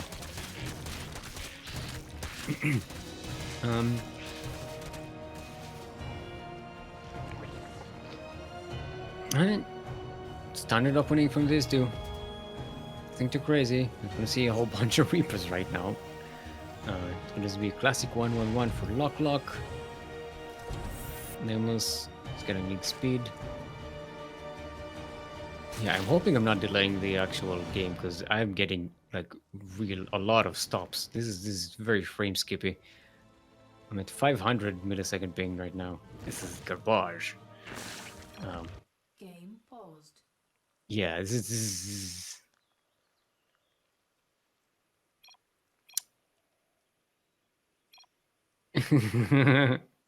yeah, it's a ping spike for loklok as well. It's...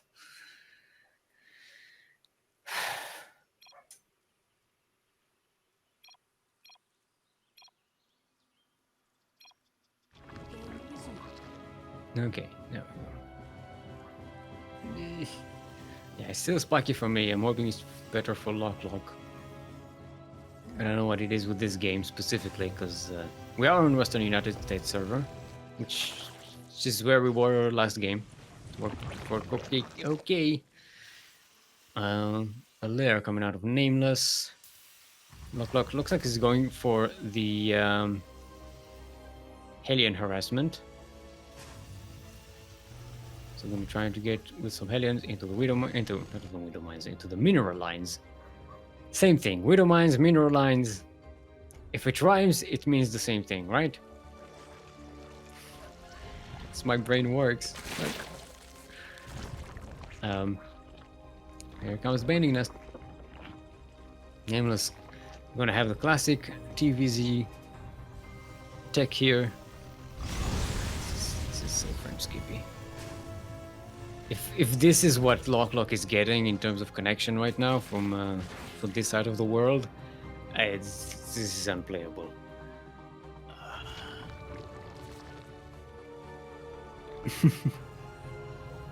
In 2012, German freediver Tom Cetas held his breath underwater for 22 minutes and 22 seconds. That's a lot. That's like brain damage level. Hold your breath.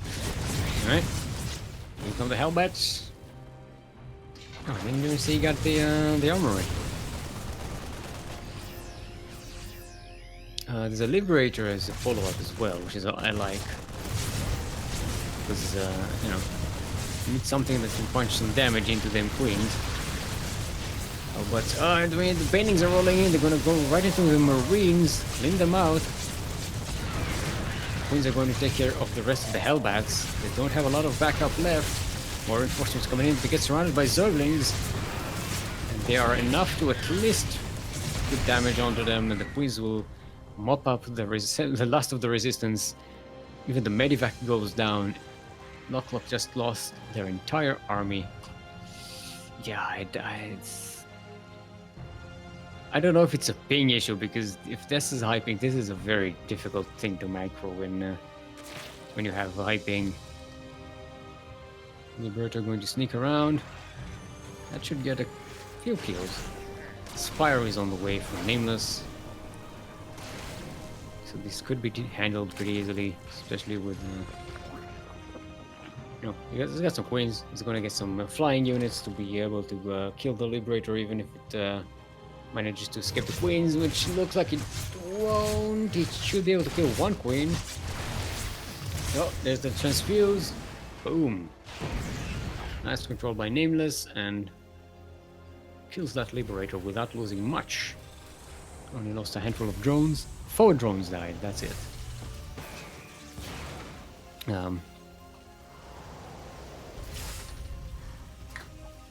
What is Loklok's follow-up here? Gonna get some Widow Mines.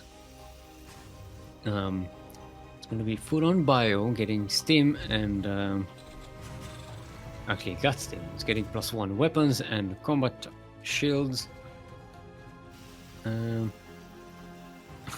Are our grapes seedless? I don't know, Krupp. Are the channel points grapes seedless grapes or grapes with seed in them? Can you make wine out of them?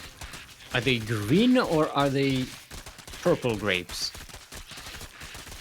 I'm asking the important questions, because Daunted is asking them as well. Mutalisks are flying. How are these Mutalisks even flying? They have holes in their wings. I don't get it. It's so stupid. Like, look at this. It's the dumbest idea. Yeah, I know what's cool in the game. We have these creatures that have wings. I know, we make holes in the wings.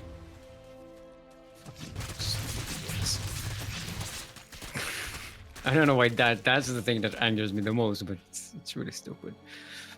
Look, might get surrounded. Nameless might get surrounded here.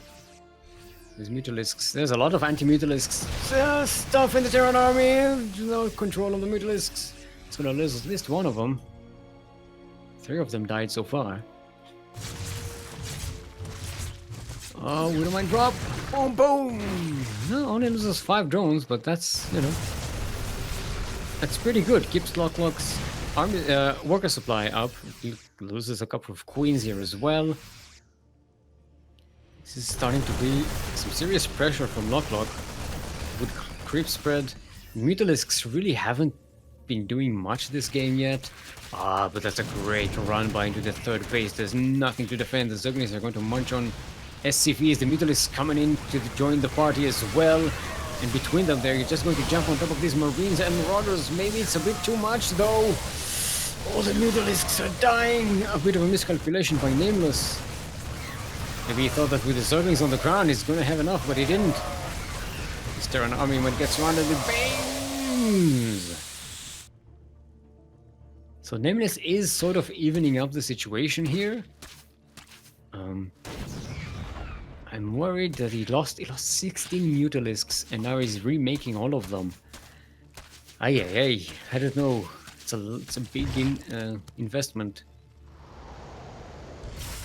Gonna have to restart the whole snowball of Mutalisks from the beginning.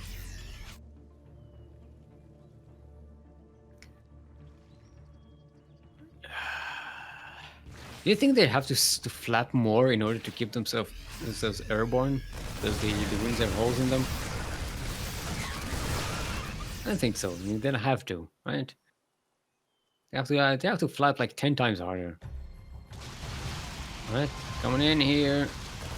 It's already losing more Mutalisks and is not gaining anything from them.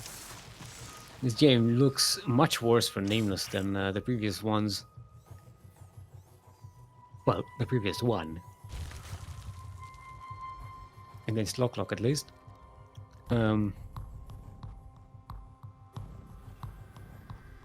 Loklok also racing ahead in upgrades. Look at the army supply at the moment. The Widow Mines are just kill these mutas. They can't even kill an add-on. That's how badly they're not being useful, these mutas are.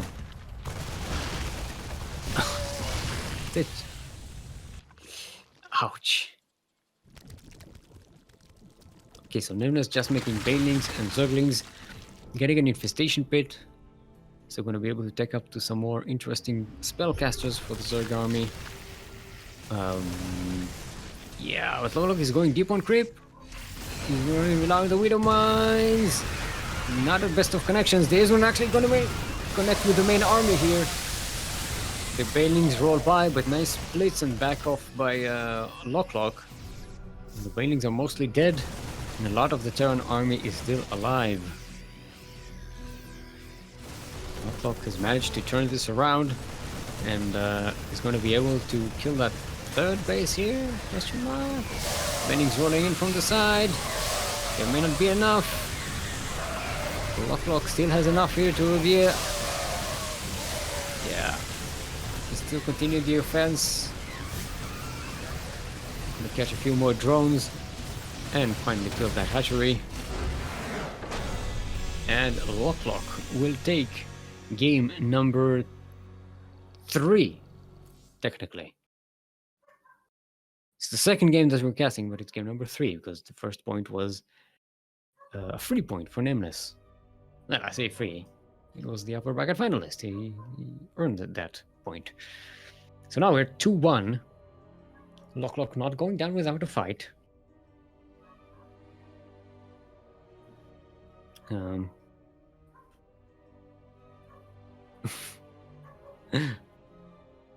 gonna ask maybe to change the server here.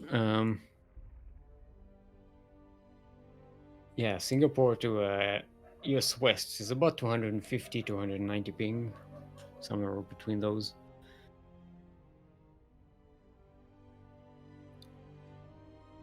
And Loklok seemed to be working pretty well, even with the bad ping that we experienced. Yeah, his control was pretty good.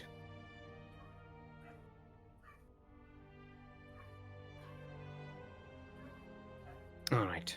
We're still waiting on a map choice.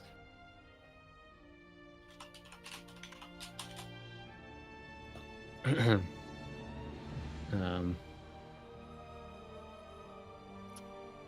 going to be Nameless's map choice.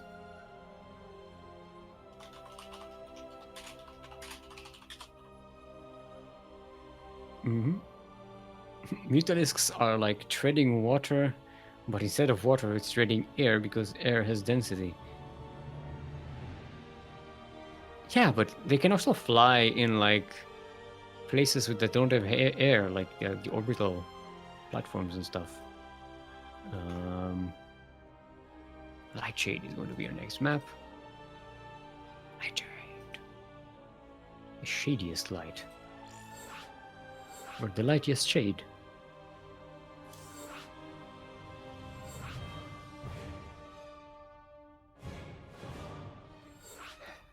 Right. Water. Come on, lobby. Set up. There we go. Go. Don't mess with the lobbyist. I am the lobbyist. You will bow to my lobbies. My lobby prowess. Alright, let's see if the players are ready.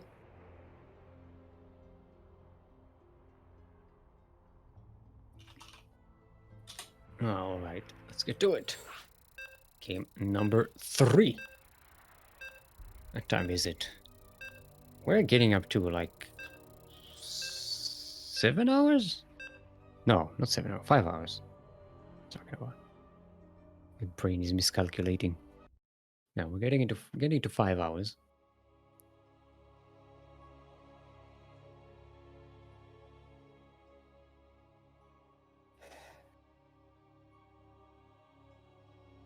Yeah, man.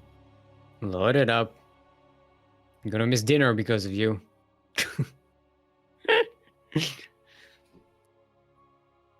I can already smell the cooking. What's going on? This is like on Fridays we usually have like a family dinner here at home. And so hungry. I had a sandwich before the tournament, but I guess it wasn't enough for my stomach. Kuro is hungry too. Yeah, but did you eat before the tournament? That's the question. Because usually the answer is, I ate a biscuit. Okay, her answer is, look. I had a yogurt. It's more than nothing. It's better than nothing, Krupp, but it's not enough food. Alright, and speaking of enough food, we are on Lightshade, LE. LE, just in case you did not know, stands for lumpy expectation. Lumpy expectation. That's when you eat mashed potatoes and you expect them to be lumpy. The mashed potatoes, but it's not. It's not lumpy. It could be. It could be not. Just have lumpy expectations. It's a thing in the southeast corner of the map, all the way from the land of Singapore, representing Team GDA, our Red Zerg, currently up 2-1 in this best of 5 series. It is Nameless.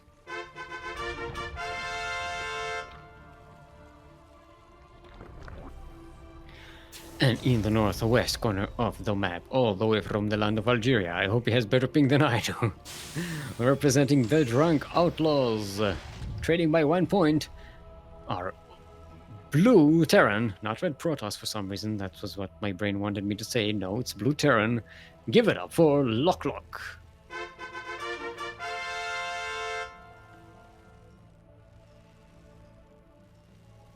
Ooh, it's gonna be straight into roaches for Nameless.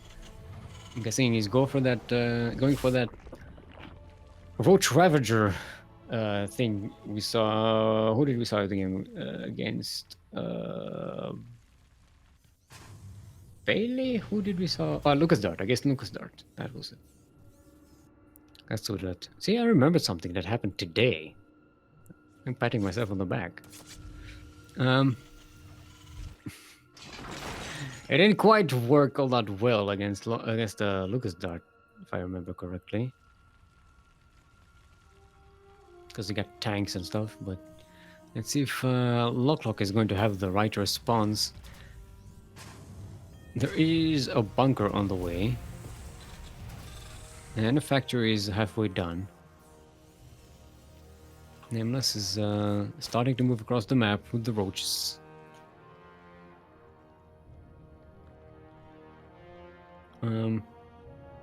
Hashtag don't eat your family. Why would I eat my family? I don't eat my I eat with the family. We eat dinner. Family dinner is not... family dinner, don't it? Is not a dinner where you eat your family. Ooh, nice sneaking around. The Reaper does not see them. They are coming in. Careful of the lily pads. They're triggering. And... come on. Ravager shoot. Ravager shoot. Bile away. No, it's not. It's just gonna sneak around the bunker. Munch on some SCVs. Just go around. I like that. But he's kind of stuck here. In case he gets surrounded. Is this... supply depot? It's enough to supply block Loklok for a while. Loklok is getting that cyclone though. It's about to finish, and that can really really do damage here. If you can lock on to the Ravager and or the roaches. Okay, loses one of the roaches. The supply block is really nice. It delays Loklok advancement into the... ooh! Money shot! Wow, that was so lucky for Nameless. That is... hold on, I gotta mark this. No. Yeah, swiftly added marker. That was really cool. It's not often you see those biles hit the mark, but they just like boom, 4 Marines die in a second. That's cool. But Loklok finally out of the funk, trying to get some more production, getting more barracks saved. I'm gonna be able to start pumping out some Terran armies, but you know the natural is being saturated very slowly. Nameless is way ahead in workers at the moment. The supply block really delayed Loklok's production of workers. Nameless is on 3 bases, getting a lair, getting some spores for good measure, just in case there's anything coming from the air, which there is. There's a Liberator on the way. And by on the way, I mean it's being made right now, not it's flying. Yeah, so what does Nameless look like? He's staying on the roach path. Yeah. I'm gonna get roach speed. Double Evo Chamber is on the way as well. Loklok is getting tanks. We are going to have a nice little war here. You know, Nameless had some, got some value out of these roaches and the Van Ravager. Actually, he only lost one roach, by the way. Look at that. Now look at the units lost tab. Yeah, he only lost one roach in that attack. And managed to get like a couple of supply depots, some workers, a cyclone, and marines. You know, and delaying Loklok's worker production for a long time. Look at that. Nameless is gonna be up 20 workers. Liberator might even up the score a little bit. Let's see how Nameless responds. Bit of a late response. Gonna kill four. Not disruptors, not spores, drones. Disruptors, drones, they both start with D. It's the same thing basically, right? That's controlled by Loklok there, moving the Liberator. Catching a couple of more drones. Gonna switch it to the natural, but the Karens are already waiting there. They're finally gonna die. Yeah, it's nice, but it doesn't even up the score. Nameless is still 16 workers ahead. Now it's 20 workers ahead.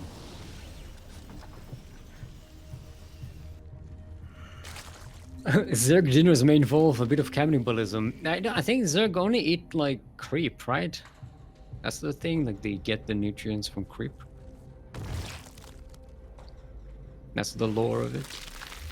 Also, these are mechanical Zerg, right? So they don't eat anything. You just plug them into the electrical socket and they charge up. Alright, now we're starting to get a fourth base. Loklok gonna try and go for his third. There's a lot for Nameless here. I was gonna try and attack the... Actually eating some of his own piles because he's moving too fast. Sniped one of the tanks, which is nice. Killed a few of the marines, and it's gonna force Loklok to back away at the moment.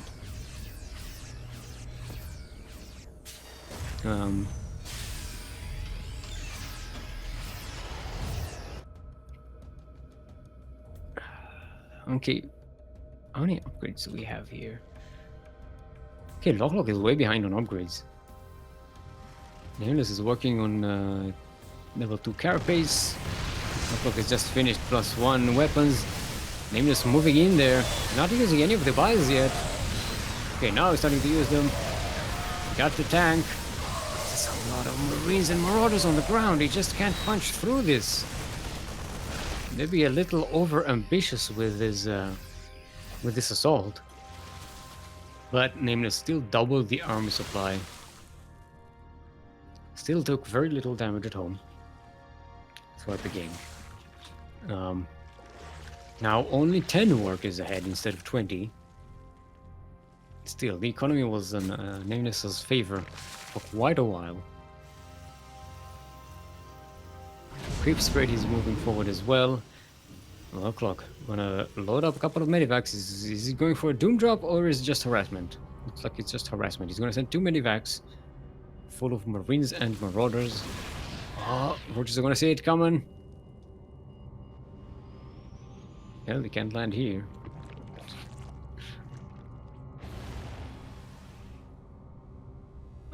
Karen is sending the liberators to the manager. Yeah. I want to speak to your manager. Mengs is like, I'm the manager.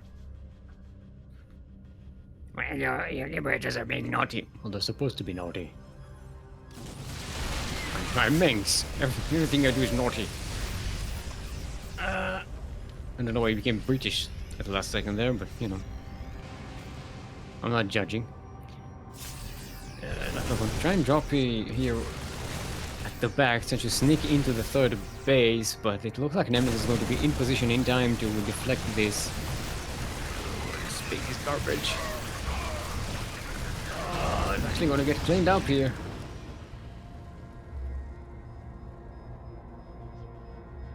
Half the map is already covered in creep.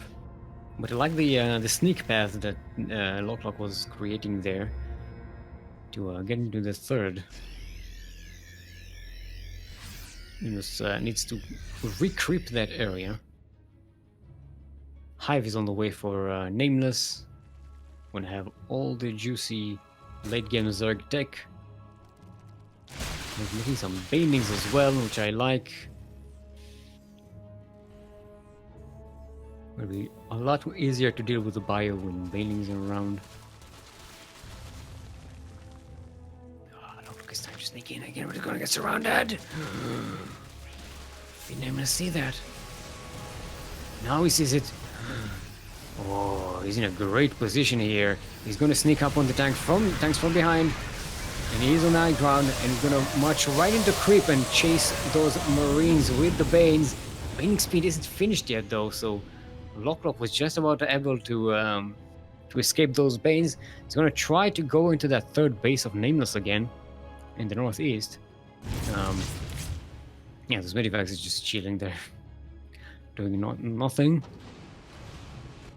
Baning speed is about to finish. It's gonna be very dangerous hanging around here. Nameless. I'm gonna try and deny a fourth before it becomes a planetary fortress. Gonna jump right on top of the tanks. Tanks are going to go down. The Bailings connect with the Marines and the Marauders, even though Bailing speed isn't even finished. Now it's finished. Now it's just down to Marauders.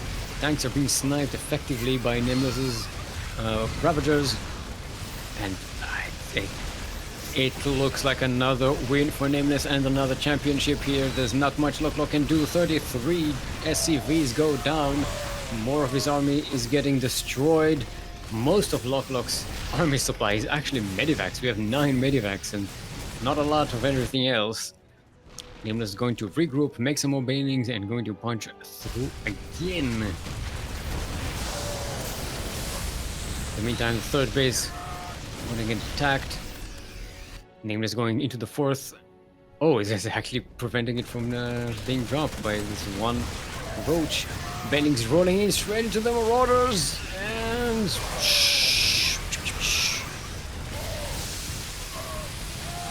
yeah, there's not much left for Loklok. Handful of Marines. GG is called, and Nameless is your 2 times Master Swan Open champion. Congratulations.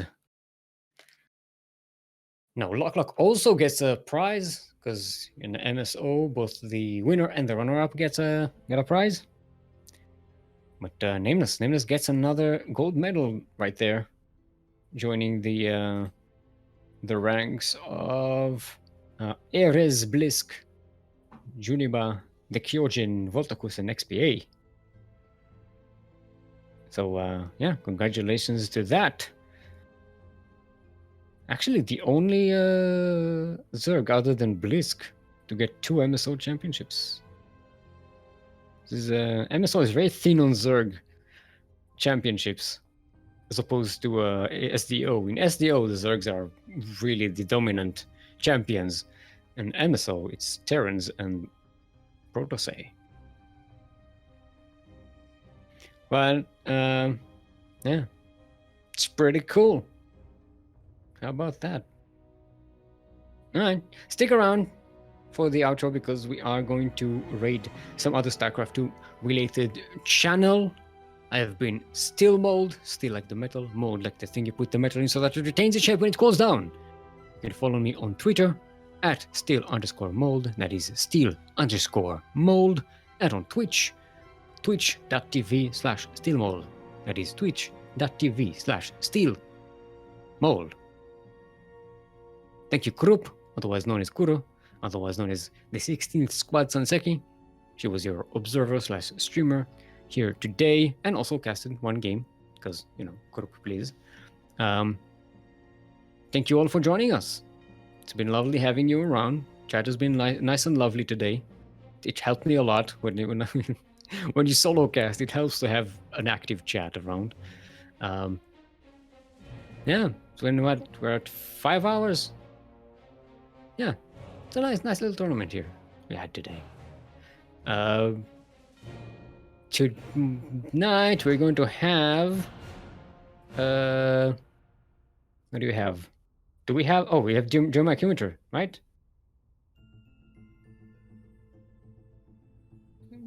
Yeah, we have Jeremiah Winter, which is going to be in. Hold on, I'm calculating. It's 24, and that's 27, and that's 18. In 9 hours. There we go. In 9 hours, I got to it. In 9 hours, we're going to have DreamHack Winter NZ Championship Champion Cup Champs Qualifier. Going to be casted by Light VIP and Yoda Slim right here on the CranKy Ducklings channel. So definitely catch that. It's going to be real hype. The NZ scene is always nice to cast. We love casting them. They love to be casted by us. It's amazing. Kind of curious to see Yoda Slim introduced. I don't think Yoda Slim knows a lot of what's going on in the NZ scene. Is more into the LATAM and NA scene. So it's gonna be nice introducing him to all these players. Yeah, but that's what it is. Tomorrow, no Grand Platypus Open. Remember, there is no Grand Platypus Open tomorrow. Now you know. It's going to be off for 3 weeks or something, or 2 or 3 weeks. Check in Discord if you want some more information to know when that is up. MSO and SDO are going on as scheduled, so no problem with that.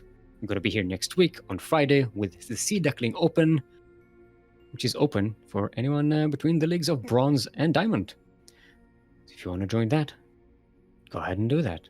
Check up the rules, play your games, and do that. And until then, have a nice weekend. Play this game. Enjoy playing the game. I won because I hate this stupid game. It's awful. I don't play it. I play Stellaris. It's a much better game. So get good and prosper. Goodbye.